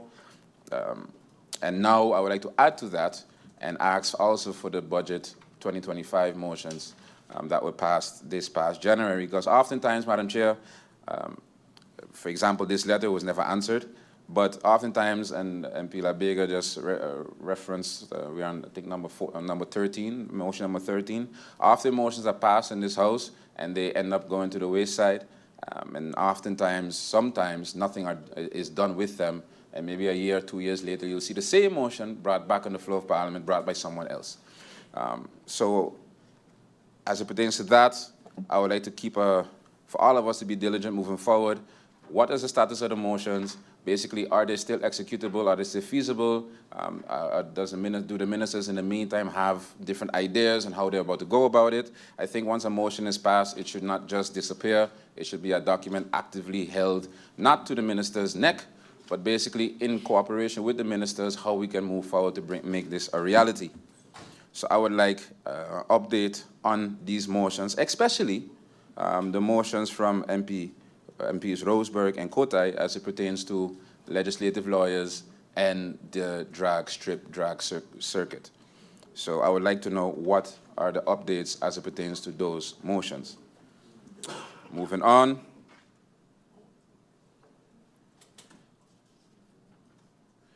To the Ministry of TEAT.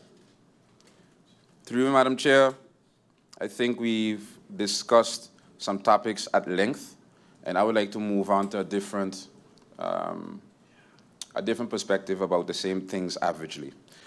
Minister, you referenced, through you, Madam Chair, the Minister referenced to exit surveys moving forward as it pertains to major events.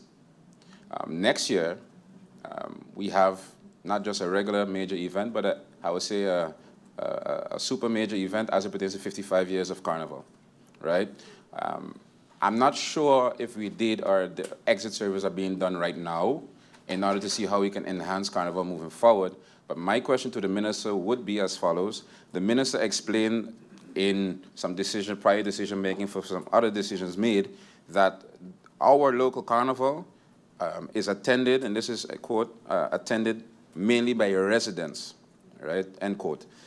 I would like to know, seeing that we're going into the 55th year, what are the plans of the Minister as it pertains to attracting more foreign tourism to the island for year 55, right? So I know we're far from there, but as it pertains to examples like St. Lucia, Trinidad, where it's a regional thing and not the island thing, what steps is the Minister taking to take St. Maarten down that route, if that's the goal?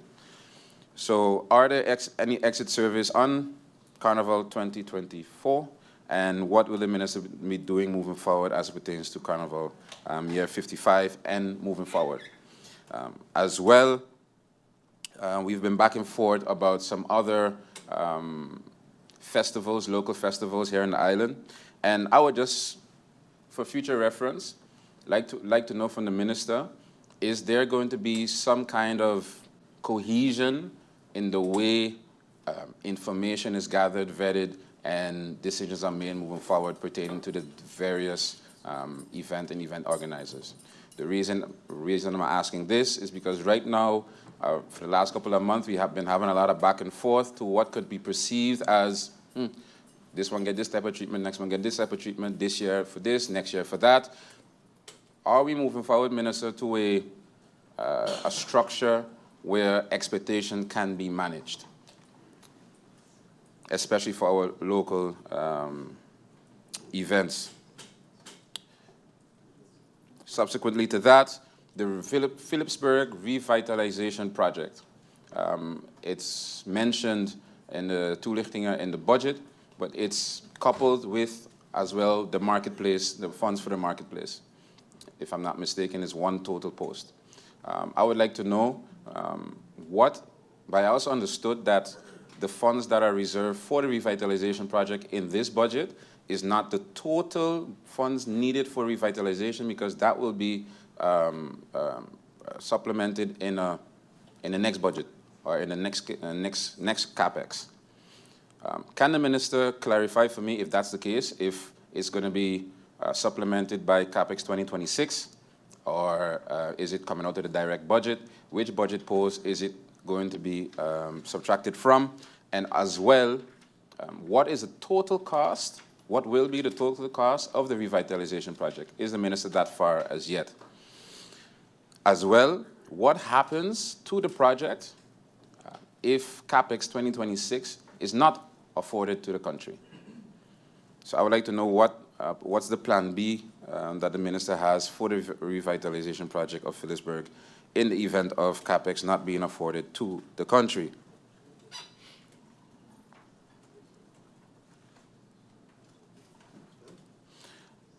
Going back, before I'm finished with that, as it pertains to the exit surveys, Minister of Finance, Minister of TEAT, I think it's clear as day that Sint Maarten is lacking data, right? And I think that also prohibits certain decisions being made, that certain decisions are a bit lengthy to be made without accessible data. So I would like to know from both of the ministers, to you, Madam Chair, because basically if you can't manage if you don't measure, right? So I would like to know what specific plans do the ministers have as it pertains to big data or data gathering or anything of the sort. I think the Minister of Romy could join him in that one as well, because he also suffers with some difficult decisions as it pertains to lack of data. And if I remember correctly, in the governing program, it refers a lot to data-driven decisions, right? And I know a lot of decisions cannot be data-driven currently. But I would also like to know what are these ministers doing en route to that MP, level. While you were finishing your, never mind. While you were finishing your sentence, I wanted to point out that quorum was lacking, but as another MP walked on to the area, we're good to go. Please proceed, and sorry for the interruption. Anytime, Madam Chair. Then we move on to the Ministry of Romy. And I would also like to welcome the Minister of Romy, who just joined us. Minister, just in time. I would like to start off by congratulating the Minister on what I recently read in the newspaper, that the emergency situation in Ebenezer as it pertains to the erosion problem has been addressed. So commendable action, swift action right away, Minister. I do, however, have some questions as it pertains to that project. I believe, and I think the Minister also believes, that government should stand in a leading by example role, right? And in the press release from the project, the Minister is quoted by saying, "This project demonstrates the importance of civil work permits, responsible property development and spatial planning." And that basically, since its reintroduction in 2021, civil works permits have been irregularly applied. There seems to be something going around today,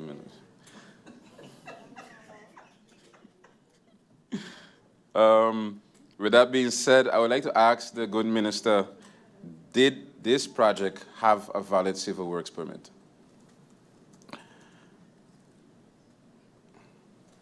Also, did VROMI or any other alternative engineering firm supervise the works in order to guarantee quality control, the quality control procedure and the overlooking of the contractor? Taking my former expertise into account, just from looking at that project, it looks something in the vein of $1 million plus, maybe close to $1 million guilders. I would like to know what the total cost is for said project.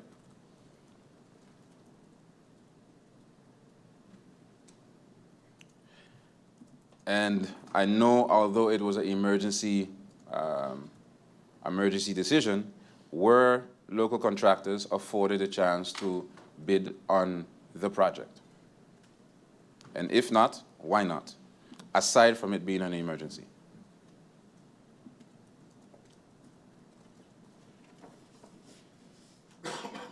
And how was this project funded? What was the budget item? Because it looked like a sizable investment. Also, as we know, that's not the only point of departure as it pertains to erosion issues in St. Martin. There are other areas and districts that require similar assistance. Will the minister also be considering these and also considering a similar intervention with these issues that our residents are currently facing? So could the other residents and other districts expect this similar treatment? And could Parliament be provided with a methodology of the geotechnical solution that was applied in this situation specifically?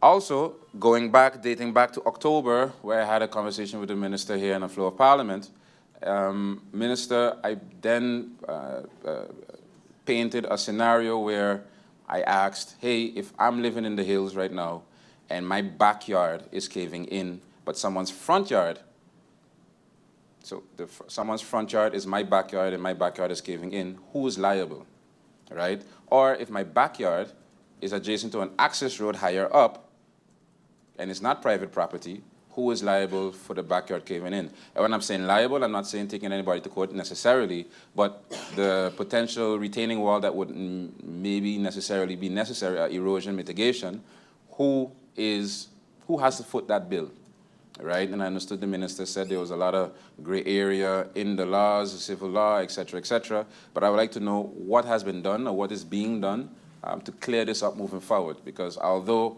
the minister can go around and fix all the retaining walls for all the residents, which I think would bankrupt his ministry eventually.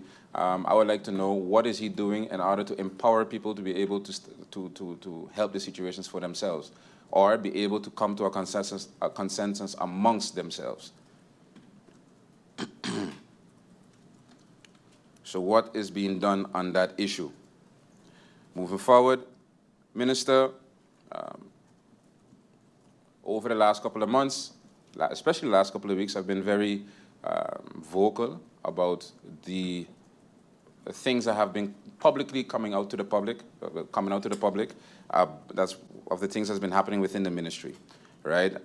I was also a bit pointed in some of the articles that the minister put out, and I was of the opinion that it could have been done, or the minister could have gone about it a different way. But that's just my personal opinion. That's not the end-all, be-all. But my concern was the morale within the ministry moving forward. And although I didn't pick it up when my colleague mentioned it, I only realized it during the answers. What came out as it pertains to the complaint that was recently filed gives even more cause for concern. So, Minister, I would like to ask, through you, Madam Chair, is the minister of the opinion that the morale of the staff within the ministry, is he of the opinion that the morale of his staff in the ministry under his stewardship since the beginning of his tenure? So what is his opinion about the morale within his ministry since his tenure, beginning of his tenure? Because there have been some cases now of reported infighting,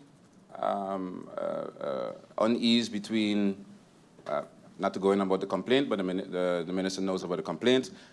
What is the minister's view now after a couple of weeks of the morale within his ministry? And to make sure that it's transparent for everyone, is the minister open to conducting a survey based on that question? So that not my opinion is taken for Bible, not his opinion, but the opinion of those that matter, which are the civil servants within his ministry. So is the minister prepared, open, not prepared, is the minister open to conducting a survey on said matter and bringing it back to Parliament in 3 to 4 months? Up to the minister. Minister, aside from that, I would like to address the permit backlog. Minister, I think you, through you, Madam Chair, the Minister mentioned a backlog of some 500 plus, I think 586, if I'm not mistaken, of backlog of permits dating back to 2020, is that, Minister? 2020, 2021, something like that. Total backlog of almost 600 permits. Through you, Madam Chair. In December, however, in December, when I asked the same question, the answer given then was 364. So either I'm counting wrong, or the information given now or then is incorrect, but that would mean there is an excess of 200 permits added to the backlog in the last 6 months. These are going off of the numbers that the minister has given. So can the minister clarify that? And if that indeed is the case, can the minister explain how an additional backlog of 200 permits has been added to his current backlog? Also, Minister, there is a little rumor, the school chairman has been speaking about a famous weekend where you came in, and in one weekend you signed off on 19 permits, through you, Madam Chair. So that's leading me to the following question. Minister, is it that the Department of Permits haven't been providing you with said permits, or is it that you haven't been signing the permits provided? So does the minister constantly have a stack of permits on his desk ready to be signed, and that is not being done? Because there's a big difference between saying the department is understaffed and the department cannot provide, but if the department is providing, if that is the case, and you're not signing, I would like to know what is the reason for that and what's the cause for that. So can the minister explain the flow between department and cabinet? Subsequently to that question, the minister gave a very detailed table of permits signed over the last 6 months, month by month. I would like the minister, moving forward, at least between now and the next budget debate, can the minister keep track of the amount of permits not signed, but the amount of permits that left the Department of Permits, whether to the SG or to his person. But I would like just to see a graph of the permits that's left, that's leaving the department. Not signed, but the permits that left the department. Also, the minister has been, been doing his thing internationally, regionally, with his trips to Aruba, France, Holland, etc.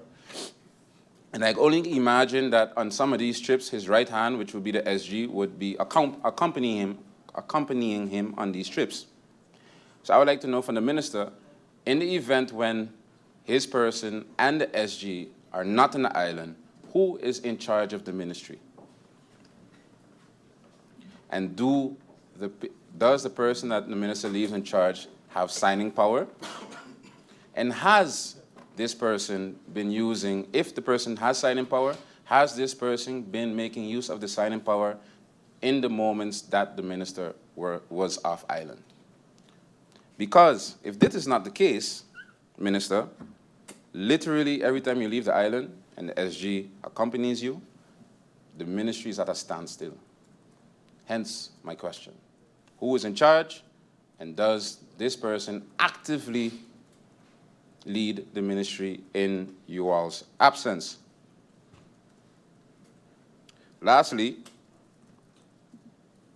the minister came out with an article stating that the tendering for the new garbage contracts is coming up in, I think, September.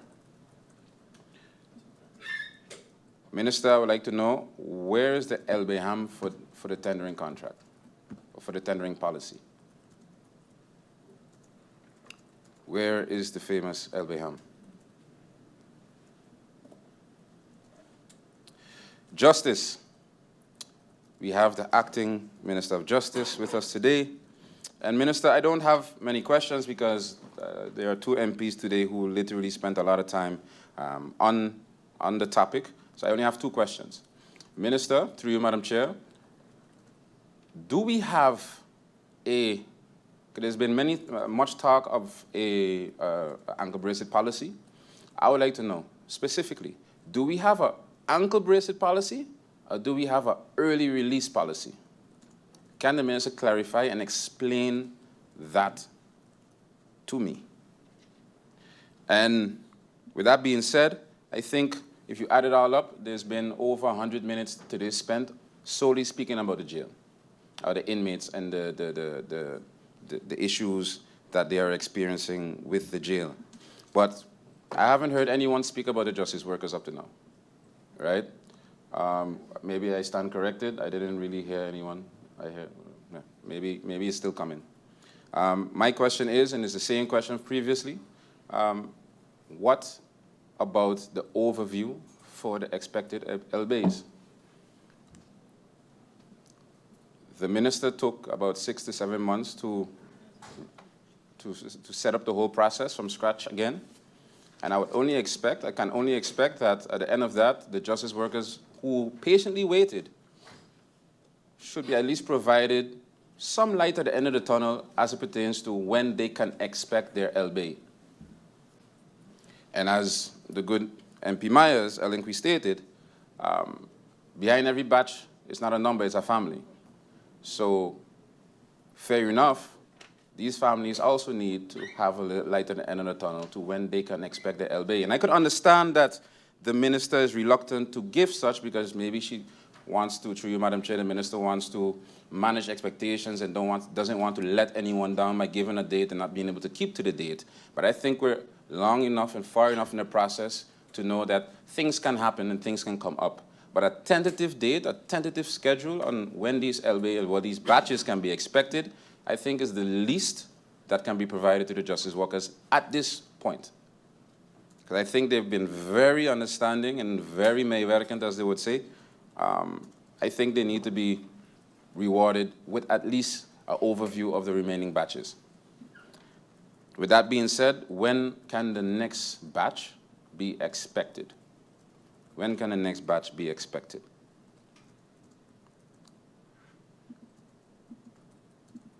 And lastly, let's go back to the jail for 1 second.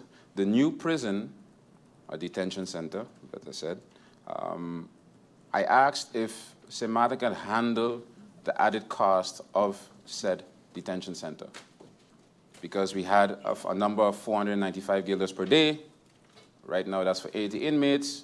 Soon to be double that, a bit more than double that. Does St. Maarten have the funds to carry such a burden? Not a burden, but such a bill. And where would those funds be coming from?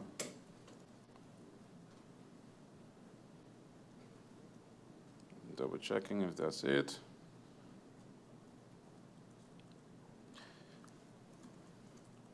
I'll take this moment to ask the Minister of TIAT one last question. Minister, what's your opinion on decentralized tourism? What's your opinion on what's the Minister's, through you, Madam Chair, opinion on decentralized tourism? And that would be all for my second round, Madam Chair. Thank you very much. Oh, before pressing my button, thank you to my colleague to my left. I also had a documented back and forth with the Minister of ASR as it pertains to the female illnesses, namely PCOS, fibroids, endometriosis, etc. And a lot of times we have these discussions here on the floor of Parliament and nothing happens. You have the discussion and we move on with our lives and nothing comes out of it. And that is something, in this case, that will not be the case, and hence the following motion. Today, the Parliament of St. Maarten, in its public meeting, June 23, 2025, considering that the government of St. Maarten has constitutional responsibility to protect and promote the health of its people, and this includes making sure women's reproductivity health is taken seriously and supported. Many women in St. Maarten are silently suffering from conditions like fibroids, PCOS, and endometriosis. And often these issues go undiagnosed and or untreated. In 2023, St. Maarten Medical Center Gynecology Department reported that 40% of women in their care had fibroids. According to CARFA, PCOS affects 10 to 20% of women of the reproductive age, and the PAHO reports that around 10% of Caribbean women have endometriosis. And it's estimated that up to 2,000 women in St. Maarten may have this without knowing. Again, estimated. Only about 30 of women are being diagnosed early. These untreated conditions cause real harm. Women miss work, face chronic pain, infertility, and emergency surgeries that could have been avoided. The economic toll is also heavy, with over 12,000 workdays lost every year and nearly 2 million spent in preventative surgeries, according to SMMC and SZV data. We've seen that public health campaigns do work. For example, between 2020 and 2023, breast cancer screenings went up by 40% through collaboration with NGOs and schools. Local organizations like the Positive Foundation and St. Martin's Women's Alliance are already doing great work. But they need financial help to reach more people and build stronger campaigns. St. Maarten has more international commitments to support women's health, has made international commitments to support women's health, including agreements under United Nations, CEDAW, and OECS 2025 Reproductive Health Strategy, which all calls for better education, access, and support for women facing these conditions. Resolves to request the Minister of VSA to create the roll out public awareness campaigns for PCOS, fibroids, endometriosis, including media campaigns, workshops, and community outreach, working with doctors and clinics to spread accurate information and encourage early checks, partnering with NGOs and women's groups who know the community and can reach more women effectively, to request the Minister of VSA to research the amount of funds needed for this endeavor, to request the Minister of VSA, together with the Minister of Finance, to explore the allocation of the research necessary funds needed for these awareness campaigns, to request the Minister of VSA to consider an awareness campaign plan to be implemented and reflected in the budget 2026 that is due later this year, to encourage the Ministry of VSA to make sure this kind of education continues long-term and adding to its existing programs, so women always have access to vital information and support. And this goes over to the order of the day. Copies of this motion will be sent to the Governor of St. Maarten, Government of St. Maarten, Council of Advice of St. Maarten, the Minister of VSA, the Minister of Finance. This document is signed by my person, MP Lyndon Lewis, MP Irion, MP Utley, MP Roseberg, MP Doran, MP Cruz, and MP Peterson. So with that being said, Madam Chair, thank you for your indulgence. Thank you, Member of Parliament York. The next MP to speak is Member of Parliament Irion.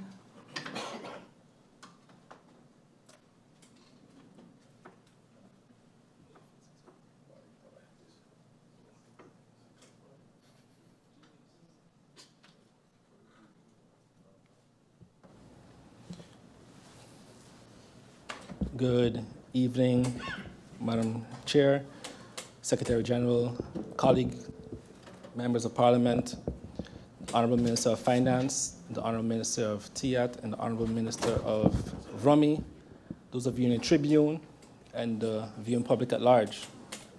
Good evening. Thank you, ministers, for the answers given thus far, and the civil servants for the work they put in last week, the long evenings, last week Friday. I'll start with my questions posed to the Prime Minister actually, Minister of General Affairs. Prime Minister, there are some civil servants that feel there's an unfair treatment within the government when it comes to working from home, where some ministries allow staff to work from home for 3 to 5 days a week and others not. So will there be a unified policy that allows for all civil servants to have a similar opportunity without being penalized financially? Can every minister or ministry decide for themselves based on the law if they are allowed to leave their staff work from home or not? Within the Ministry of Finance, we did a successful pilot project regarding a 4-day work week, and I would love for them to be able to continue this process and also see other ministries be able to do it. But again, I definitely would like to see some fairness in terms of working from home within the government apparatus itself. Also to the Prime Minister, last year, we had I believe it was July and August, when we had the most outages when it came to GB. And in posing questions to GB at the time, GB mentioned that yes, they recognize that because I told GB at the time, it cannot be that the time that we have the most outages, that we have the highest bills. If I don't have electricity, how can I have a higher bill in July or August compared to other months? And with GB's analysis, they said, what they realize is that because the house, for example, your household would be warm and have to get back cold again, or your fridge has to go from warm to cold again, or your backup USBs and so forth have to charge the batteries again, that it will cause a surge in energy and cause bills to rise. And I explained to GB at the time that individuals cannot be penalized for your outages. So I would like to know from the Prime Minister, has he had any discussions with GB on this? Does he agree with this position? And what can we do for at least those 2 months to make it fair to the population? Through you, Madam Chair, in the Ministry of Rummy, could the Minister please disclose the total budget allocated for the Ebenezer Emergency Landslide Stabilization Project and give any clarity on whether there was a civil works permit and building permits for this? And were they published or made publicly accessible? Can we also get an estimate of how many residents this would positively impact or affected by this? Through you, Madam Chair, I would like to ask the Minister of TIAT if the minister is also willing to not only allow the SED to look at the economic impact study on Soul Beach, but also look at the impact study on the 4 other, I believe, critical subsidies, which is Carnival, Regatta, St. Maarten Music Festival, and Balichi Festival. So not just Soul Beach, but all 5. Then the minister herself will also look at the economic impact of all and decide how to distribute funds. Because if it makes more sense to put investments in one subsidy that could give you 10x versus a subsidy that gives you 2x. Return on investment, let's be clear on that. Minister, regarding the Starlink, and I see a lot of people now ordering, posting online, so I guess they feel a lot more safer to do this since you announced it. Will the company Starlink be paying any local fees? And do they have to have a local company registered or not?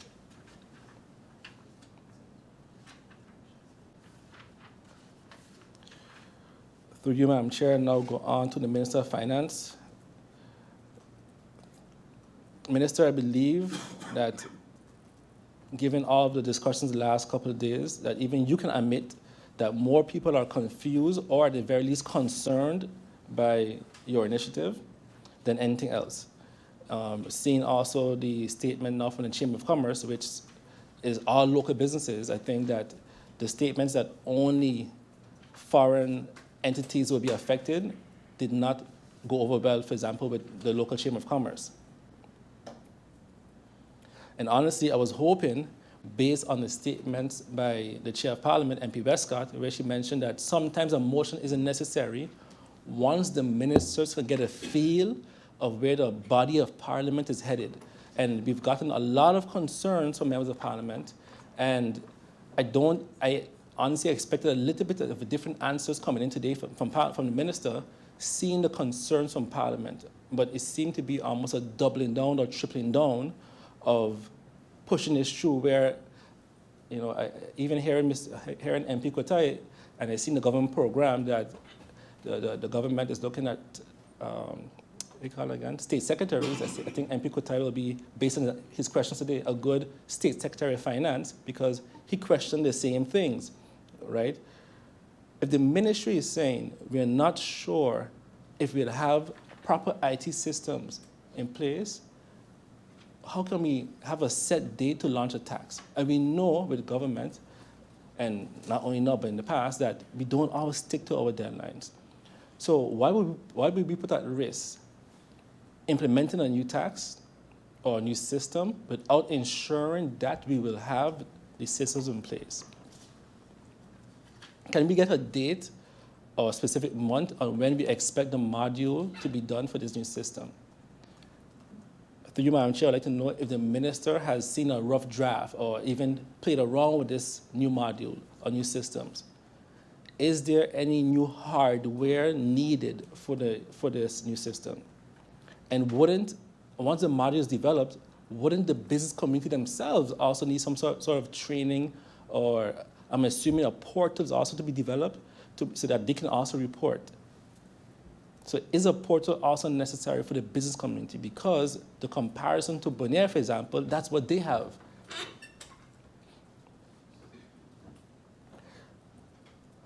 Madam Chair, MPs made a few comments about motions and I guess the value of the motions. I'd like to state it is important that we remind ourselves and the public that a motion of Parliament is not some symbolic gesture to be looked down upon or even dismissed. A motion represents the voice and the will of the people who elected us. When we table a motion, we are not playing games, as some may think. We are fulfilling our constitutional duty to raise concerns, guide policy, and even at times demand accountability from ministers on behalf of our electorate. So I would like to be clear, not every single thing can be governed through laws alone. There are moments when urgency, direction, or public accountability demands immediate attention. And that is where motions come in. That is where they serve their purpose. They allow us to highlight shortcomings, correct the course of direction, and give the government a clear and timely signal on where the people's representatives stand. Moreover, in any functioning democracy, Parliament must act as a check on executive power. A motion is one of the few tools that we have that allows us to hold government accountable without resorting to extremes. It is a mechanism of balance, of oversight, and responsibility. So again, to look down at motions is not only misguided, it is an insult to the role of this Parliament that plays a role in upholding our democracy. And Madam Chair, with that being said, I also have a motion. But this motion isn't to instruct any minister, but actually to use our tools directly that we have with a High Council. So no minister is necessarily involved.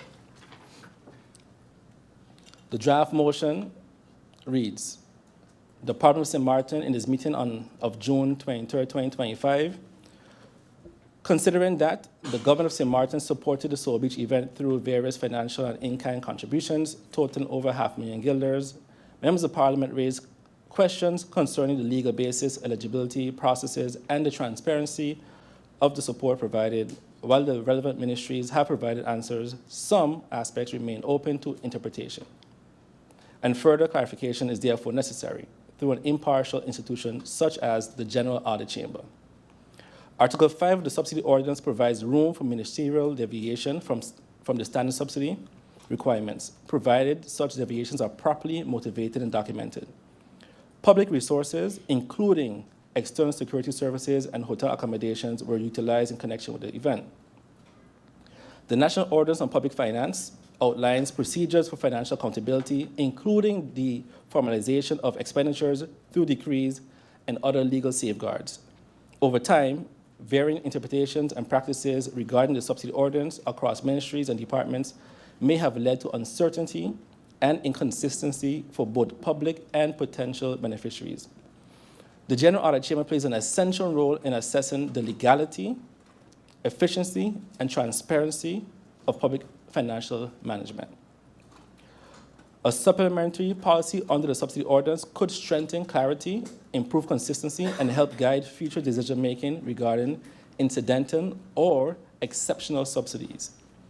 Resolves 2, request the Audit Chamber to conduct an independent review of financial and administrative processes related to the support of Soul Beach event, including the application and approval processes, including legal advice obtained, budgetary allocations, payment mechanisms, and the relevant ministerial or interministerial decisions, all financial and in-kind contributions, documentation, and adherence to application of legal procedures. Request the government, informed by the findings of the review, to develop and implement a supplementary policy to the subsidy ordinance that clearly defines eligibility criteria, including distinction between for-profit and non-profit entities, establishes consistent procedural and documentation standards for incidental subsidies, clarifies the roles and responsibilities of the ministries and departments in subsidy approvals and related decisions, promotes transparency and reporting obligations for large-scale events receiving public support, requests that the findings of the review and a draft of the proposed supplementary policy be submitted to Parliament, and goes over to the order of the day. The signatories, of course, is myself, MP Duran, MP La Cruz, MP Lena Lewis, MP Darrell York, and MP Utley. Copies of this motion will be sent to the Parliament of St. Maarten, the Governor of St. Maarten, and the Governor. And I think what's very important in this motion is that from then on, we'll have a supplementary policy to guide ministers going forward, not just today, but forever. Madam Chair, let me be clear about why the government's decision to accept and use an advance payment of $175,000 in 2024, money that was actually supposed to be used for 2025, is not just, as I mentioned before, questionable, but if just given the context of our laws, would be illegal. And when I look at the answers given by the government, the Ministry of TIAT and the Ministry of Finance from last budget, from December, January, and in this budget, we get varying answers. From what was me to understand, the Ministry of TIAT actually stated the factual answer. And it's the most consistent answer. The minister stated in various answers that the port made a payment based on concessions owed by the port. The minister also stated in another answer that the payment was made by an advance payment made by the port. The minister also stated and mentioned the other line items where the money came from, including the one from finance. So we had line items registered by the TIAT, we had line items registered by finance, and then we also had a payment by the port, which then summed up the total amount. Madam Chair, through you, I'd like to explain. If we are going to sell a building that was not in the budget, or, for example, a time when the TWO sent money to us as government, we were not able to use this money, even though the money was on the bank account. We could see it because it was not budgeted. Madam Chair, even the minister herself mentioned a scenario where money was sent from TWO for VSA and TIAT, but the advice could not be approved because it was not budgeted for. That was not my answer, that was the government's position. Because I asked this already before. The minister herself said it. And Minister, I'd like you to confirm. Let me turn into a question. Minister Hume of Finance, did the TWO send money? Was an advice made for the Ministry of VSR or Finance, but the money could not be used because it was not budgeted for? We could go a little deeper, because I even understood this in the last meeting, that an advice was even written for the Ministry of TIAT, but had to be annulled by the governor for similar reasons. Is that factual, Minister, that there wasn't advice written submitted, went all the way up to the governor for the Ministry of TIAT and had to be annulled because the money was not budgeted for, even though the money was on account.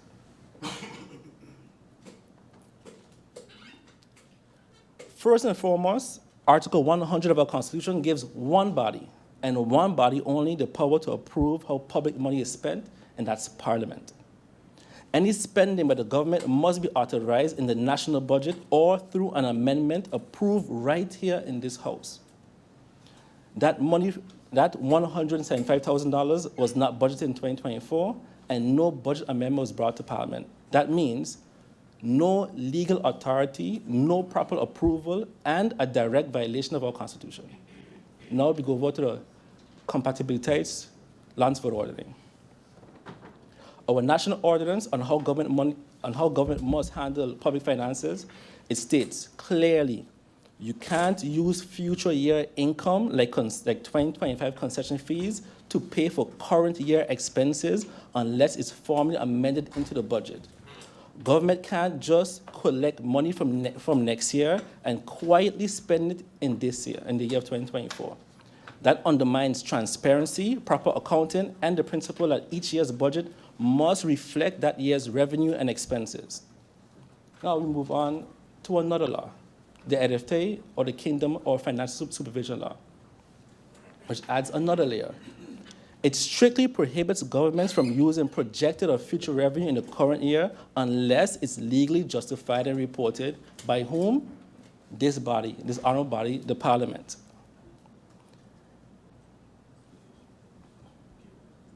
And I want to emphasize something. A decision by the Council of Ministers or a memo signed by a minister does not override the law. Only Parliament can give legal authority to reallocate or repurpose public funds through a formal amendment. And that did not happen. So we have to ask ourselves, how was this allowed to happen?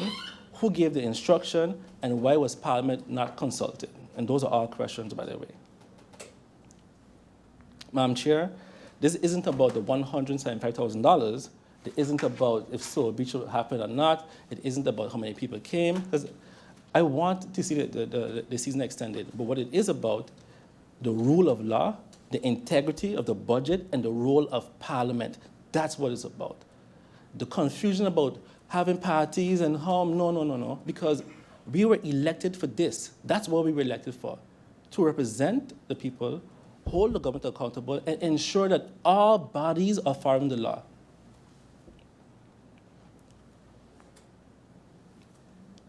If the executive branch can bypass us and spend future money today without approval, then what is the point of having a budget at all?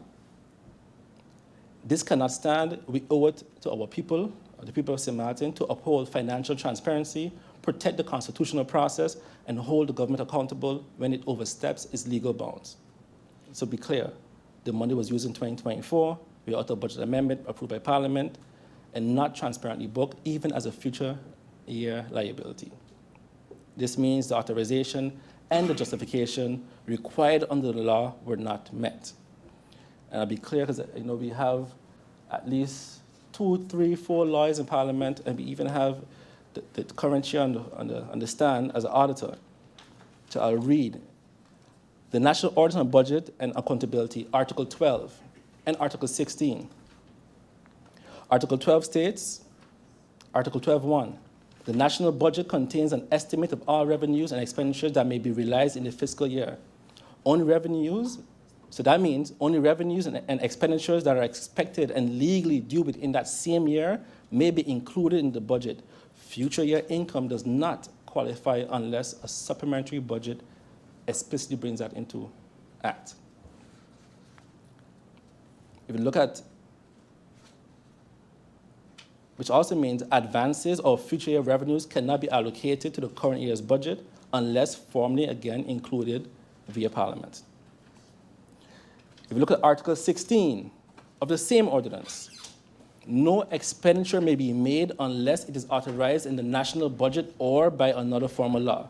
Expenditures funded by future revenue must still be authorized by the budget using unbudgeted revenue from a future year violates this article unless a formal law or budget amendment explicitly permits that.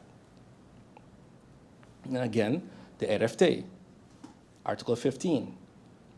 Only amounts that are expected to be realized within a high degree of certainty based on existing policy may be included in the multi-year estimate, which means revenues cannot be backdated or misallocated across fiscal years unless there's a legal certainty and transparency. And lastly, Article 100 of the Constitution. Only Parliament has legal authority to adopt a national budget. Any unbudgeted expenditure or misrepresentation of revenue flows circumvents this authority. So there you have it, Madam Chair. Every single law that addresses the money and how it was spent shows that the government operated and made a payment, for lack of better words, illegally. Madam Chair, I would like, unlike other ministries that I've heard ministers complain about, maybe their SGs or staff and so forth, there's, for sure, within the Ministry of Finance, I trust those departments. I trust the SG, I trust the policy department, and if the minister can assure me, if the minister can have the SG of Finance write a memo, sign the memo, and state that the funds were paid based on all these laws mentioned, I would even retract my motion. If the minister can have the SG of Finance write a memo, sign it, and say, based on everything I read, and all the laws here, that everything was followed properly, the monies from the port came on, was budgeted, accounted for, I will retract my motion. It can even be from the policy department, because everybody in that department I trust also. So, Minister, you mentioned integrity, and I'd also like to say this, actually. Outside of General Audit Chamber, the Integrity Chamber, the Ombudsman, based on the Constitution and so forth, they can also do their own independent audits. The minister mentioned that she believes in transparency, integrity, and legal compliance, and this will be seen when we get answers from round 2. Thank you, Madam Chair. Thank you, MP Irion. The next speaker up would have been me, but as I'm here, that's passed over. The next one to speak is MP Franklin Meyers. You have the floor. Thank you, Madam Chair, and a good afternoon to the Honorable Council of Ministers, my colleagues here in Parliament, those of you listening via social media, to those of you in the Tribune. Ladies and gentlemen, good afternoon. I am not going to be very long because, as I stated in round 1, I believe that this is something that was deliberated extensively in January. And while it is the right of every sitting member of Parliament to question and hold the ministers accountable, there is also a lot of pressing matters that we are facing right now as a little island. One of my colleagues mentioned it earlier, with the escalating war between Israel and Iran and the US, how prepared are we to deal with the consequences if there's a major fallout? I think we should start to actually prepare for those things. As well as we're in the hurricane season, Madam Chair, and because we're in the hurricane season, I would like to ask if the relevant shelters are up to par. The airport, the airport is now completed, and they won the award for one of the best, if not the best airport in the region. As such, in the event that there's another major storm like what we faced in 2017, God forbid, how prepared is the airport to deal with the securing of that facility and deal with the so that we're not down again and having to find money to do the airport. I want to know from government as well, is the government, how does the government insurance stands as it regards to government facilities during this hurricane season? Are all of those things up to date? I think these are the burning questions that the people are asking, Madam Chair. And there've been a lot of talk about, you know, motions, and again, everyone has the right to submit a motion, and it is definitely something that we have seen over the years, that motions have been submitted, and there have been no tangible results from those motions. So as such, there is one motion that we all know that goes into immediate effect, which is a motion of non-confidence. That is the 800-pound gorilla in the room, and once that motion, that's the one that carries. And Madam Chair, everyone has a right to submit a motion. Everyone has a right to make recommendations to the Council of Ministers. But one of the things I want to make clear, you also can make recommendations to any member of the Council of Ministers, and it does not have to be on the floor of Parliament. They're not in some isolated land that you can't get in contact with them. So you can make recommendations to them. You can make a phone call. You could regular meetings that we have. Again, these are the things that we can do before you make a wish. And you know, there have been mention about the old school way of doing things. Yes, there was an old school way of doing things, but remember that everything that is present today and everything that St. Maarten has today that we're able to brag about was done the old school way. And because of that old school, we are here where we are right now. And I'm proud to be a part of the old school because, you know what? We made St. Maarten better. We can look back at the track record and say that we did what was required for us to do for the people of St. Maarten. There's one question that in the election that Ronald Reagan asked the constituents when he was running against Jimmy Carter, and that question was, are you better off today than you were 4 years ago? And I can say based on our track record, when I left office, that St. Maarten was better. We left St. Maarten better than we found it.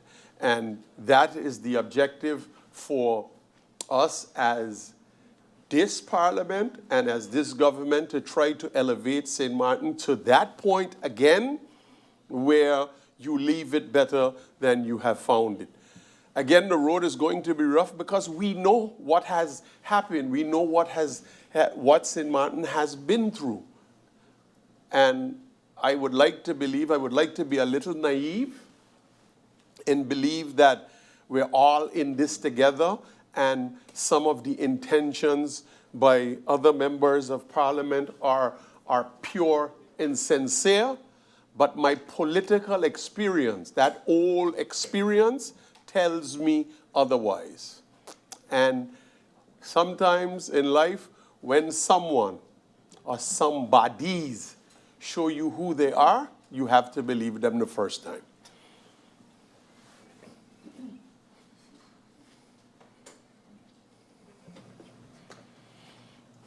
Thank you, MP Meyers, for noticing the interruption. I hereby give the floor to MP Lyndon Lewis for his interruption. Madam Chair, while I do understand the good MP is talking about the good old days and how they had Parliament, but I am one of the new MPs, and the dynamics of this Parliament has changed tremendously, while we only have two of the old school.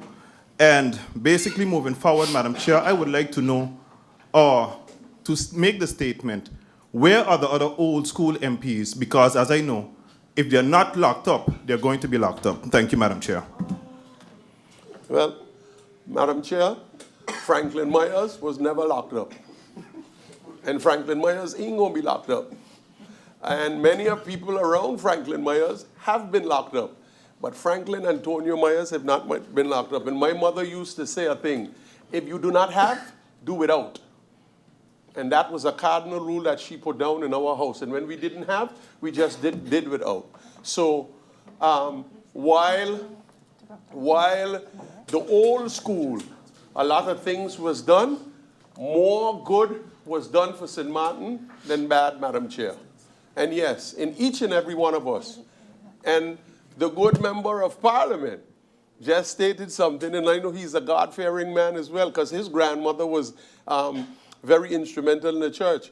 Jesus said, he who's without sin, cast the first stone. Cast the first stone. If you're without sin, then, you know, he who's without sin, cast the first stone. Everyone makes mistakes. It's interesting to think that today we're here deliberating, and the thought comes up about who's arrested, but in the meantime, the emotions that's coming to give those who are arrested a reduced sentence. You see the hypocrisy? You see the hypocrisy, Madam Chair? And this is what I'm talking about. Because when the argument is done, then the personal attacks start. When they have nothing else to argue about. The fact is, my statement about old school had absolutely nothing to do with the Honourable Member of Parliament. My statement about old school was the questioning of how things were done, and things are not, we don't do things like that anymore. Well, if you don't do things like that anymore, you're going to have to show me how your formula is working in the best interest of the people of St. Maarten. Otherwise, it's a failed formula. And that's what I'm saying. Because if you change the way you are doing things, you must change them for the better. And again, remember, the reason why we are here today and the reason why I can stand here as a member of Parliament is because of their own undoing, not mine. Of their own undoing. And time is longer than twine. And I'm going to close with this. My grandmother and my mother used to say, when you're going to dig a hole for someone else, dig two. Thank you, Madam Chair. Thank you, Member of Parliament Meyers.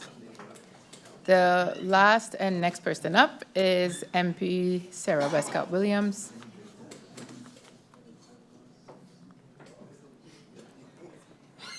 Before MP Wescott-Williams take the mic, I would like to welcome Minister of Rami Patrice Gums. I forgot to announce it earlier. Minister, thank you for being here with us. MP Wescott-Williams, you have the floor, after which we will adjourn for supper. Thank you, Madam Chair, lady.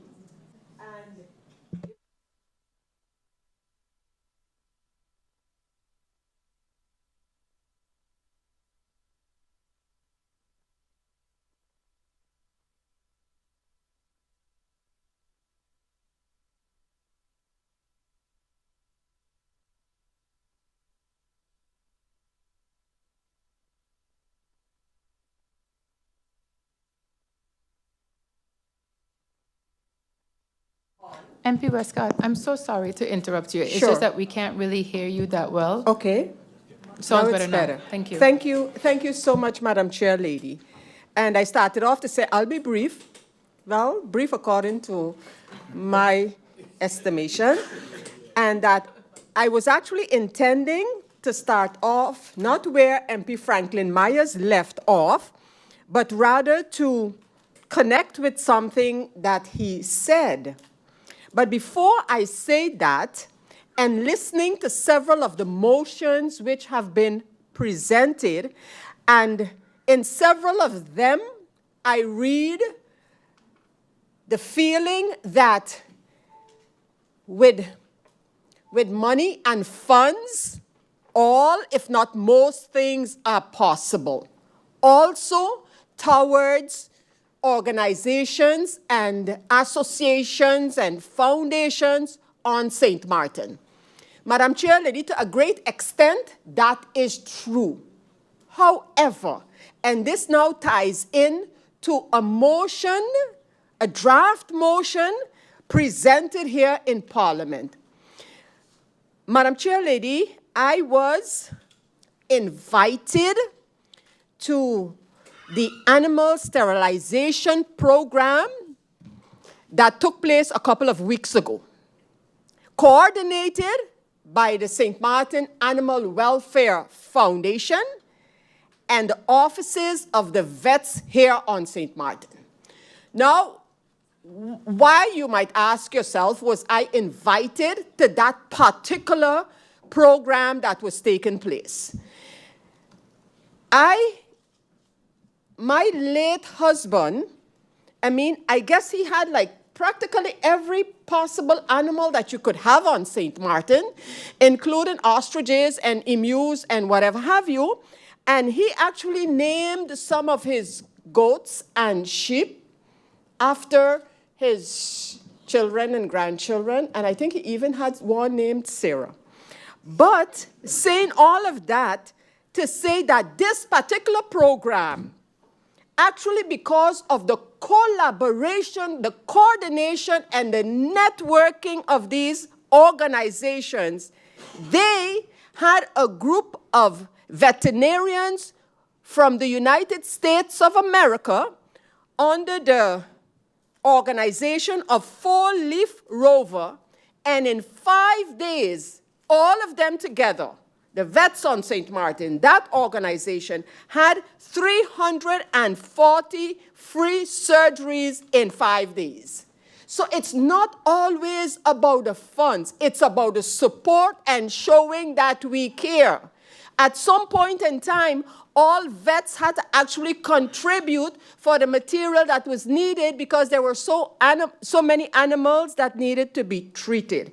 So again, Madam Chair Lady, I think that in several cases, just by the government lending support, supporting some of the things that are happening in the private sector could reach a great distance. But that came in before I wanted to get to the point to connect to MP Franklin Meyers' point. And what I noticed following my statement with which I opened my discourse in the public meeting of Parliament on this budget, I realized that that statement, exactly what MP Meyers is stating, but it hit a nerve when I stated it. And what did I state?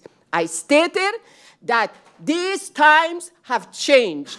I stated about, I called it maybe the legacy, but I want to talk about the era.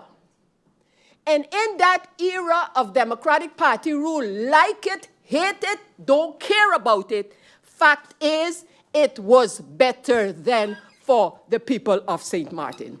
That hit a nerve, I realized, and then we hear the old beaten horse of 40 years this and 40 years that.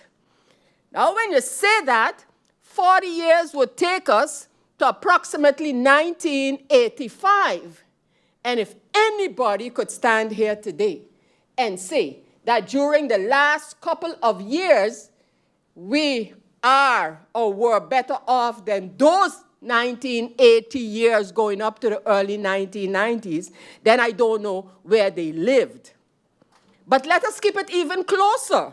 Let's look at 2010, 15 years, and ask ourselves who were actually leading the government, leading in terms of the size of their political party, leading in terms of ministries of government.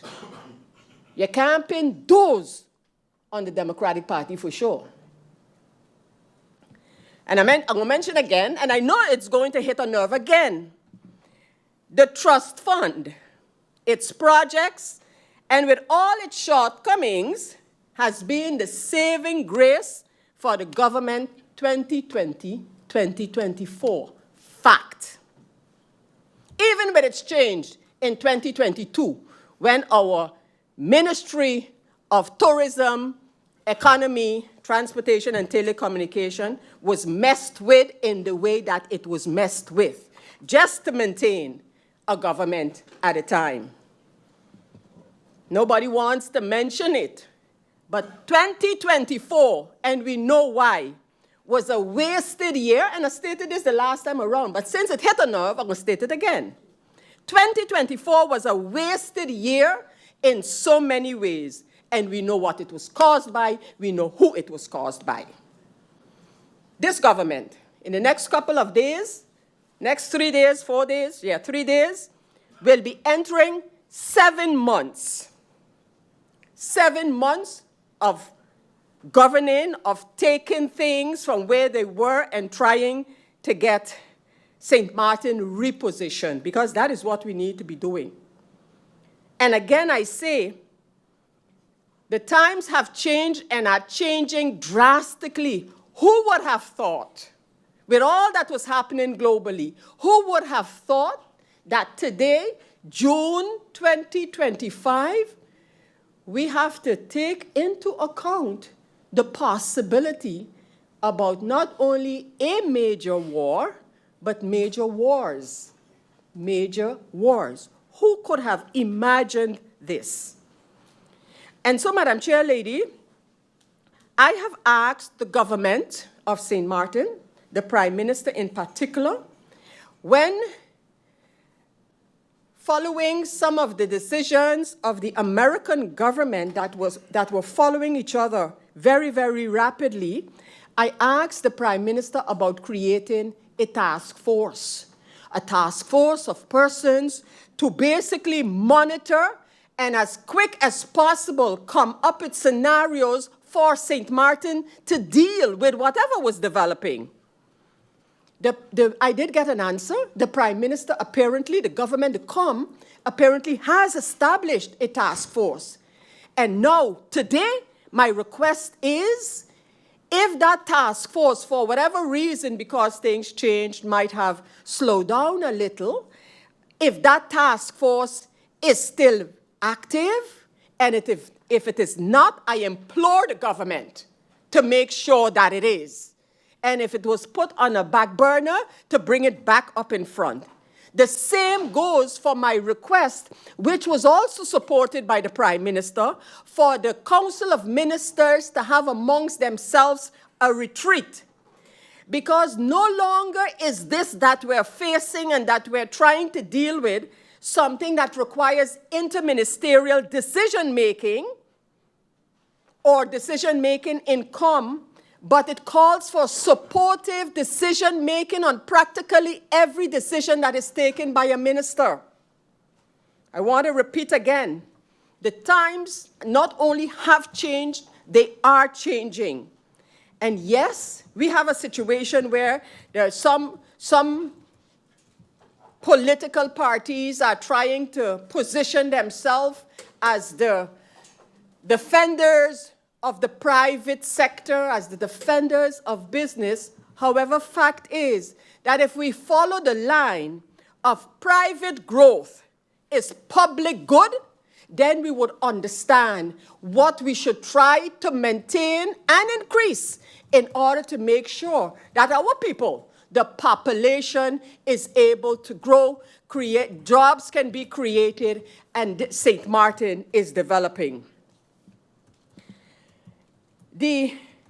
With that, I want to plead again with the government for a clear vision, not only vision, but a strategy about public-private partnerships. And it's not only about infrastructural public-private partnerships, but for example, the example that I used at the beginning about animal welfare. Look at what partnerships can do. And so where we have become accustomed of going our way, government, private sector, civil society, we need to start to close ranks. And it's not the easiest thing to do because everyone has their own role, their own responsibility.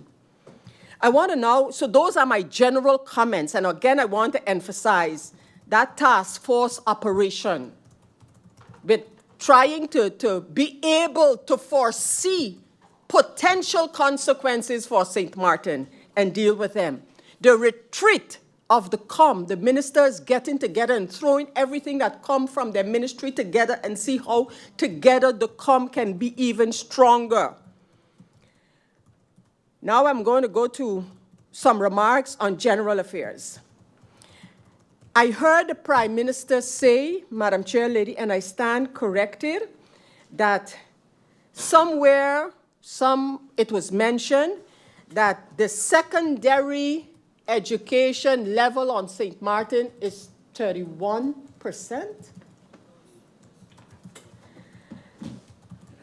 If I look at so I just needed to understand where that came from. Because when I look at the population census results, I see the following picture. And listen carefully to the years I'm mentioning.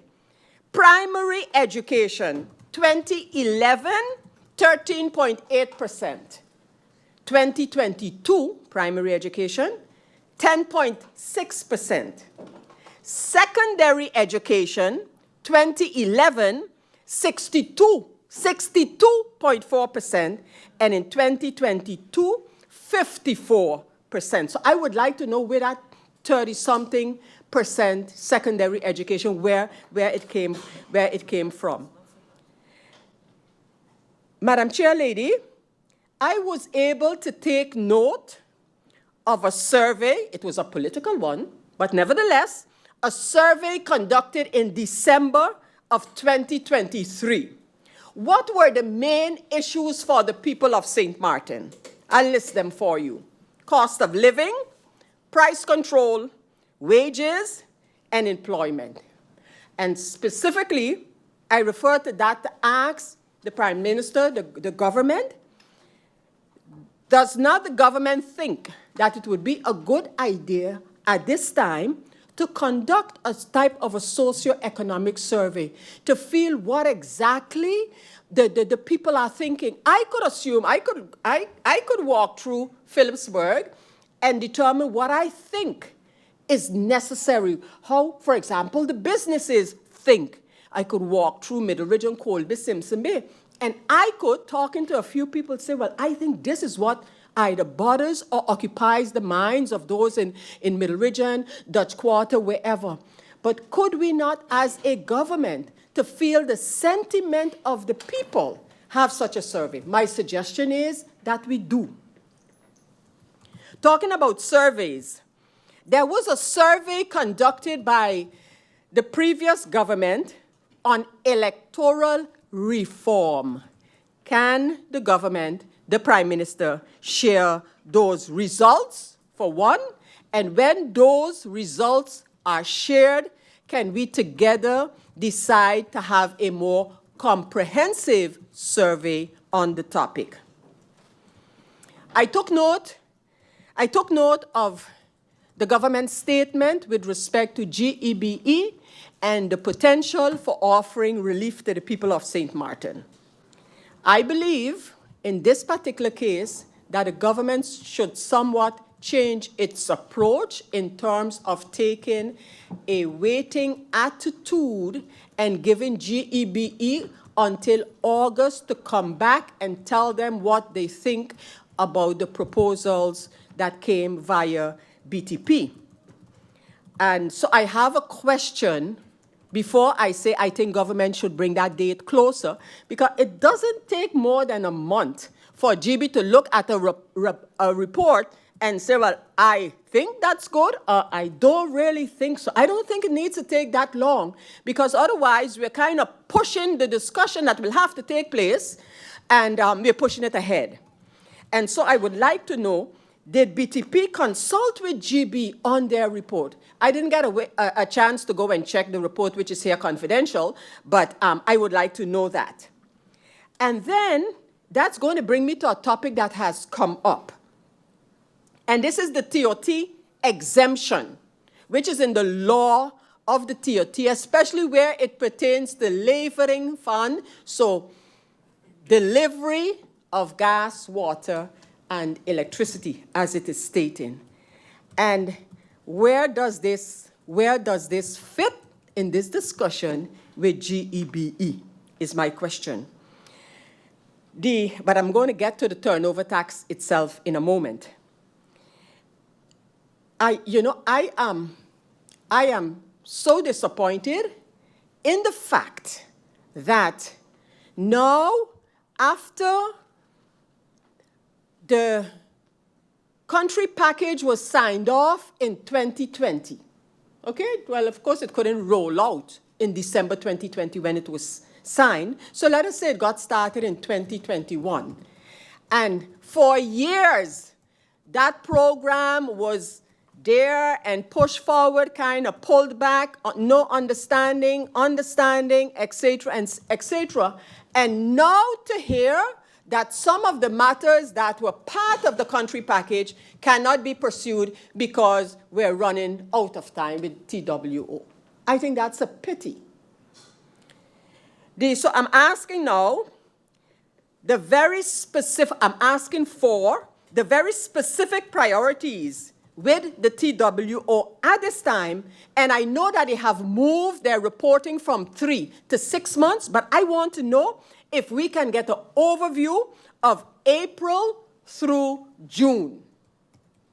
April through June. The last one was September 24 to March 25. Could we get a sort of intermediary reporting of what and where we are?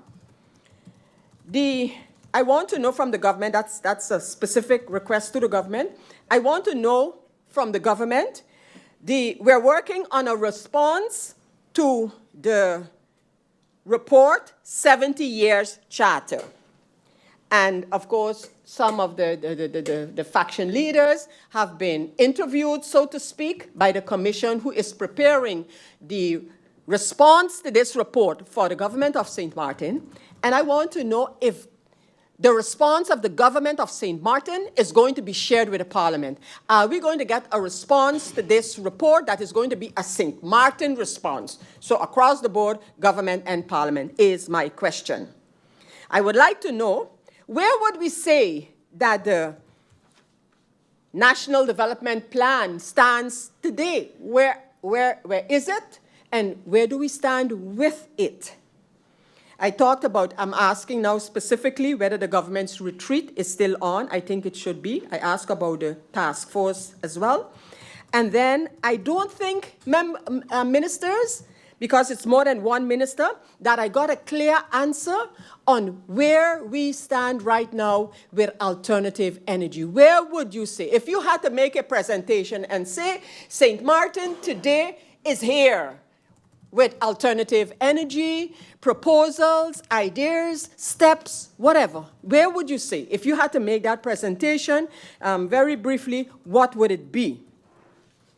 What about all the changes that had to take place in the context of corporate governance? That too is something falling under the TWO.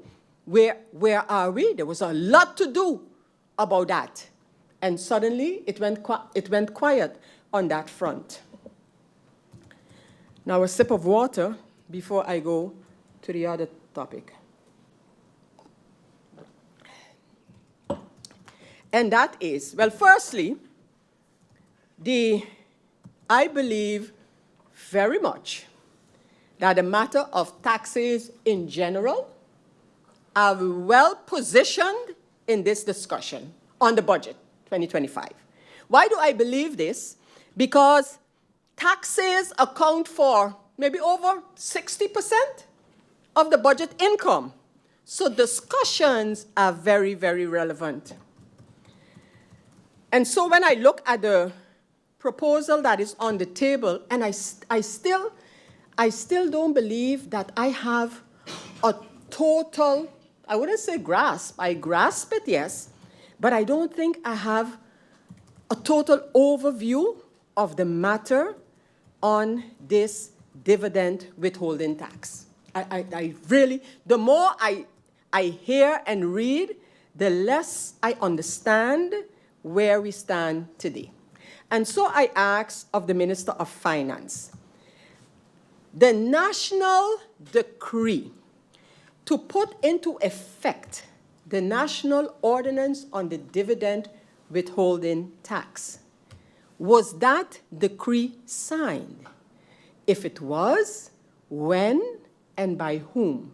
And if it was it publicized? And if it was signed and not publicized, my question would be, why? When was it decided by COM to establish this national decree? And I'm going to come and say why I'm asking these questions specifically, and I would like specific answers. But before I go in, to mention what we in Parliament have been faced with where tax reform is concerned, I want to ask of the minister, in fact, I want to encourage the minister on this matter of dividend withholding tax, whether any consultation with Curacao has taken place. Now, why would I ask that? I ask that because in the case of Curacao and St. Martin were at the same position where it pertained to taxes and other legislation that existed for the Netherlands Antilles, and if not repealed, remained in existence for the government of St. Martin and the government of Curacao. What do we see in the case of Curacao? Firstly, Curacao was faced with this same law. However, there was another agreement between the Netherlands and Curacao regarding taxes. So what do you see following 2010, where the matter of dividend withholding / profit tax is concerned, that Curacao, one, had that particular dividend withholding tax, then they changed it and they established different guidelines along with the Netherlands on withholding taxes. Then they updated that one again. So I'm asking the minister, if you have not even, just ask for an overview of what has transpired on Curacao with respect to the 2000 dividend withholding tax. I have it here for you, Minister, and I can provide you with it. But it gives to me, it shows that we cannot, as I said before, just take up this 2000 law and put it into effect on St. Martin. Consider that St. Martin, too, has a regulation with the Netherlands regarding taxes that has just been updated and approved by the government of St. Martin, and it should be coming to Parliament soon. Is that so? I know it is so. So we need to look at St. Martin tax regulation with the Netherlands and to make sure that any law on withholdings, dividend or otherwise, takes this into account. We talk about Aruba and their dividend withholding tax.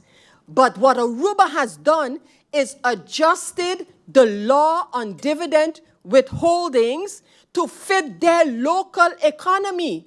In fact, the corporations on Aruba are exempted to such an effect that a corporation that receives dividends from a company on Aruba but actually operates out of the United States challenged the Aruba government for having exemption for Aruban corporations. And the courts agreed with the Aruban government that they can have that distinction. All of these things have taken place on the basis of the same law that we're talking about. St. Martin needs to take it into a bigger consideration. Minister, I'm just asking if in your preparation to come back to Parliament, and I hope the whole tax overview, that these things can be taken into consideration. I don't need an answer, Madam Chair Lady, tonight on that, and whether the minister has a chance to check what happened on, or what is, the process on Curacao. But I want the minister to take this along before coming with a proposal to Parliament on this matter. Minister, we received in Parliament overview on several occasions of tax reform. Minister, Madam Chair Lady, I am going, just because I compiled it, I'm going to share it with the minister, because a lot of it is from before the minister time. A lot of it is from the previous Minister of Finance. And even in what Parliament has received, you see contradictions. You see, repeal this, keep this, later down, don't repeal this. we see where different proposals, going back to the year 2021, I believe, coming from government, and the proposals on tax and tax reform differ from minister to minister. So, Madam Chair Lady, I think that's what I'm going to do. However, what the minister would notice from all that has been sent to Parliament, let's say I have them from 15, 16 too, because now in some of the papers we're seeing that the paper for tax reform from 15, 16, I'm talking parliamentary years, that's why I'm mentioning 2 years, that's basically the basis for what all is happening now. So we have 2015, 2016, we have another set in 2021, we have in 2023, and then when I look at, and in some of them, Minister, we are seeing dividend tax repealed, so to be abolished, and in other proposals not. I'm talking about those that were here at Parliament before. We see some other ideas for revenue generating, excise duty on diesel, alcohol, tobacco, soft drinks, the gaming tax, real estate tax, transaction tax. We see how the profit tax should be reduced in phases from 34 to 22 to 15 to be abolished eventually, simplify the structure. We see wage and income tax to be capped, reduced top rate to 35%, eliminate. All of these kind of things are different proposals that have come to Parliament, and there are more. I'm going to share the whole overview with the Minister for her to get a picture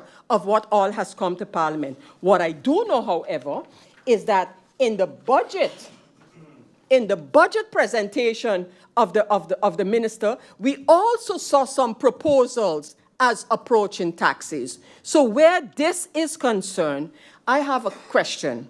We have asked to receive the government's position on tax reform, and we received it. We received it. Thank you, Minister. From your ministry, we received it. This phase 1 and phase 2 document. All I need to know tonight is that the document, is that the base document from which discussions will take place? Yes or no? Was this, I asked and understood, this was approved by the COM. When was this approved by the COM? When was this approved by the COM? And could we then say,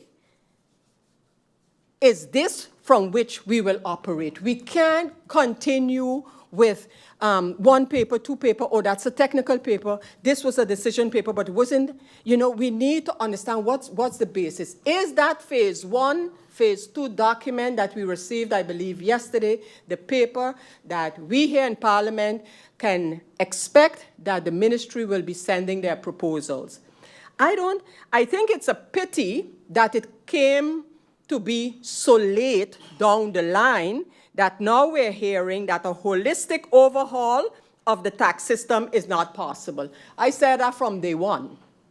I said from day one that if that's going to be our approach, it's not going to work. Why? Because we have seen it failed time after time. The more elaborate we try to come with a tax proposal, the more it was not possible to happen. So, Minister, I totally agree with you. No whole tax system can come at the same time, no whole overhaul of the tax system. That is in line, that can be the case. That's in line with the government program. Incremental. Minister, bring your incremental proposals. I know you have several of them. Let's deal with them. The matter of revenue, how you're going to get revenue, that is the discussion we can have about whatever form of revenue, because I hope that you don't find yourself with a dividend tax trying to do what others have tried when they put an amount in the budget for the tourist tax without the preparation, without the analyzation. We see where they put the sale of shares for Winair in the budget. Same thing there. So we're gonna go about this, Minister, in a proper way. So incremental and all the ideas, Minister, that you presented to us in your budget, I look forward to seeing those happening. The matter of the TOT. Minister, we have a so-called aanschrijving in 2016 for the TOT. This aanschrijving is about something that I clamored with the previous ministers of finance about fixing the loophole. They didn't like me to call it that. But anyhow, in the profit tax legislation, because inadvertently found non-profit, mind you, foundations and associations were kind of lumped together when the change to the profit tax was made.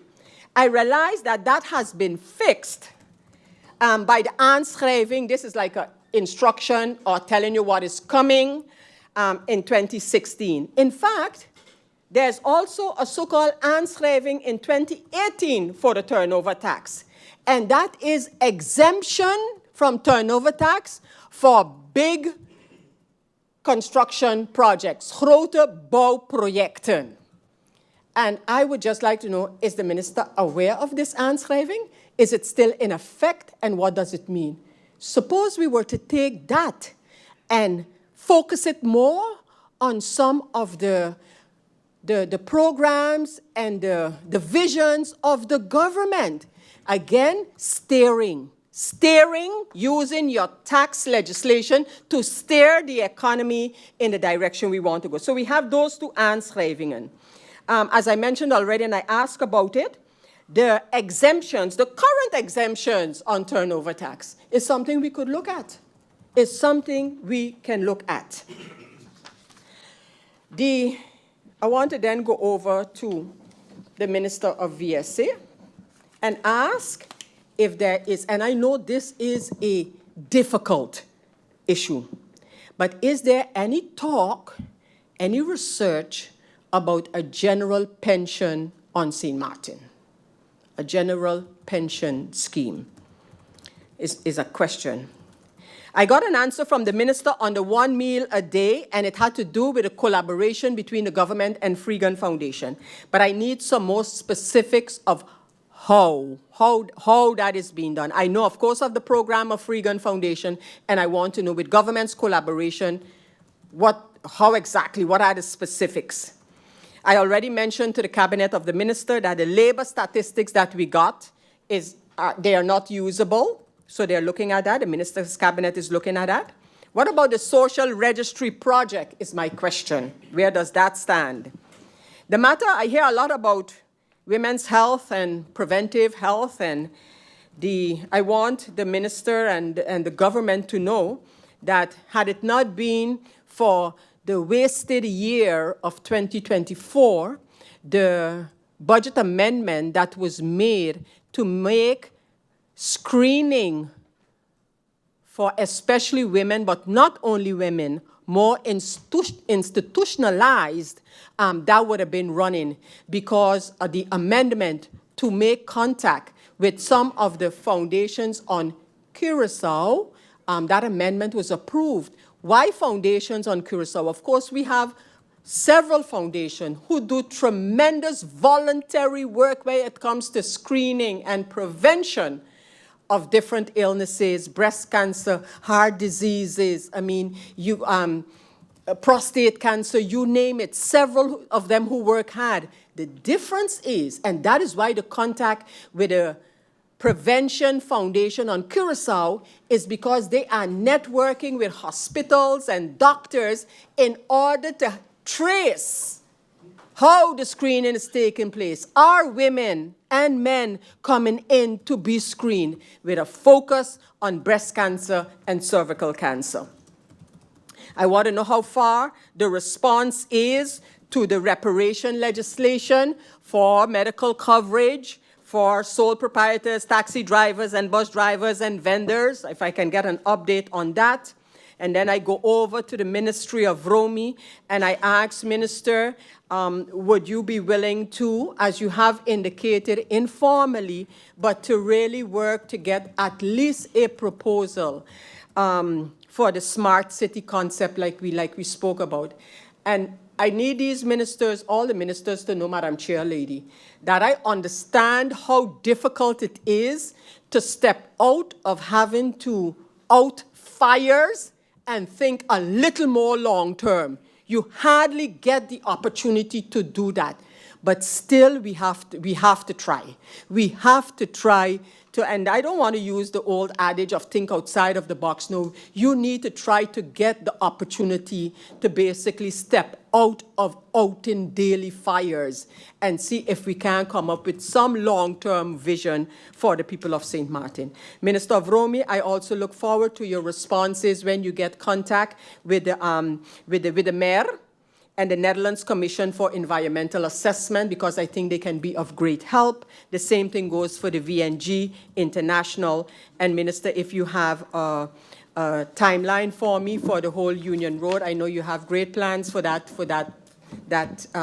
location there. So if you can give me somewhat of a timeline. And then the Minister of ECYS, I would like to work with the ministry, Parliament, not I, Parliament would like to work with the ministry in updating and possibly digitalizing the two national books. One, Know Your Political History and National Symbols of St. Maarten. So I just want this to be noted in this meeting, and I will follow up with the ministry. The Ministry of TIAT, Minister, can you, through you, Madam Chair Lady, can you provide us with a general business profile of St. Maarten? Like, this is our, so much in this business sector, so much in that business sector in terms of companies, licenses that we have, just a global overview in, and again, that is not something I expect to get before this meeting ends. No, absolutely not, but I would like it noted, Minister, I know you have it too, and then, so how many, in what sector, the size is, and those kind of things. And a reminder, Minister, that you're going to check on the small and medium enterprise guarantee fund that the Netherlands had announced, and I look forward to receiving from you where that stands. And then I have a question for the Minister of Justice. Is there anything that we can do to speed up the vehicle registration? The one that then police will have it in a database and be able to check, because I think not only will that assist in terms of car theft, but also when it comes to removal of car wrecks, for example. And Minister, I see again some big numbers on wrecks, and I think that means that you're going to have a cleanup of the car wrecks again. And so I just want to see if with the vehicle registration, and again, this is another such item that you kind of need to step out of it a moment and just focus on something with a more long-term effect. And Madam Chair Lady, I think that for right now, here's where I would want to leave it. Those are not many questions. I don't expect a debate, ministers. I just would like you to take into account the things that I mentioned, and where I'm asking for an update and an overview that can be provided following this meeting, because I'll hold you to it, so I'll remind you of it every so often. Madam Chair Lady, I want to thank you for the opportunity. Thank you, Member of Parliament Wescott-Williams. The time comes now for us to adjourn for supper, but I would like to take initially a 2-minute adjournment just to discuss, to see where the ministers are in their readiness to answer before I adjourn everyone. So if you can remain here for that 2-minute adjournment, I would appreciate it very much. So meeting adjourned for 2 minutes.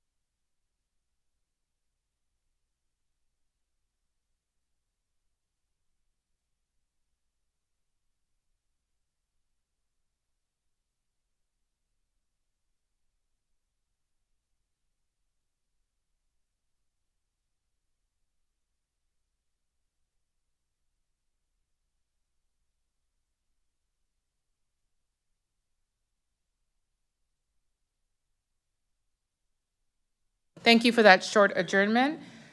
After discussion with some of the ministers, we have decided that we will return back here for 7:30 p.m. Meeting adjourned until 7:30 p.m.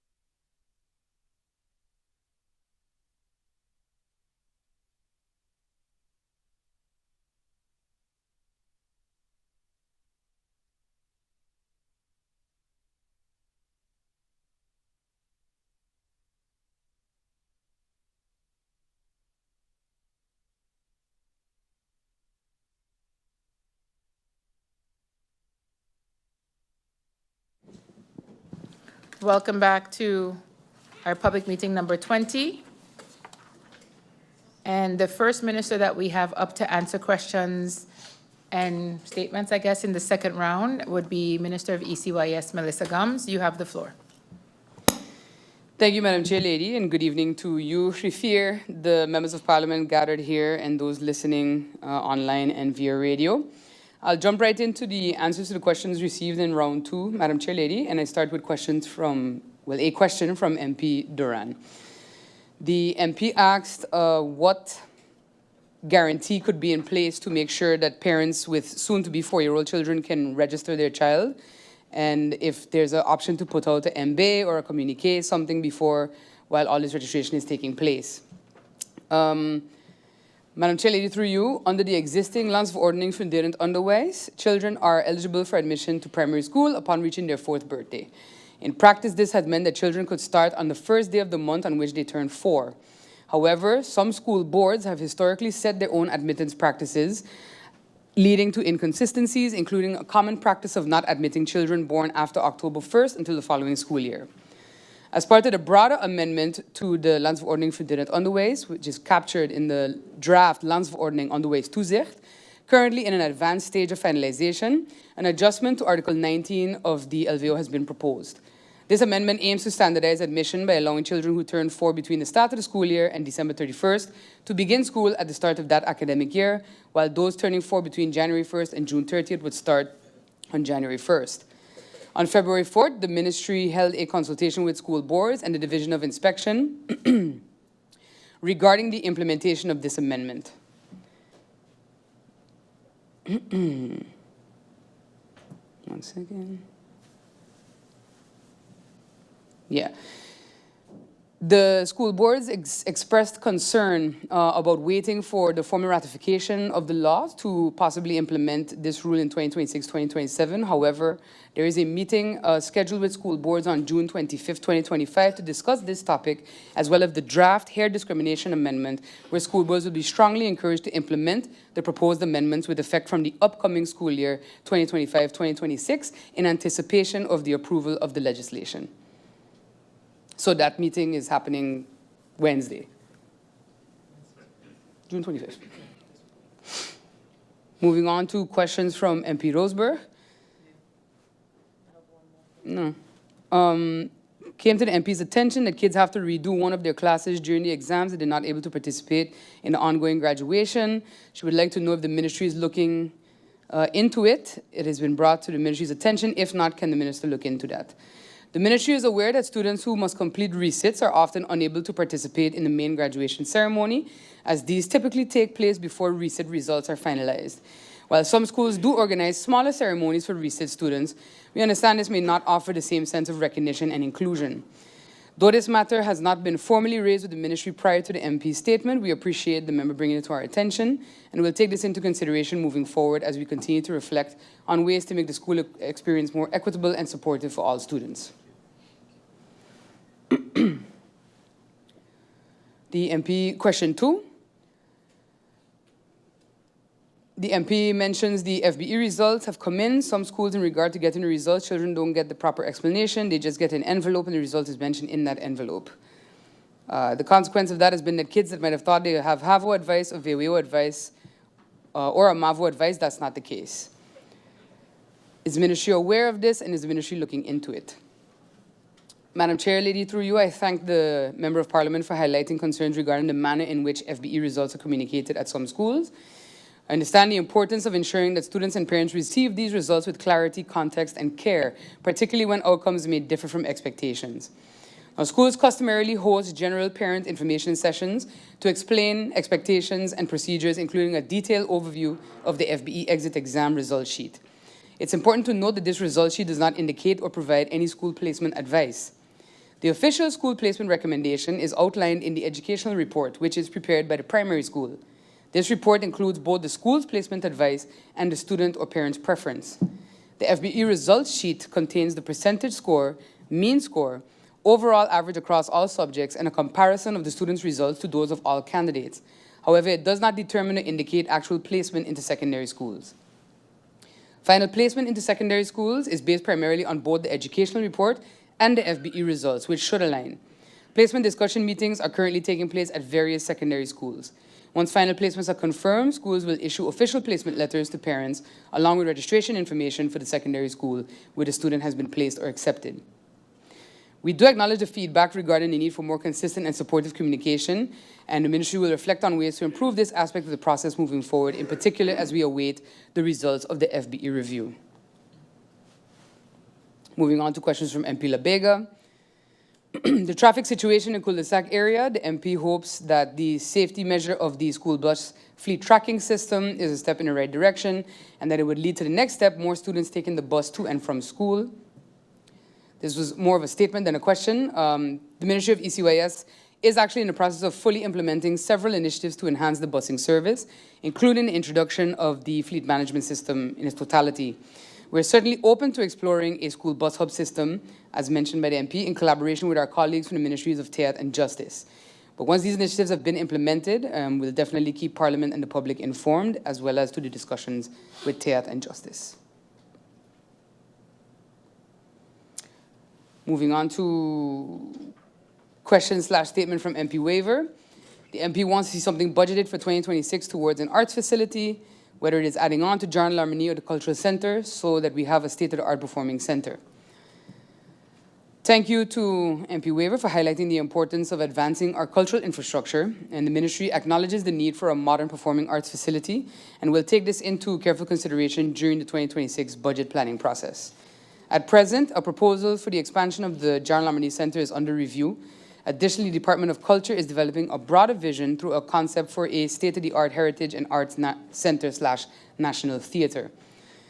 This initiative seeks to elevate our cultural offerings and create lasting space for artistic expression. Further updates will be provided as these proposals progress and as budget preparations for 2026 are finalized. And with that, I'm at the end of my answers for the questions received in round 2. Thank you, Madam Chair. Thank you very much, Minister of ECYS, Melissa Gums. I now look to the members of Parliament to see if there's any member of Parliament with clarifications for Minister Gums. I see none. Thank you, Minister. We will adjourn for 2 minutes. That way, Minister of TEAT, Grisha Heilige Martin, can come in. Meeting adjourned for 2 minutes.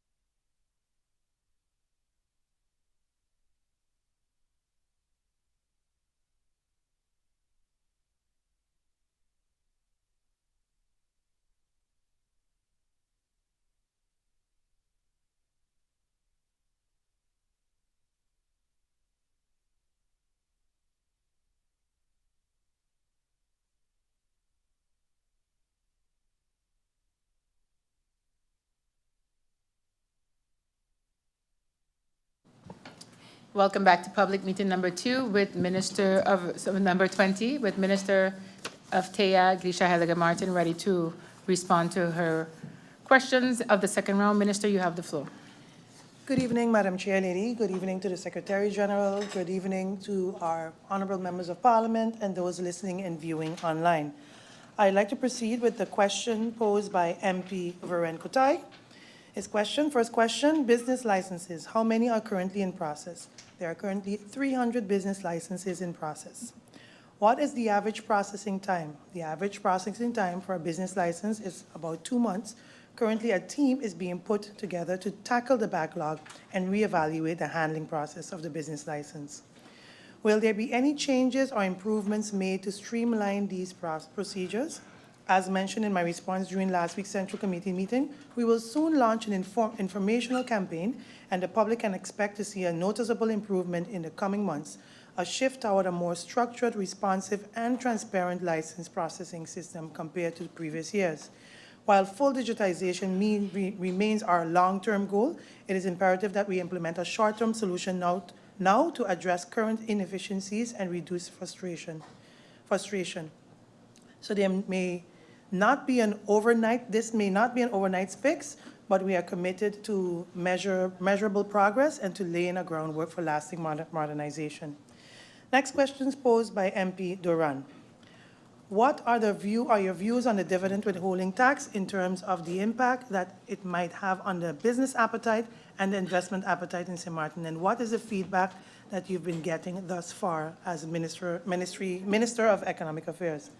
As mentioned during 1-1, when it relates to the proposed dividend withholding tax, I believe it is essential that we carefully assess the broader economic impact on all sectors, particularly the MSMEs, which form the backbone of our local economy, as fiscal policy must be balanced with our need to stimulate entrepreneurship, job creation, economic resilience, and a foreign direct investment. So I will await further discussion with the Ministry of Finance on the subject matter, as this truly is this is her area of expertise.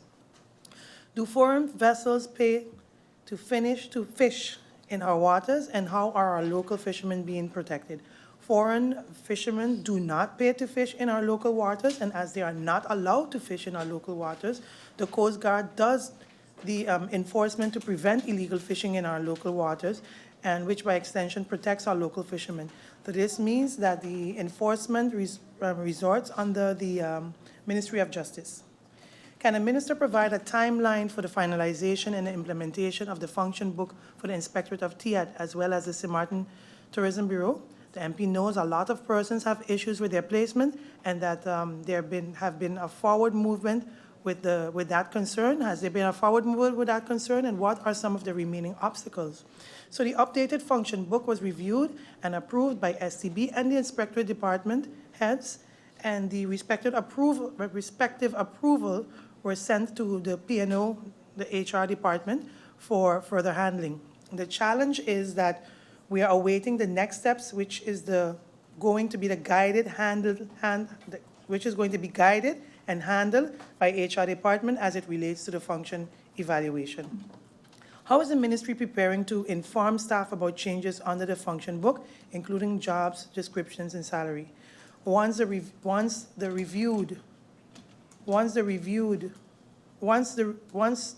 of the organizational structure has been completed and approved, the department will certainly inform the staff as to any changes by means of having a meeting, and where possible necessary, provide staff with members with a copy of their job description if the job description has changed. Next question, given the backlog in the license application, is there a fast track or a dedicated unit being implemented to expedite the processing, and would this require any additional funds to hire people, and if so, is it reflected in the budget, or is it budget neutral, and can it be done internally, and where in terms of shifting tasks is there an option, and is it being done so? Yes. A specific team will be dedicated to the backlog clearing, and we are currently exploring an internal option available to assist with the project so that it remains budget neutral, and exploring all options is where we have started and will continue to map out this approach in the coming weeks. What is the ministry's strategy to address illegal vending by the unlicensed vendors? For instance, the beach barkers. In the meantime, is there a short-term, medium-term, long-term vision to totally eradicate these situations? In the short term, so within 0 to 6 months, we have deployed teams of controllers, sometimes accompanied by local law enforcement, to conduct rapid response sweeps of known vending hotspots, removing unlicensed stands and issuing fines on a daily basis, controlling also control the most popular beaches like Great Bay Beach, Simpson Bay Beach, and Mullet Bay Beach as a preventative measures. Warning campaigns is in collaboration with the Tourist Department. We're working on publishing clear notices, both online and on-site, informing vendors of the requirements to have a permit and imminent enforcement action. And then midterm, from 6 to 18 months, we propose an administrative amendment to the National Ordinance on Public Street Trading to reduce administrative burden and digitize the application process for vending permits to enhance desk-based compliance. And in a long term, we are looking to do an integrated street vending policy, and that will be to enact a comprehensive framework under the Landsverordening openbare staathandeling that defines approved vending zones, product categories, and operating hours, establish a micro enterprise support, so training microloans to transition informal vendors into the formal economy, and then we want to embed periodic policy reviews and impact assessments within the national tourism strategy. Next question posed by MP Duran. What is the control unit's mandate, and how is compliance being ensured? So what is the mandate of the control unit? The mandate of the Inspector of the Economic and Transport Affairs, by extension Section Transport Control Unit, based on Article 14, Paragraph 2 of the Organizational Decree of the Ministry of TIAD, is 1, to ensure customer-friendly implementation and enforce of traffic and public transportation regulation while maintaining public order, and 2, to organize an administrative driving test. How is compliance being ensured? Due to short staffing, the interim focus has been on data mining, centralizing of transport-related records into a single data warehouse, risk-based enforcement, and pattern detection. For instance, focusing on controls at popular tourism spots across the Dutch side. In addition, strengthening cross-border collaboration and communication with the French side counterparts, and in other words, taking a more data-driven collaborative approach to enforcement. However, in this budget year, the department will be replacing retired outgoing staff accordingly. Next question, the marketplace. Is there a new timeline, and will this be published? And the question, and then he also stated if the MP knows that they will be communicated to the vendors, what has that been published, and can they get, and if it is ready, can Parliament get a new timeline? Thank you for that question, through you, Madam Chair Lady. Currently, we do have a fixed timeline pending final adjustments to the design. However, I can affirm that mobilization to set to begin immediately with site preparation works. However, I can confirm that mobilization is set to begin immediately with site preparation works expected to commence this week. Once revised drawings are submitted to the Building Permit Department, we will have more clarity and can provide an update and timeline as soon as possible. Next, I move on to questions posed by MP Labega. Given the situation and the relocation for the extended period to the market vendors, does the minister have any plans, which I think was already stated, that the Minister of TIAD and the Minister of Finance have been in discussions to see what can be done in compensation-wise and, if possible, for the market vendors? Yes, correct. Through you, Madam Chair Lady, we have fully recognized the challenges faced by the market vendors due to the extended relocation period, and I want to assure this body that their concerns remain a priority. Just 2 weeks ago, the Minister of Rami and I met directly with the vendors to hear their concerns firsthand, and since then, both my cabinet and the Ministry of Finance has been actively working together to explore practical relief measures. While the final package has yet been approved, our discussions are centered on identifying both financial and operational support options that can be extended to the vendors during this period. We are committed to finding a solution that brings meaningful assistance while we work towards restoring stability and normalcy for these vital small businesses. Next question. The MP encourages the minister to, a statement. The MP encourages the minister to continue to push for the betterment of our people and our tourism industry. Madam Chair, Lady, I would like to thank MP LaBega for the encouragement and recognition. The Ministry of TIAT remains fully committed to pursuing strategic initiatives that support the growth and resilience of our tourism industry, and while improving economic opportunities and quality of life for all our people. We will continue to work collaboratively with Parliament, stakeholders, and the public to ensure that our efforts translate into tangible progress for the country. Next, we move on to questions posed by MP York. Regarding the exit survey, moving forward as it pertains to the major events, the 55-year of Carnival is one. The MP would like to know, seeing that we're going into the 55-year, what is the plans for the minister as it pertains to attracting more foreign tourists to the island for 55 years, looking at the examples like St. Lucia, Trinidad, where it's a regional thing and not an island thing, and what other steps that the minister is taking for St. Maarten down that route, and if that's the goal. Or is the exit survey on Carnival 2020, are there any exit surveys on Carnival 2024? And what will the minister be doing moving forward as it pertains to Carnival year 55 and moving forward? Targeted marketing will start this year, 2025, to promote Carnival to attract more visitors in the Caribbean region, Europe, USA, and Canadian market.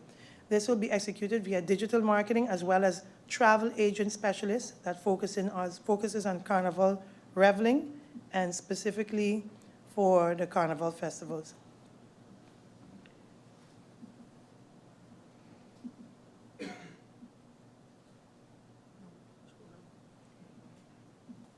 The MP would like to know from the minister, is there going to be some kind of cohesion in the way information is gathered, vetted, and decisions are being made moving forward pertaining to the various events and event organizers, or are they moving forward to a structure where expectations can be managed?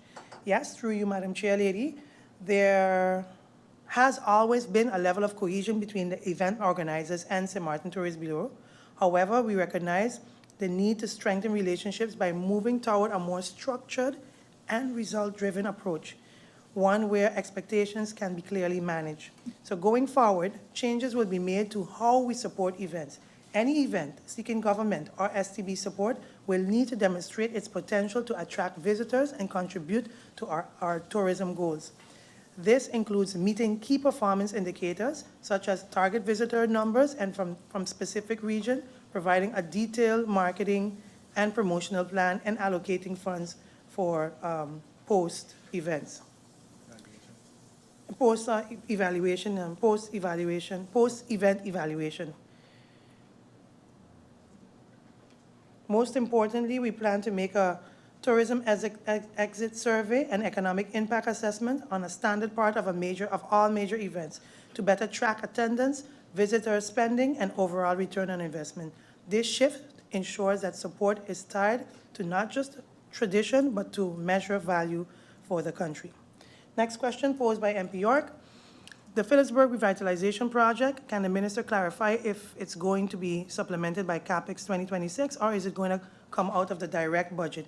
Which budget post is it going to be subtracted from, and will it be a total cost of a revitalization project?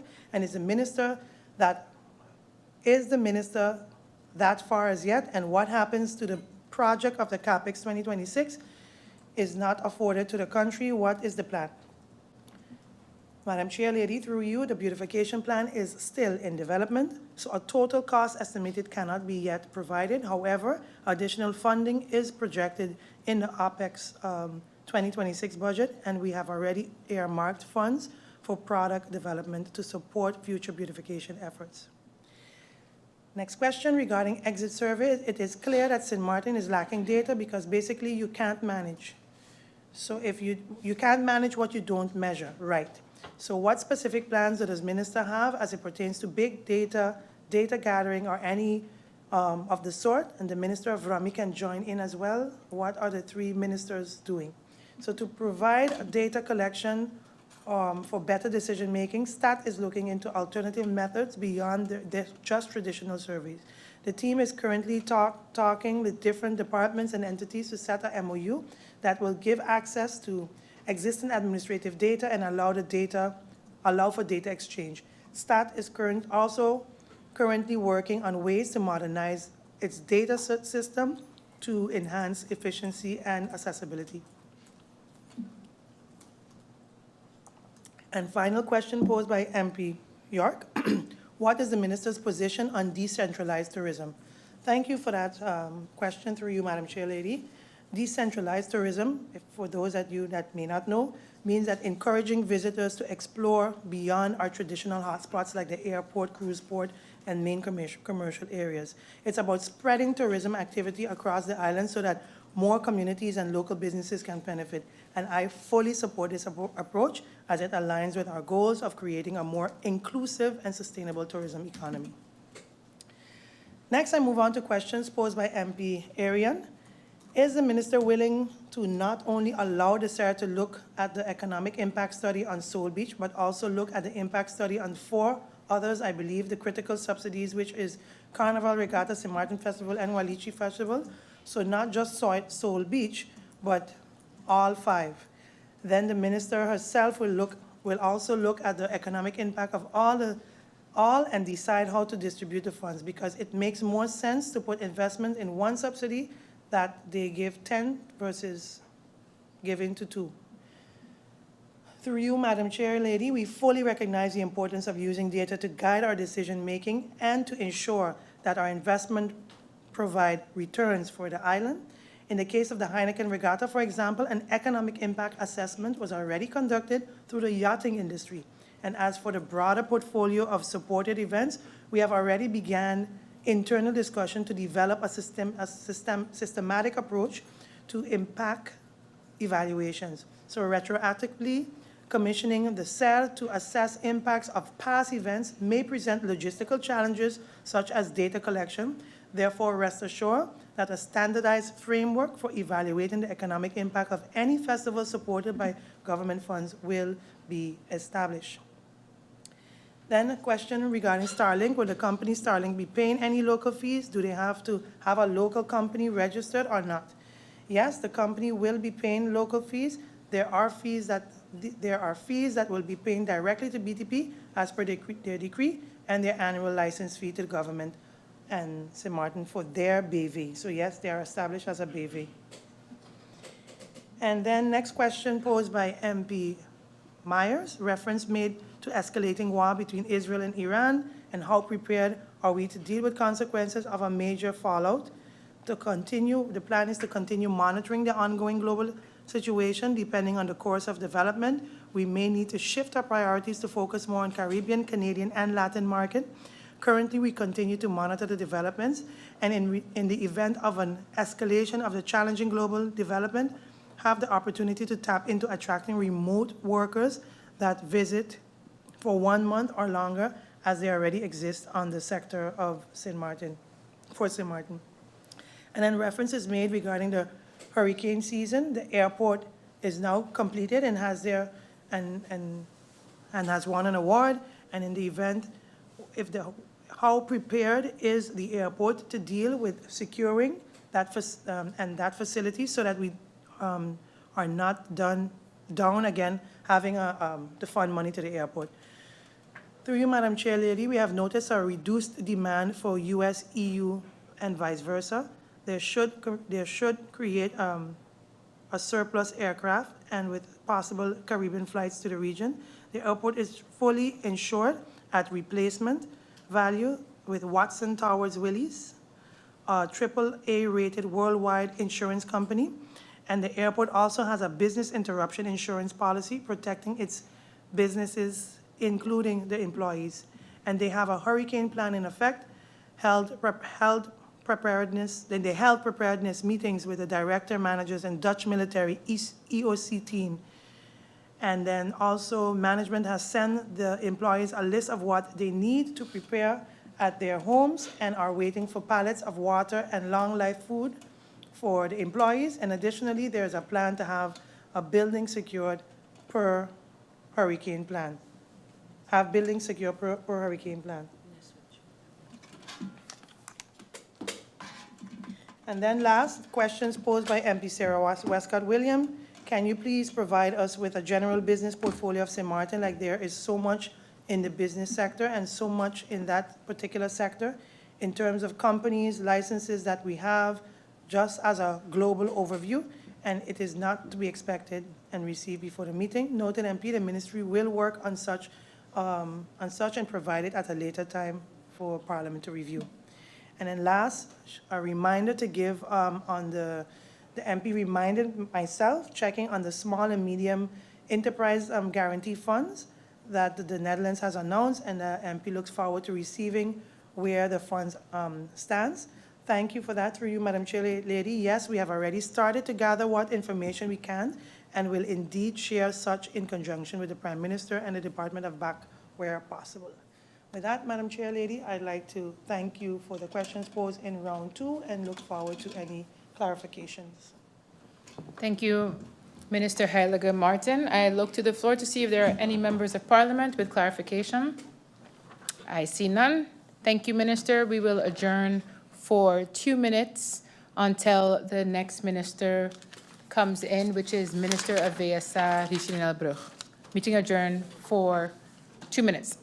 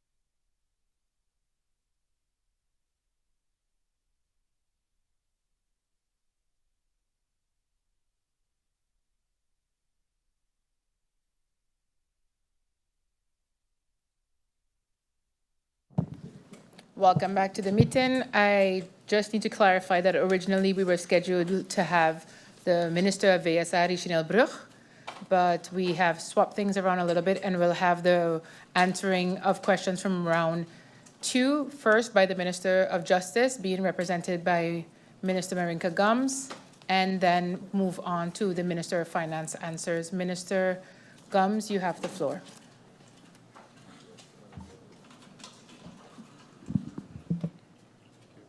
Good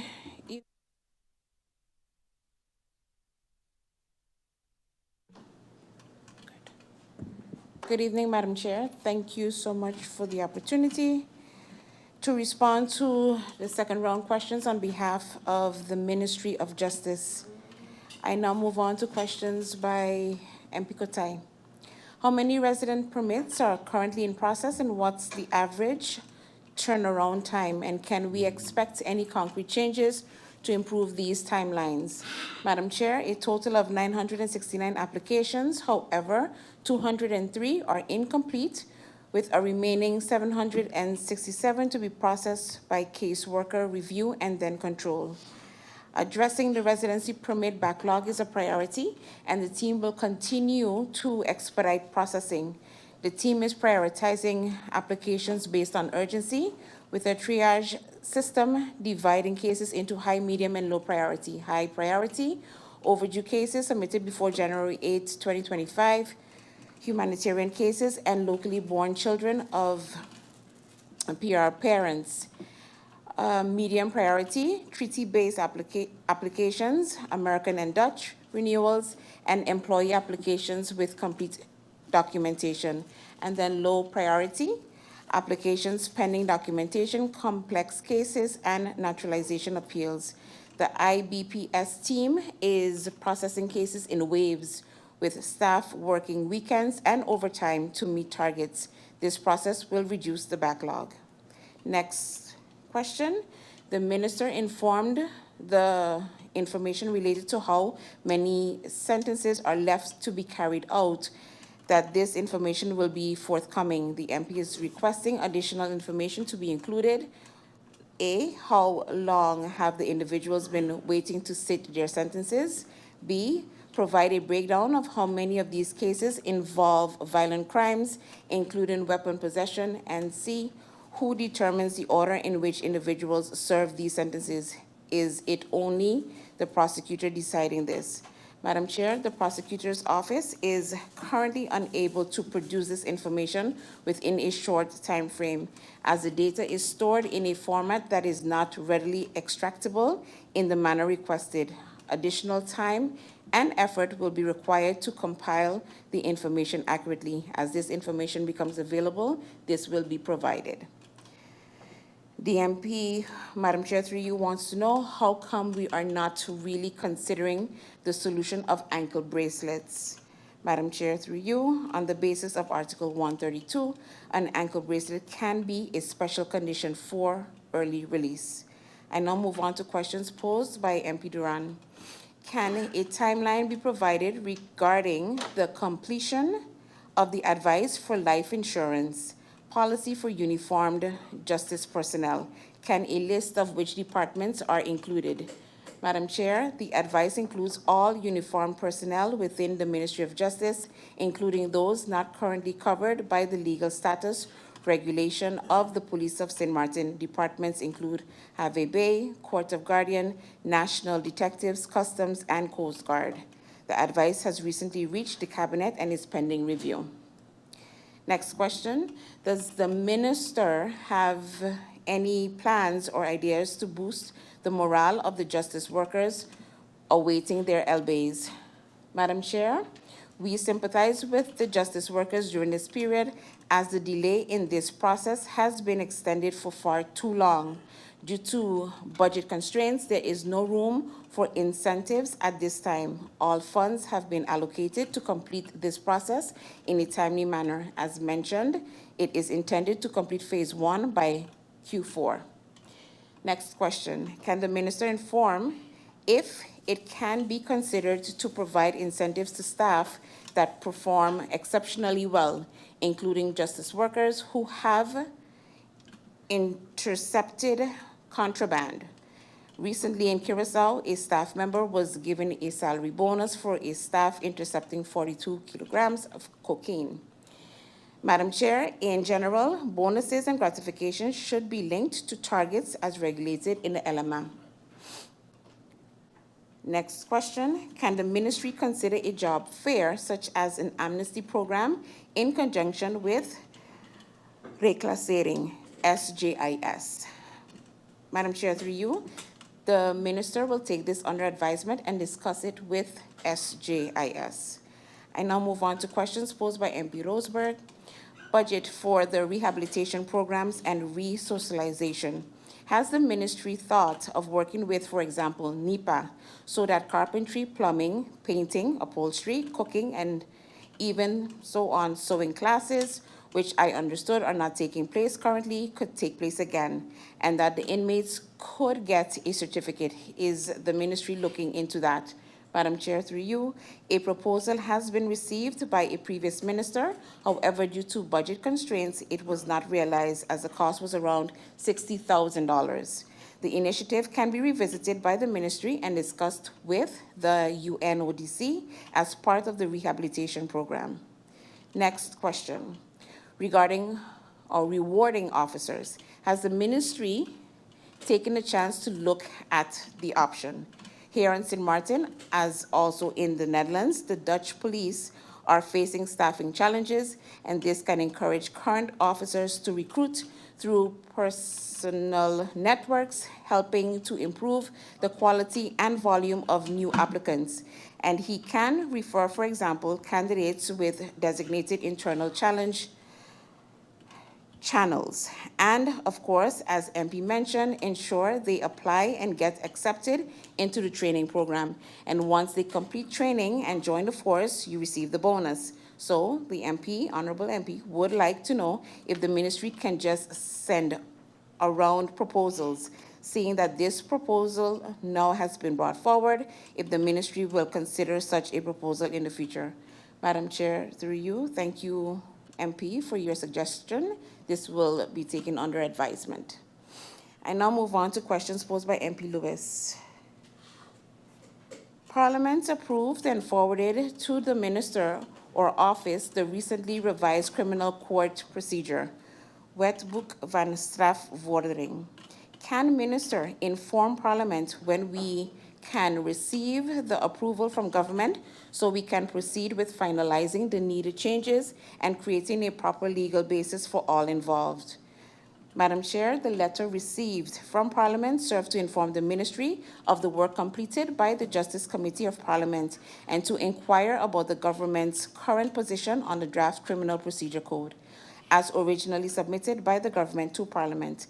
The minister is currently in discussion with her counterparts in Aruba and Curacao, both of whom have since approved the draft in their respective parliaments. Due diligence is being exercised before formally responding. I now move on to questions posed by MP York. Do we have an ankle bracelet policy or do we have an early release policy? Can the minister clarify and explain? Madam Chair, we do not have an ankle bracelet policy. However, we do have an early release policy.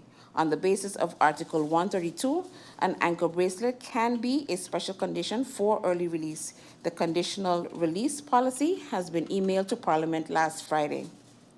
Next question. What about the overview for the expected LBAs, a tentative date, a tentative schedule, and when these batches can be expected? These are the least that can be provided to the justice workers at this point. Madam Chair, the remaining justice staff from KPSM, IBPS, including all 95 staff members of the prison, have been sent for validation, which requires meticulous calculations. The Ministry of Justice is optimistic about meeting its projected timeline for the completion of all national decrees and financial transactions, with expectations set for finalization by the conclusion of the fourth quarter of 2025. The ministry is committed to maintaining transparency and efficiency throughout this process to achieve its goals within the specified timeframe. And final question for the prison. The MP asks if St. Maarten can handle the added cost of said detention center because we had a number of 495 guilders per day right now for 80 inmates and soon a bit more than double that. Does St. Maarten have the funds to carry such a bill? Where would these funds be coming from? Madam Chair, the calculation of 196 inmates was based on a ceiling of what the country can realistically afford in terms of operational costs. Even this number will be phased in gradually, aligned with budgetary realities and the ability to sustainably manage associated costs. As such, the full capacity will not be utilized all at once, and operational expansion will be carefully paced to avoid placing unsustainable pressure on the national budget. That comes to the end of the questions in the second round on behalf of the Ministry of Justice. Thank you, Madam Chair. Thank you, Minister Gums. I don't have to look to the floor. I see that the first MP who would like the floor for clarification is MP York. You have the floor. Thank you, Madam Chair. Once again, good night to yourself. Good night to the Minister and her support staff and the viewing public. Minister, I just have one clarification. Via you, Madam Chair, the Minister spoke on my question as it pertains to the schedule, the tentative schedule for the LBAs, and the Minister used the word transparency, and all I asked for was a schedule, but I got as answer, yeah, things should be done by the end of the fourth quarter. That's not a schedule, Madam Chair. So can the Minister clarify, give a bit more clarity to what can be expected from the various batches moving forward, and not just an end date, but between now and then, what can the justice workers and when can the justice workers expect tentatively which batches will be issued when and when? Thank you, Madam Chair. Thank you, MP York. MP Duran is the next MP for clarifications. You have the floor. Thank you, Madam Chair Lady. Thank you, Acting Minister of Justice, for the responses provided. I want to commend the ministry for the step towards ensuring all uniformed officers with respect to life insurance. I really think that this is a great step. I do have a little concern with the response provided, Madam Chair, with regards to the incentive or the potential bonus for a custom officer. I know very well how it's regulated in LMR. What I was asking, Madam Chair, in case I wasn't clear, if any sort of thought would go into looking for a way to incentivize for custom officers that intercept large quantity of drugs as sort of a bonus. Madam Chair, I'm talking about persons that are on scale 4, which is little to nothing. Again, I know they all take an oath, but if there's a way and mean to incentivize when they get big fish or make big catches, I think that that would limit the corruption. Because it's sad to see sometimes that our men and women fall in the trap for being desperate for certain things and seek other ways and means to generate income. So in case my question wasn't clear, I hope that this part is clearer and that I can get a response if the ministry is willing to think about it. I think that for too long we do things how they were done and expect a different result. I gave a clear-cut example of what is being done in Curacao, which we all have uniform laws. So I would like to know through you, Madam Chair, once again from the Minister of Justice, if this offer of this option can be considered. Thank you very much, and thanks for the responses provided thus far. Thank you, MP Duran. I see that there are no other members of Parliament with clarification. So I will allow the Minister of Finance or Minister of Justice at this moment, Marinka Gums, to proceed with answering the questions from to the Ministry of Finance, and then we can return to the answers to the clarification of Minister of Justice. So Minister, I will adjourn for 3 minutes while you prepare yourself with the answers from the Ministry of Finance. Meeting adjourned for 3 minutes.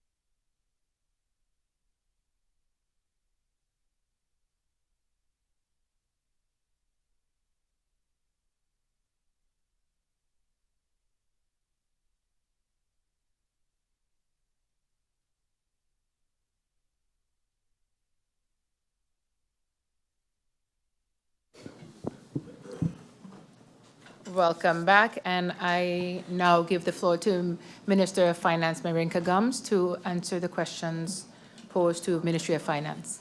Minister, you have the floor. Thank you, Madam Chair, for the opportunity to respond to questions posed in the second round to the Ministry of Finance. I move on to questions from MP Kotai. How many foreign shareholders currently remain in our system regarding the point that foreign taxpayers may leave the jurisdiction shortly after receiving their dividends? How many such cases have we actually faced? Is there data to support that these shareholders collect dividends and subsequently divest their holdings in these companies? Madam Chair, through you, as previously stated, there is no specific data available. However, this is based on common knowledge and professional experience as communicated by the tax administration. It mirrors the very example you mentioned regarding villas being rented by individuals residing abroad who do not contribute to the local tax system. Similarly, it is significantly more challenging for the tax administration to follow up on individuals living overseas who owe taxes to St. Maarten in any form. These are the shared sentiments of our tax professionals, many of whom have years of experience in this field. Given the current limited staffing and resources within the tax office, they simply do not have the capacity to pursue foreign-based shareholders effectively. The introduction of withholding at the source will serve as a practical and effective mechanism to address this gap. Next question, the MP stated that the upfront payment of tax on dividends via the dividend withholding tax law will improve the country's liquidity position. By the same logic, it will proportionately worsen the liquidity position of local shareholders. Madam Chair, through you, this introduction will not worsen the liquidity position of the shareholders. It is important to bear in mind that if they do not pay the tax at the time of the dividend distribution, they would still be required to pay it in full when filing their income tax return. Next question. Rather than imposing additional measures, can this dividend withholding tax be applied exclusively to foreign shareholders and not penalize local shareholders at all? Madam Chair, through you, thank you for your suggestion, Honorable MP. While this is indeed a possibility, it would require businesses to provide detailed information on each shareholder's registry or residency status yearly, which would not only complicate the calculation and processing for the tax administration, but also result in additional administrative work for the businesses themselves and the tax administration. I fully understand the intent behind the MP's proposal, but in practice, this approach may prove to be more impractical than effective. Once again, I would like to emphasize that this is a partial withholding. Only 10% is withheld at the source, not the full 18.75% that is ultimately due by the shareholder under the dividends withholding tax. As you yourself stated, Honorable MP, wage tax and turnover tax are our largest sources of government revenue. In fact, wage tax is the single largest revenue generating measure we have. If we are serious about reducing profit tax and wage tax across the board, then it is essential that everyone contributes their fair share. Only through broadening the tax base and improving compliance can we create the fiscal space to responsibly reduce the burden on both businesses and working citizens. Next question. The Honorable MP mentions that this will impact the liquidity because profits does not always mean liquidity. Madam Chair, through you, while it is true that profits do not necessarily equate to liquidity, dividends do, as the payment of dividends indicates that a company has the actual liquidity available to distribute them. Dividends are, by definition, paid out in liquid form. In the same way that every employee in St. Maarten has wage tax withheld from their salary, regardless of whether they have additional income. Not every citizen receives dividends or holds shares in a company. Therefore, if we are speaking about fairness across the board, it is only responsible that those who are in the fortunate position to receive dividends also have at least 10% withheld, just as is done with wage tax and the average working class or working citizen. Next question. In our small community, most businesses are small businesses, and the shareholders are the ones working on the floor of these businesses day in and day out. They have paid their wage taxes monthly, and they have paid their turnover taxes monthly. Now, at the end of the year, a burden which affects their own cash flow sends a heavy hammer signal.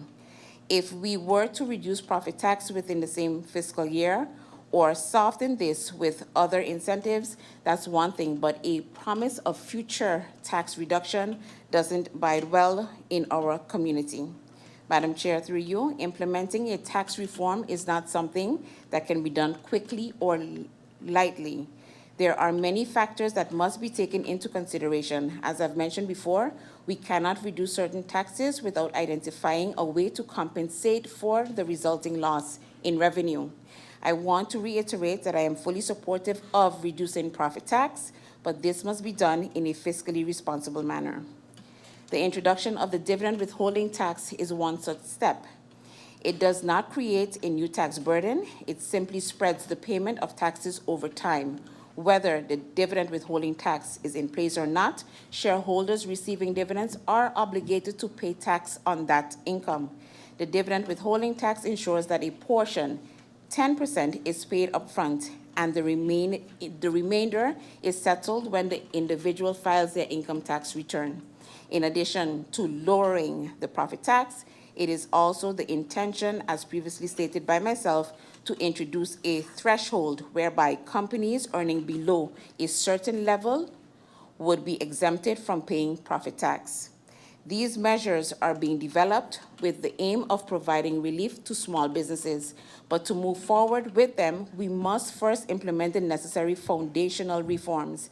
These steps are all interconnected and designed to ultimately benefit the very businesses we are trying to support. The measure will broaden the tax base. Once we are collecting from everyone, we can provide relief to our own. Next question. It was also mentioned that the current system cannot handle the dividends withholding tax. Will this be done within the next 6 months? And has the tender gone up? The Honorable MP Irion and MP Duran also had a question about the system. Madam Chair, through you, as provided during my clarification answer, I will repeat the same answer. The current system does not include a dividend tax module. It currently supports business and income tax functionalities only. To implement the dividend withholding tax, we will need to add a dedicated module. This module will be financed through the TWO budget, as it falls under the scope of the tax reform project. The addition of a module should be possible within the next 6 months. The module will be essential for issuing the necessary assessments. Please note that in the first year, the forms are key to facilitate payments, while the assessments typically follow in the subsequent year. As everyone is aware, the tax administration currently has a backlog in processing assessments, and we are presently working on finalizing assessments for the year 2022. Therefore, although the module is indeed necessary, there will still be some time before assessments related to the 2026 tax year need to be issued. Nevertheless, through you, Madam Chair, as the Minister of Finance, I fully acknowledge that effective implementation of any new tax measure requires adequate administrative capacity. That is why the tax administration is currently engaged in preparing the necessary systems, procedures, and legal framework to ensure the smooth and fair introduction of the dividend withholding tax.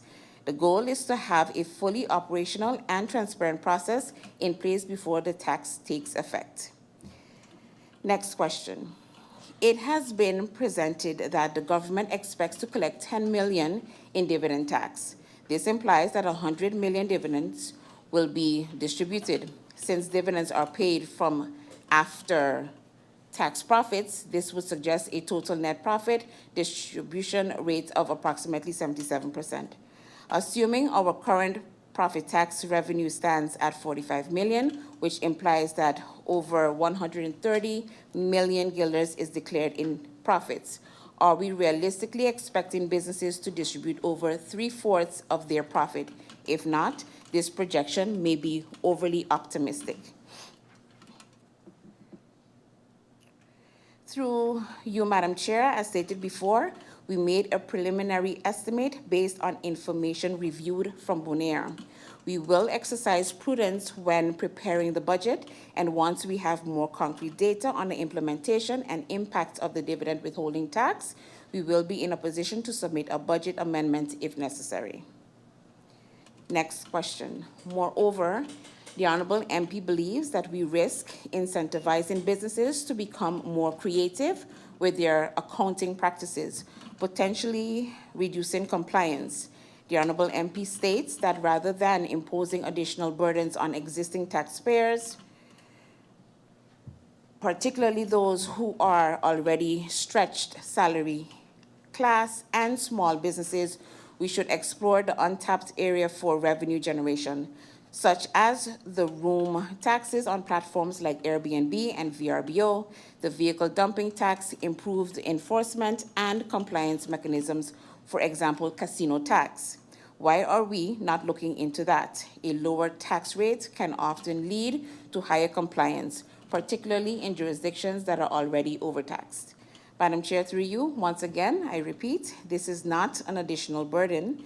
The Honourable MP mentioned the need to explore untapped areas such as the room tax. I would like to point out that the room tax applies to both locals and foreigners, as many locals are also active in short-term rentals, including platforms like Airbnb. Compliance must be enforced across the board. A dedicated working group is currently focused on improving room tax compliance, but identifying the actual property owners is not always straightforward. As I've previously stated, Airbnb will not withhold taxes without proper legislation in place. Their current priority is data sharing, not withholding, and for both objectives, reliable data is essential. Additionally, the tax reform includes the exemption of turnover tax for casinos, and that legislation is currently being drafted. This is also part of the broader tax reform initiative. I want to remind everyone that we are committed to reducing the profit tax, and when that happens, all businesses will benefit. I understand that this measure may seem unpopular now, but to reach the popular outcomes, we must be willing to make some unpopular decisions along the way. This is not an additional burden on businesses. It is simply the withholding of a tax that is already owed by shareholders on distributed dividends. I now move on to questions posed by MP Duran.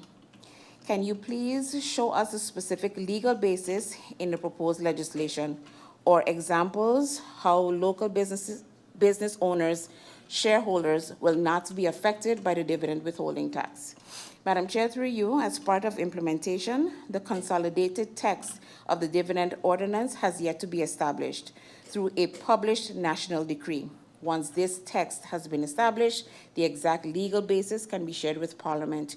To do so right now would be premature. Furthermore, through you, Madam Chair, I want to clarify that I never stated that local taxpayers would not be affected. As I have consistently mentioned in all my responses, and I will repeat, everyone who receives dividends is already required to pay taxes on those dividends under the current income tax legislation. There is no additional tax burden on local businesses. I repeat, there is no additional tax burden on local businesses, nor is there an additional burden on shareholders. The dividend withholding tax, much like the wage tax, simply ensures that 10% is withheld at the moment dividends are paid out. It is not a new or additional tax, but rather a mechanism to improve compliance with an existing obligation. Through you, Madam Chair, I continue to hear calls for improved compliance and see motions filled with well-intentioned aspirations. Yet, now that I am bringing forward legislation that is both practical to implement and specifically aimed at increasing compliance, there appears to be hesitation and a focus on finding reasons why it may not be suitable. This contradiction is concerning, especially when we all agree on the importance of enhancing compliance and strengthening our revenue system. Allow me to be clear, Madam Chair, I stand firmly behind this proposal. I truly believe it will not only enhance compliance, but also contribute to a more level playing field for all taxpayers, both local and foreign. In addition, this measure will help ensure that we can ultimately provide relief to all citizens of St. Maarten, and I emphasize on all. That said, I absolutely hear and respect the sentiments expressed by members of Parliament. It is important that this measure is clearly understood and well communicated. For that reason, I look forward to returning with the tax specialist and revisiting the implementation plan to ensure transparency and alignment moving forward. Next question. The minister mentioned a projected revenue from the dividend tax. Was this estimation reached, and does it realistically account for the possible business backlash? Madam Chair, through you, the estimation is just that, an estimation. The actual amount to be included in the budget can be determined when we are discussing the 2026 budget. We may even decide to include zero and instead assess the actual collections before making any adjustments in future years. However, it's important to note that taking this conservative approach would limit our ability to incorporate the cost-cutting measures that have been proposed on the floor of Parliament. Next question.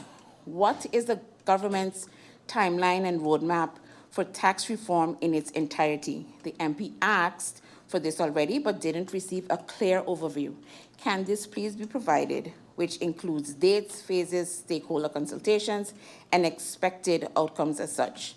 Through you, Madam Chair, as previously stated, and I will repeat, we are still awaiting the sharing of the necessary tax data as we are in the process of doing this. Once that data is received, it can be analyzed and it can be incorporated into the legislation, allowing for informed decisions to be made regarding which measures should be prioritized, the applicable rates, how the components should align, and the timeline for the implementation. Only then can a clear and structured plan be presented. Next question. The minister previously mentioned a few areas of reform. Can you provide a complete list of taxes that are currently under review? The minister keeps saying that the former administration approved this phase 1, but she herself has explicitly stated that she does not and will not repeal the tax holiday, which is also part of phase 1 and 2.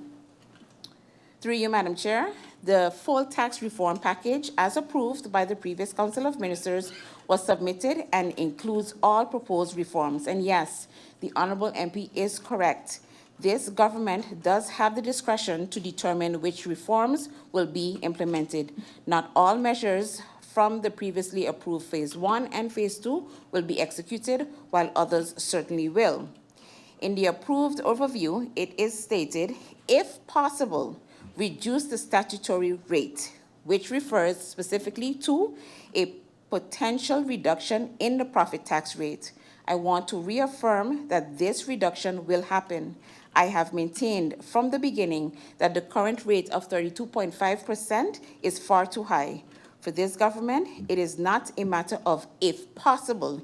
It is about doing what is necessary to actually achieve a reduction in the profit tax. That is why increasing compliance and securing additional revenue through measures like the dividend withholding tax is essential. Only then can we responsibly deliver the tax relief our people and businesses need. Without increased revenue, we remain at a standstill. In addition, I am also working to improve and advance the tax reform proposals developed by the tax working group and getting the data to be able to finalize those legislations. While those reforms do not currently include the tax or the tourist tax, please be assured that this has my utmost attention and is being treated as a high priority. Because ultimately, in order to decrease the burden on our people and businesses, we must first increase compliance and broaden the revenue base. Next question, will all stakeholders be affected? Madam Chair, through you, allow me to repeat. The tax burden on local residents will not be affected. I repeat, the tax burden on locals will not be, or residents will not be affected. Individuals in St. Maarten will still be liable to pay the existing 18.75% dividend tax, and this withholding simply represents a prepayment of 10% of the same tax obligation. As I've stated, the withholding will apply across the board. What I also emphasize is that it is unfair for only St. Maarten or St. Maarteners to be contributing, and unfair that only our working citizens are subject to monthly tax withholding. This withholding mechanism will apply to all shareholders, ensuring broader compliance. However, and I stress again, it will not increase the tax burden on local St. Maarten shareholders. What I can assure is that the increase is in compliance and revenue will be accompanied by relief for all businesses and all working citizens of St. Maarten. Next question. Why did the minister choose to move forward with the dividends withholding tax instead of exploring other available directions from the same phase one? Many taxes were brought on and explored, so what made you settle on this particular one? Madam Chair, through you. As I've previously stated, the legal drafting of the other tax measures has not yet been finalized. While the initial versions of the laws have been drafted, they are currently awaiting critical data, a point I have raised before and will clarify again. These laws are not yet ready and must still go through the entire legal trajectory, which is a time-consuming process. However, this specific law, the dividend withholding tax, is different. It is one that is ready for implementation and has the potential to generate immediate revenue and improve compliance. While some may consider the law outdated, it is important to note that both fiscal and legal experts, as part of the tax reform working group, reviewed and confirmed that this version is appropriate for implementation. Moreover, it was already approved for implementation by the previous government. So why not move forward with other parts of phase one? Because those laws are still being drafted, lack the necessary data, and have not yet passed through the legal review process, which means they will require significantly more time. Other initiatives I have chosen to proceed with include the retraction of the inheritance tax and land tax, and these are also measures that can be withdrawn quickly. I trust that this provides clarity on why we are proceeding now with the dividend withholding tax.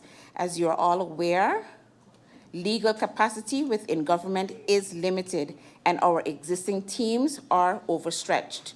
The process of developing, changing, and enacting new legislation can often take up to a year. Another measure I have advanced in relief for the elderly. This draft law has been completed. The necessary data has been received, and it is currently under review by Fiscal Affairs. Even in this case, we must carefully assess how to balance the financial impact of the relief being proposed. I want to be clear, Madam Chair. I am fully committed to providing real relief to the people of St. Maarten, but I cannot do it alone. I need Parliament's support. If we continue to propose only cuts without identifying new revenue sources, it is unrealistic to expect meaningful relief for our community. Everyone must contribute their fair share. Let us work together to move forward with meaningful, balanced reform that truly benefits the people of St. Maarten. Next question. Is the Chamber of Commerce also selling misinformation, as you claim me and my colleagues are doing? Madam Chair, through you. Yes, the article in question also contains several inaccuracies. For example, it states that most local SMEs reinvest profits, and the Chamber is concerned that the proposed law will discourage reinvestments by local businesses. To clarify, if a company reinvests its profits, it does not distribute dividends. Therefore, the dividend withholding tax would not apply, as no dividend is being paid out. In such cases, the tax has no impact on businesses that choose to reinvest earnings. The article also claims that in case of foreign investment, the tax would create a second layer of taxation. That is not correct. Under our current legislation, foreign investors and all shareholders are already required to pay dividend tax. The withholding mechanism simply ensures that part of this existing tax is collected upfront. The suggestion that foreign investors should benefit from St. Maarten's economy without contributing fairly to it is quite frankly concerning. Additionally, the article states that the proposed measure could lead to business closures. Again, this is also misleading. This is not a new tax, and applying a withholding on dividends paid to shareholders does not impose an added burden on the business itself. Therefore, the claim that it could result in closures is unfounded and far-fetched. It was also mentioned that this is one of several additional taxes. That too is incorrect, Madam Chair. This is not an additional tax, but rather the enforcement of an existing obligation through a withholding mechanism. Hopefully, this is now clear. However, based on the questions raised during the second round of discussions, it seems there is still some confusion on this matter. As previously mentioned, I will be engaging a tax specialist to assist with technical explanations to Parliament, and a media outreach campaign will be launched, including stakeholder information sessions. As I also previously stated, I intend to revisit the implementation process and will return to Parliament with an update accordingly. In addition, a meeting will be held with the Chamber of Commerce, as it is essential that we promote responsible and accurate communication to both the public and the business community. I now move on to questions posed by MP Dimar Labega. Clarity is needed on whether the legislation will take effect in January 2026. The Minister has indicated that she plans to revisit or review the legislation. Can the Minister clarify her position on the implementation date? Will it remain January 2026, or is a postponement being considered? Through you, Madam Chair. Thank you for your remarks, Honourable MP. While it is clear that it is not clear to everyone, this is understandable. Finance, and especially taxation, is not everyone's area of expertise. That is exactly why we need to focus on improving tax awareness and education among our people in order to strengthen compliance. I have heard the concerns raised by members of Parliament, and to take the politics out of the discussion, I will arrange for a tax expert to return and deliver a presentation. I will also revisit the implementation process. The form is currently being finalized, and as mentioned, a specific system module is required. If following this review, adjustments to the implementation date are necessary, they will certainly be taken into consideration. It is critical that the public Minister? is well aware. I'm so sorry to interrupt you, but I do have MP York with an interruption. MP York, you have the floor. Thank you, Madam Chair. Madam Chair, I think this is a classic example of when something becomes a trend that you don't realize when it's going a bit too far. The Minister just alluded to the fact that because the dividend tax is being questioned, politics is being played. Madam Chair, if I remember correctly, more than half of the people on this side of the room, especially those that hail from the same party of the Minister, critiqued the dividends tax. Are they playing politics as well with their own Minister?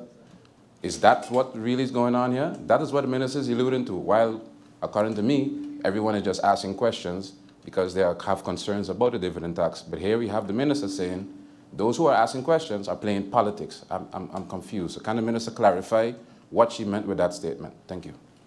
Thank you, MP York. Minister, you can go straight away. Madam Chair, I made a statement to take the politics out of the discussion, meaning this dividend withholding tax was approved, as I stated before, by the previous Council of Ministers. Now, this was brought forward by my person. It looks very political in that sense. However, When I say to take the politics out of the discussion, I mean that I will have a tax expert who is non-political to come in and explain this process to the honorable members of parliament. Thank you very much, Minister, for answering that interruption question. And I see now that we have a second interruption, which is by MP La Vega. You have the floor. Thank you, Madam Chair. Given the minister's answer, I'm not sure if she understood my question. My question wasn't pertaining to the understanding of the dividend tax. It was towards the implementation of the date of January 1st, as you stated. So there was some confusion about whether this date of January 1st, 2026 will continue, not understanding what dividends tax is. Thank you. Thank you, MP La Vega. Minister, you have the floor. Madam Chair, allow me to respond to the interruption question posed by MP La Vega. And the reason why I need to respond to it is because also in my answering, I didn't get to continue with my statement, which basically says, if following the review, adjustments to the implementation date are necessary, they will certainly be taken into consideration. It is critical that the public is well informed before this measure is officially rolled out. I move on to the next question by the Honourable MP. Looking forward to hearing the Minister's plan as it pertains to tax reform statement. This question was also posed by MP York, asking, where are we going and how are we going to get there? What is the exact plan? Madam Chair, through you, my goal is to bring real relief to the people of St. Maarten, and I say that with the most sincerity. It is time to bring that much relief. Thank you for noticing the interruption, Minister. And I see that MP Duran has the floor for his interruption. Thank you, Madam Chair. Madam Chair, you know what I find cute, as they would say in our St. Maarten English? The Minister just mentioned that the decision to choose and adapt certain laws from the two phases, it is at her discretion. You refuse, through you, Madam Chair, to implement the halfway from the tax holiday, but yet you choose to bring the dividends. So then, Madam Chair, through you, I would like for the Minister to just take full accountability and admit that this is your decision, because it was not approved by the former administration. The holistic approach to generate revenue was approved. If it was approved, we wouldn't be here discussing it today.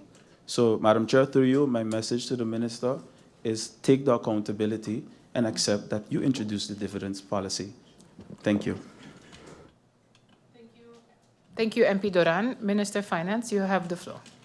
Thank you, Madam Chair, and thank you for the opportunity to respond to MP Duran's statement on having me take accountability for the dividend withholding tax, and I wish I could take responsibility for it, but this was a document that, once again, I stated on the floor of Parliament, was approved by the Council of Ministers on October 5th, 2023. Additionally, the document was approved, yes, in a holistic manner. However, it has been proven that we cannot come with tax reform in a holistic manner to the House of Parliament. We have to take these in phases. And so, once again, I can't take credit for something that I did not put together.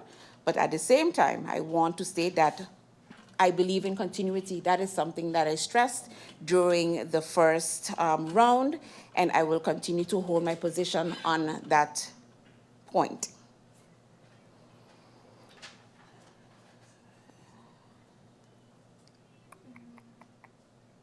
Okay.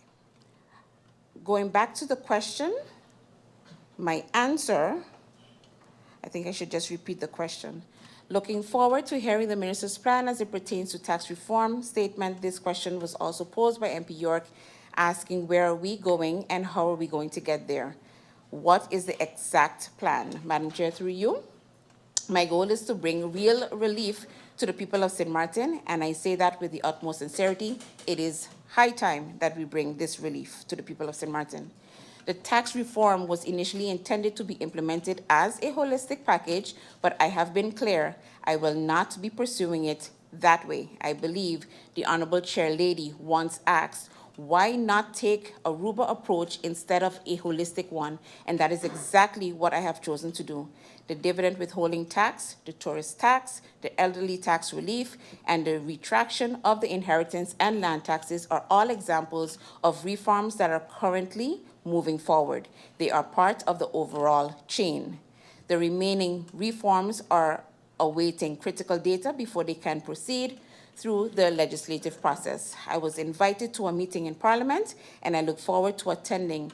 I welcome the opportunity to provide further updates on the progress and direction of the tax reform. I move on to questions posed by MP York. What are the plans to increase compliance? Madam Chair, through you. This question was previously addressed in response to an inquiry from the Honorable MP Lewis. Since the 2024 budget amendment, the ministry has launched several information campaigns and educational sessions, which are essential tools in enhancing compliance. As understanding and awareness increase, so does compliance. Unfortunately, many individuals remain unaware of their tax obligations, which is why ongoing education remains a critical part of our strategy.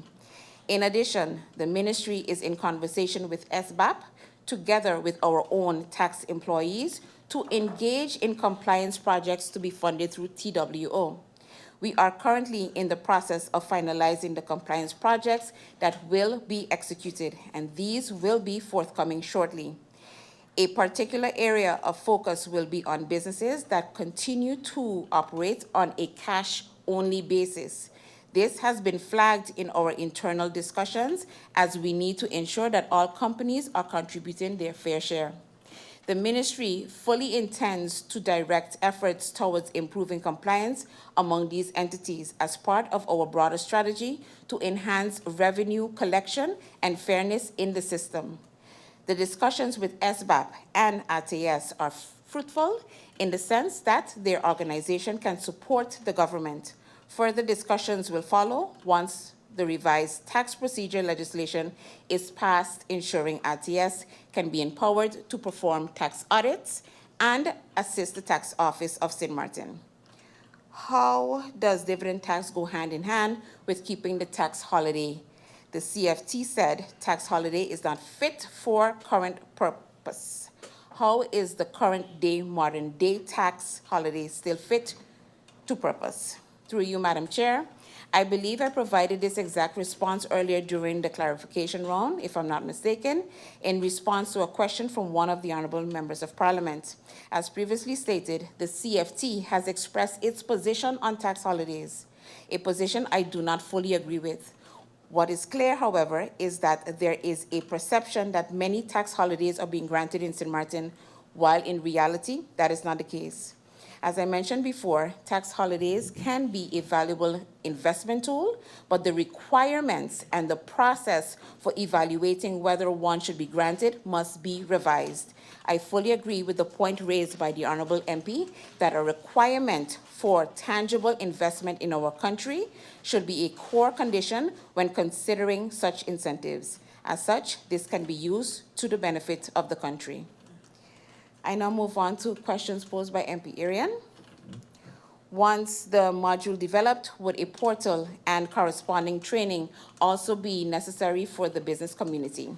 Madam Chair, through you, a form is currently being drafted for the dividend withholding tax. However, it is also the intention to develop an online portal that will allow all taxpayers to file their taxes electronically. While the business community already has the ability to file online, this is not yet the case for individual taxpayers. For the dividend withholding tax, although we are presently focused on finalizing the physical form, my apologies, it is certainly the intention to enable online filing in the future, just as is being pursued for all other tax types as we continue to move toward a more digital and efficient tax administration. Next question. If the Minister of Finance can have the SG of Finance write and sign a memo stating that the handling of this advice was compliant with all the laws, the Honourable Member of Parliament referenced that he will retract his motion, Madam Chair.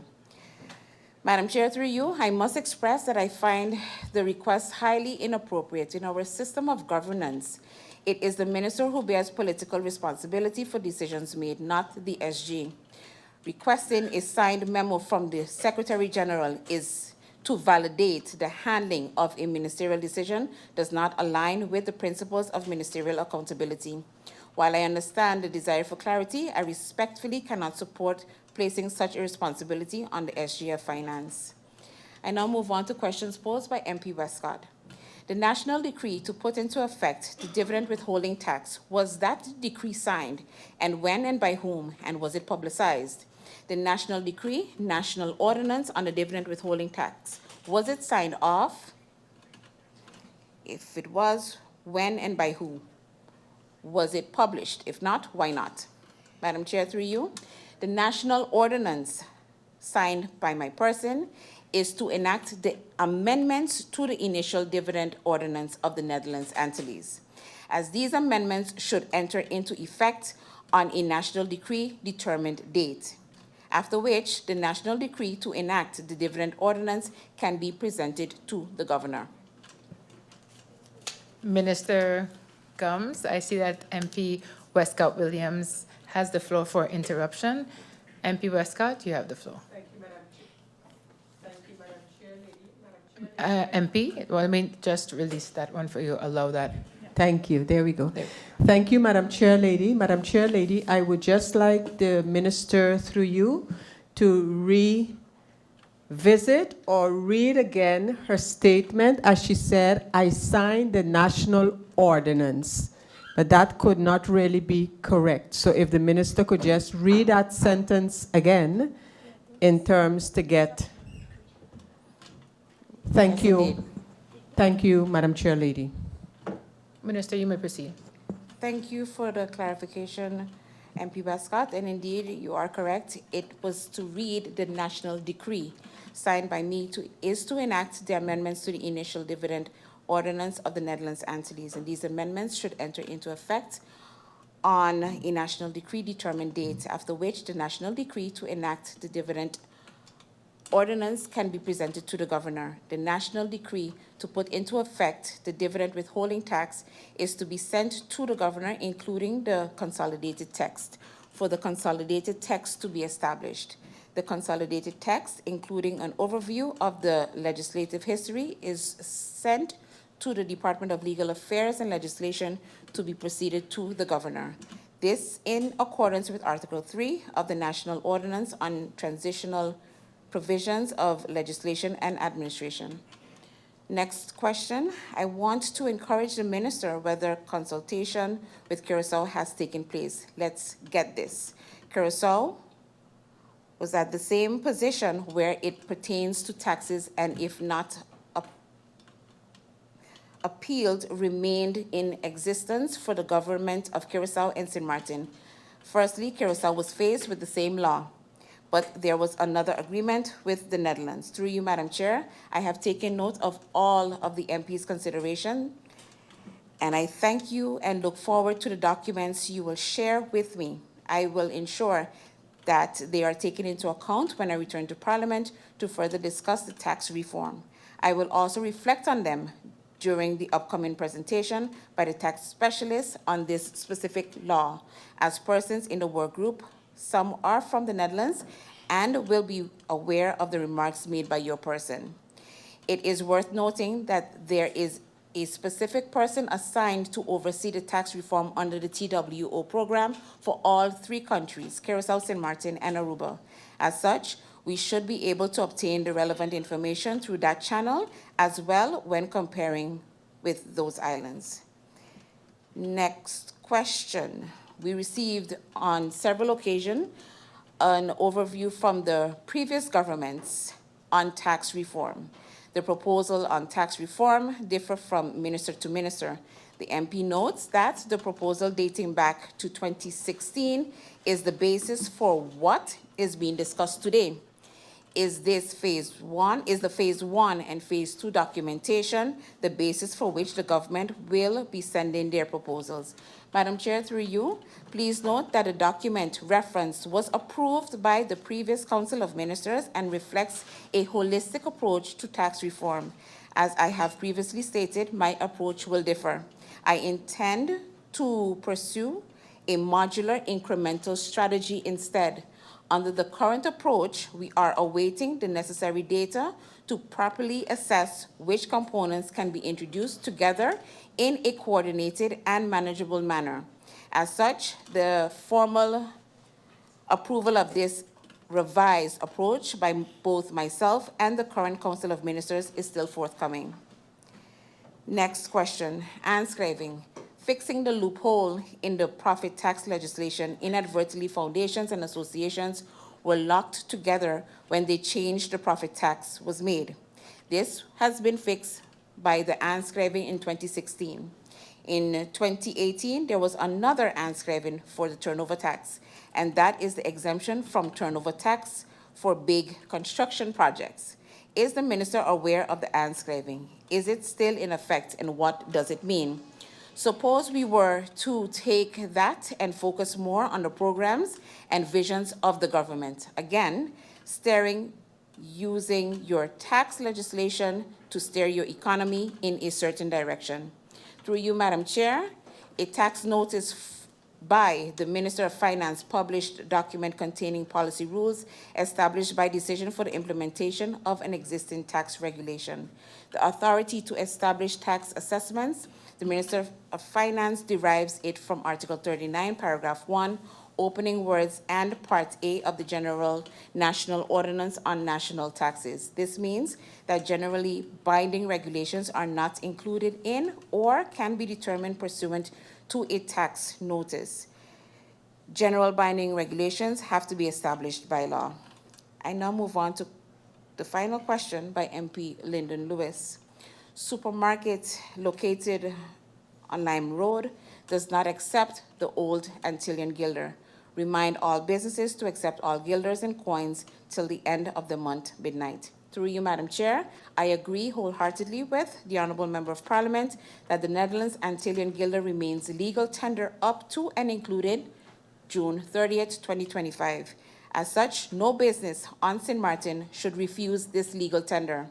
Both the Netherlands Antillean Guilder and the Caribbean Guilder should be accepted throughout the transition period up to and included 30th of June 2025. This brings me to the end of the round to questions and answers. Thank you, Madam Chair, for the opportunity. Thank you, Minister of Finance Gums. I look to the MPs to see if there are any MPs that have clarifications. The first one up is MP Wescott-Williams. You have the floor. Thank you once again, Madam Chair Lady. Madam Chair Lady, my thanks to the Minister for providing the answers that she did. Madam Chair Lady, based on request, we received this proposed tax improvement measures for, and I'm quoting, reading, for the first state decision round, and then between brackets, phase 1. Hearing the deliberations regarding what this current COM is in favor of or not, I have a very, very simple request that the COM, the minister, provides Parliament with a listing, an overview, a brief of where this COM stands with respect to what we have received as an approved tax reform overview by the previous government. 1, so could we receive that? What in this listing is potentially possible for the current government and what is not?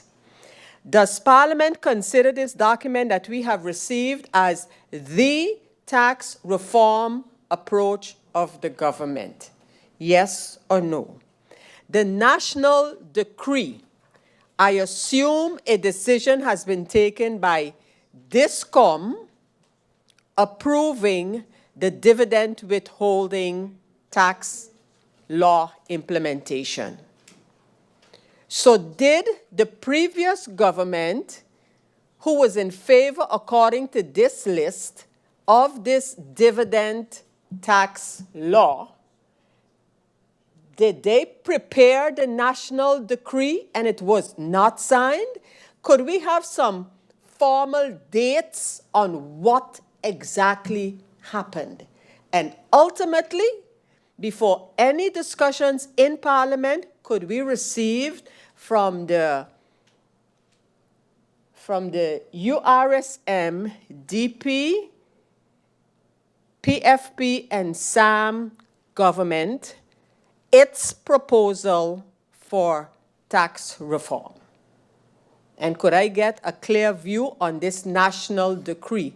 If the government in 2023 approved the dividend withholding tax law, why did they not finalize that procedure? Why is a national decree now in the mix? I honestly don't understand the support of or lack thereof of a Council of Ministers for this particular implementation. And if I look at what we receive for tax reform, which apparently comes from the previous government, what about the other measures in there for revenue generating? What about those?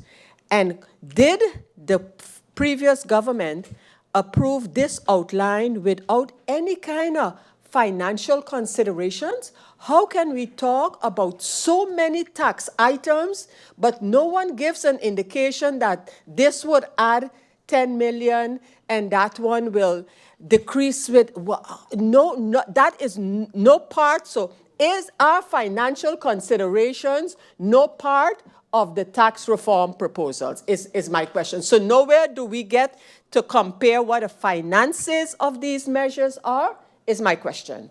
Madam Chair Lady, if the minister could provide me some clarity with respect to what is the current government's stance on that document with a phase 1 and a phase 2 as approved by the previous government. Thank you, Madam Chair Lady. Thank you, MP Wescott-Williams. The next MP with clarification is MP Duran. You have the floor. Amen, amen, amen. Madam Chair, listen, I sat across the aisle from MP Westcott for quite a while, since 2018 to now, and I've never been so happy to hear the truth with a current point that is so clear as day. A kindergartner could understand it, and that is the point that I was bringing forth in my clarification. That has been my point during this entire debate, Madam Chair.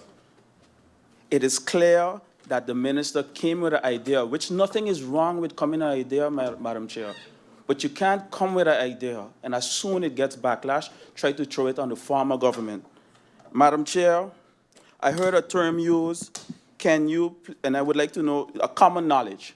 When the question was posed as to how would the tax inspectorate determine who is foreign or not, because there's lack of a system, they will know based on common knowledge. Through you, Madam Chair, my clarification, can the minister enlighten the Parliament, by extension the people of St. Maarten, how is common knowledge defined, and what for start meant under the term common knowledge?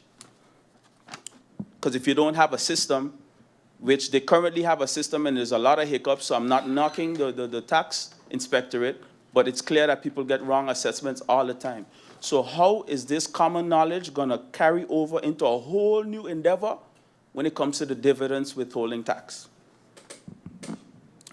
Madam Chair, I got clarity on the fact that there will be no guarantee for local shareholders not to have to pay dividends withholding tax. Because at the end of the day, the minister says that they will not be hampered, but then the minister also states that they will be hampered. So I'm a little confused, and I think the whole population is confused, and I keep bringing up that same point. Because there is no line that clearly defines, and then the minister stated that the law isn't ready yet, so any statement on it would be premature. I think the whole discussion about the dividends withholding tax is premature because through you, Madam Chair, with all due respect, the minister isn't ready for the implementation phase and won't be ready for January either. Madam Chair, I asked for a holistic tax reform plan that can be provided. But I think, Madam Chair, I heard also the minister mention through you about continuity, and that is the reason why she's continuing with the dividends withholding tax. But I think this is more a case of selective continuity, because at the end of the day, Madam Chair, why isn't then the land tax that was included, the inheritance tax that the minister is carrying now, the guest tax for hotel rooms, and all those things such as like the state ordinance regulating the levying of surcharges and income tax, profit tax, the e-zone legislation, and the biggest one that I mentioned earlier, Madam Chair, the tax holiday. Why isn't that being taken away from the equation? Because the minister used her discretion, which is the same discretion used to bring the dividends withholding tax, which will affect our people. You just heard it, Madam Chair. The leader of the Democratic Party, the former finance commissioner, the former leader of government, who knows all these things, who was there when these decisions were made, is laying it out. Yet the minister is saying that we are understanding it different. The Chamber of Commerce came out with a clear-cut, concise assertion of the law, yet the minister, through you, Madam Chair, is saying that those statements are unfounded. But yet the minister can't explain me what is founded. Because an expert has to come to explain members of parliament what the minister wants to do. Madam Chair, again, I'm going to say, I sat on the other side.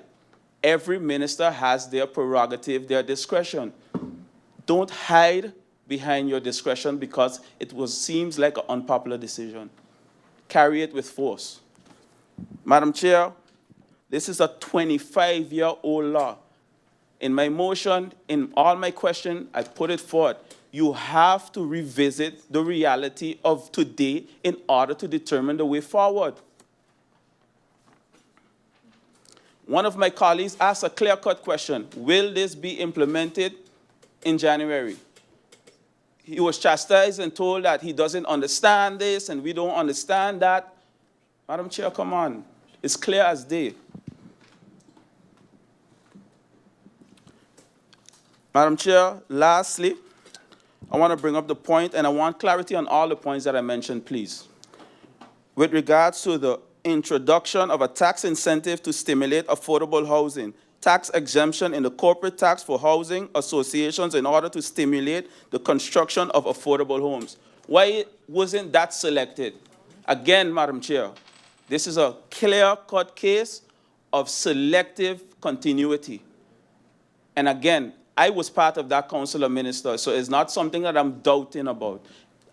What was approved was a holistic plan to generate funds. And you know what's unfortunate, in my humble opinion, Madam Chair?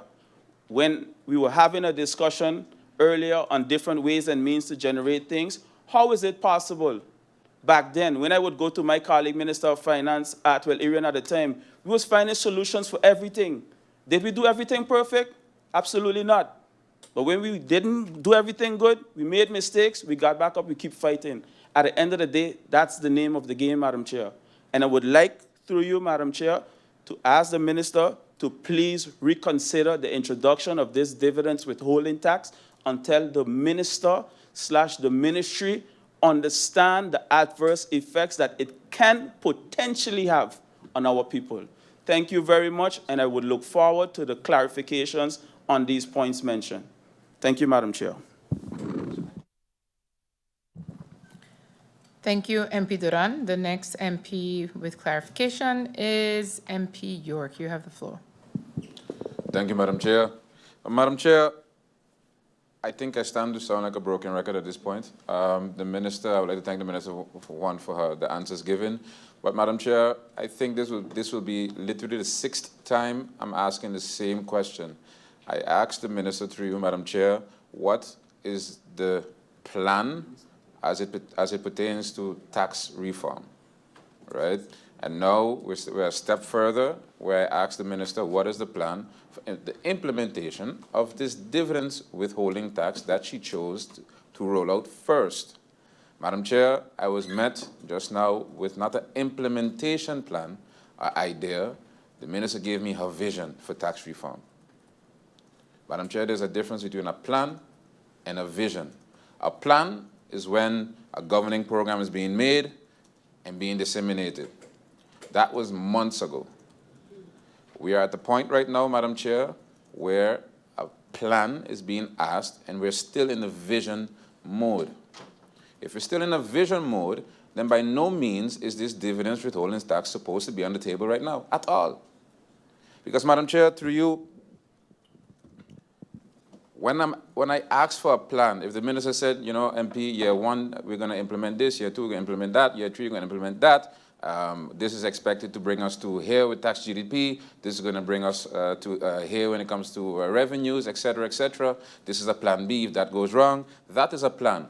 What I got, again, was a vision. So again, Madam Chair, through you, can the minister give me some type of plan, even if it's not thoroughly thought out? And if it's not thoroughly thought out, then I have even more concern as it pertains to the implementation of this dividend withholding tax. Because, Madam Chair, at the end of the day, to be fair, in the governing program that was submitted a couple of months ago, there was mention of a broadening of the tax base. But also in the governing program, there was no mention of how it was going to be done. Now it's being done, but it still doesn't have a plan. So am I wrong for still asking for clarity on this plan? So can the minister give me clarity on that, please? Madam Chair, again, going back on minister's discretion, the minister is choosing to implement a dividend tax withholding plan, a dividend withholding tax, instead of abolishment of the tax holiday, to where the minister just explained, through you, Madam Chair, that she is not in agreement with the CFT. Okay, that's in her, she's allowed not to be in agreement with the CFT. But the minister also did not make any mention of what I said about the being number 2 in the investment climate index. Because that is a fact. It's not something that is being made up. That is a fact. And if the minister is not against abolishing the tax holiday, because one of the reasons the minister said is also, oh, there are not many of them requested per year. But the minister is saying that while she herself said, Madam Chair, she has multiple requests on her table right now for tax holidays. So how are we on one end giving away money that could be added revenues for the coffers to people that don't really need it and that we don't really need at all either? And on the other end, a dividends withholding tax. I don't, that math isn't mathing for me. So can the minister bring more clarity for her, the exact reasons behind keeping this tax holiday? Because in the same breath, the minister said she is for corporate responsibilities added to the policy for tax holidays. I'm also in agreement of that if we were to keep it. But, Madam Chair, may I remind the good minister that this was a stance that she shared with us 6 months ago. We are 6 months further, and I'm willing to bet not one step closer to a policy for corporate social responsibilities as it pertains to the tax holidays. Because 6 months ago, when it was brought as an idea, the minister then said, forcing corporate responsibilities on to people who are requesting it, at that moment, it will be illegal.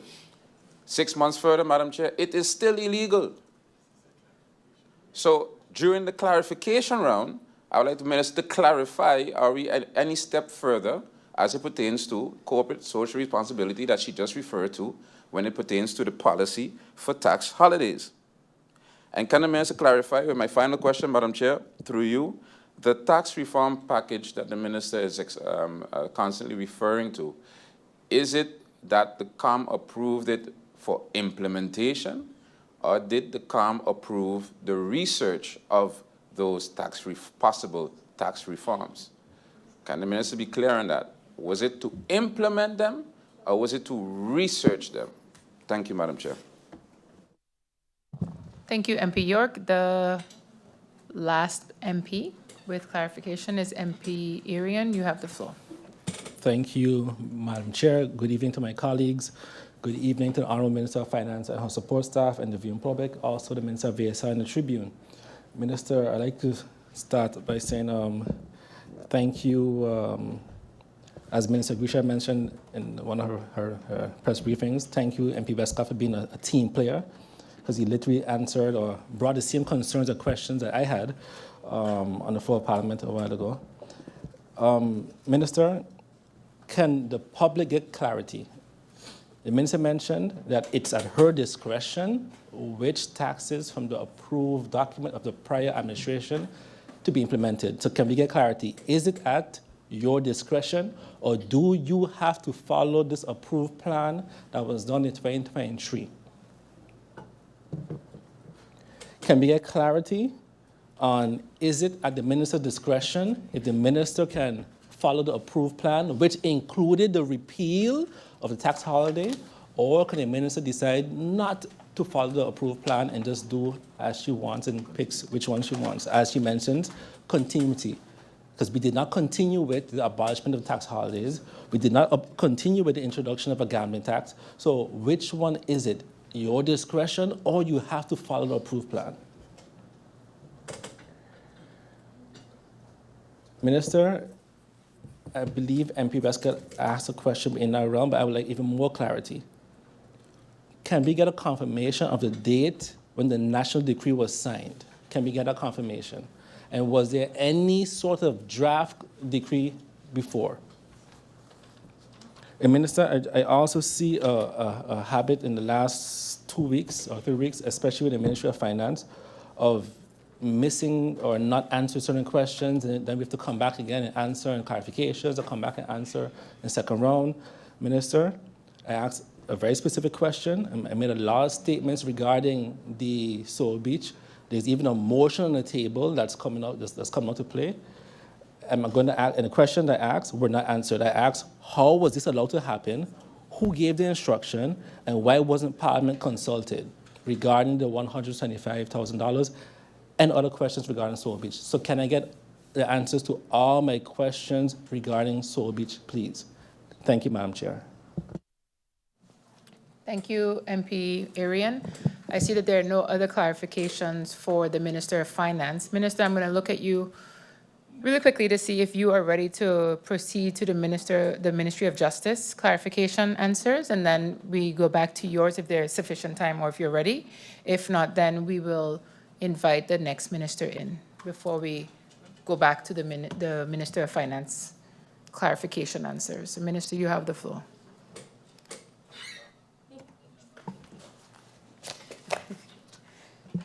Thank you, Madam Chair, for allowing me to provide the answers to the clarification questions posed by MP York. Clarification is being requested on the timeline for the completion of all batches. The MP would like an actual timeline for completion of all batches. Madam Chair, through you, batch 14, 15, and 16 are currently being validated.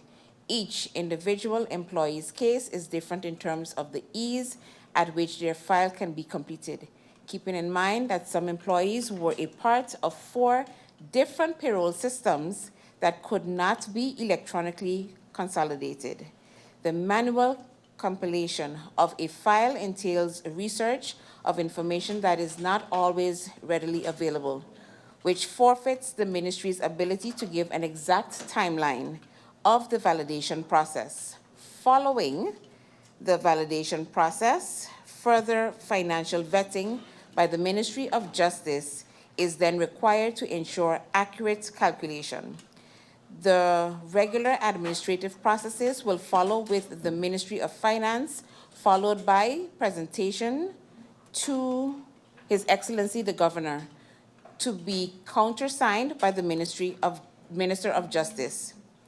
The process is extremely cumbersome and time-consuming, hence the ministry's estimation of before the end of Q4, which is in the worst-case scenario. A press release will be issued once a fixed timeline has been determined based on the validation process of each batch. I now move on to the question posed, or clarification question posed by MP Duran. Clarity is being requested to the following question. Can consideration be given to provide incentives to staff that perform exceptionally well, including justice workers who have intercepted contraband? Recently in Curacao, a staff member was given a salary bonus for a staff intercepting 42 kilograms of cocaine. Madam Chair, through you, at this time, due to current budget constraints, it is not feasible to provide incentives in the manner proposed by the Honorable MP. Such an incentive structure would need to apply structurally across all departments, which presents additional financial and operational implications. Moreover, all civil servants are expected to perform their duties in accordance with their respective oaths. That said, the broader vision of the ministry is to actively work toward implementing structured HR cycles and performance data targets that foster accountability and incentivize productivity in a sustainable and fair manner. These targets could include matters such as those described by the MP, but would need to be approached within a coherent framework applicable to the entire organization. Thank you, Madam Chair. That's the end of the clarification questions for the Ministry of Justice. Thank you very much, Minister Gums, on behalf of the Ministry of Justice questions. And I will adjourn for 4 minutes so that Minister Brugge can come and proceed to answer his questions from the second round. Meeting adjourned for 3 minutes.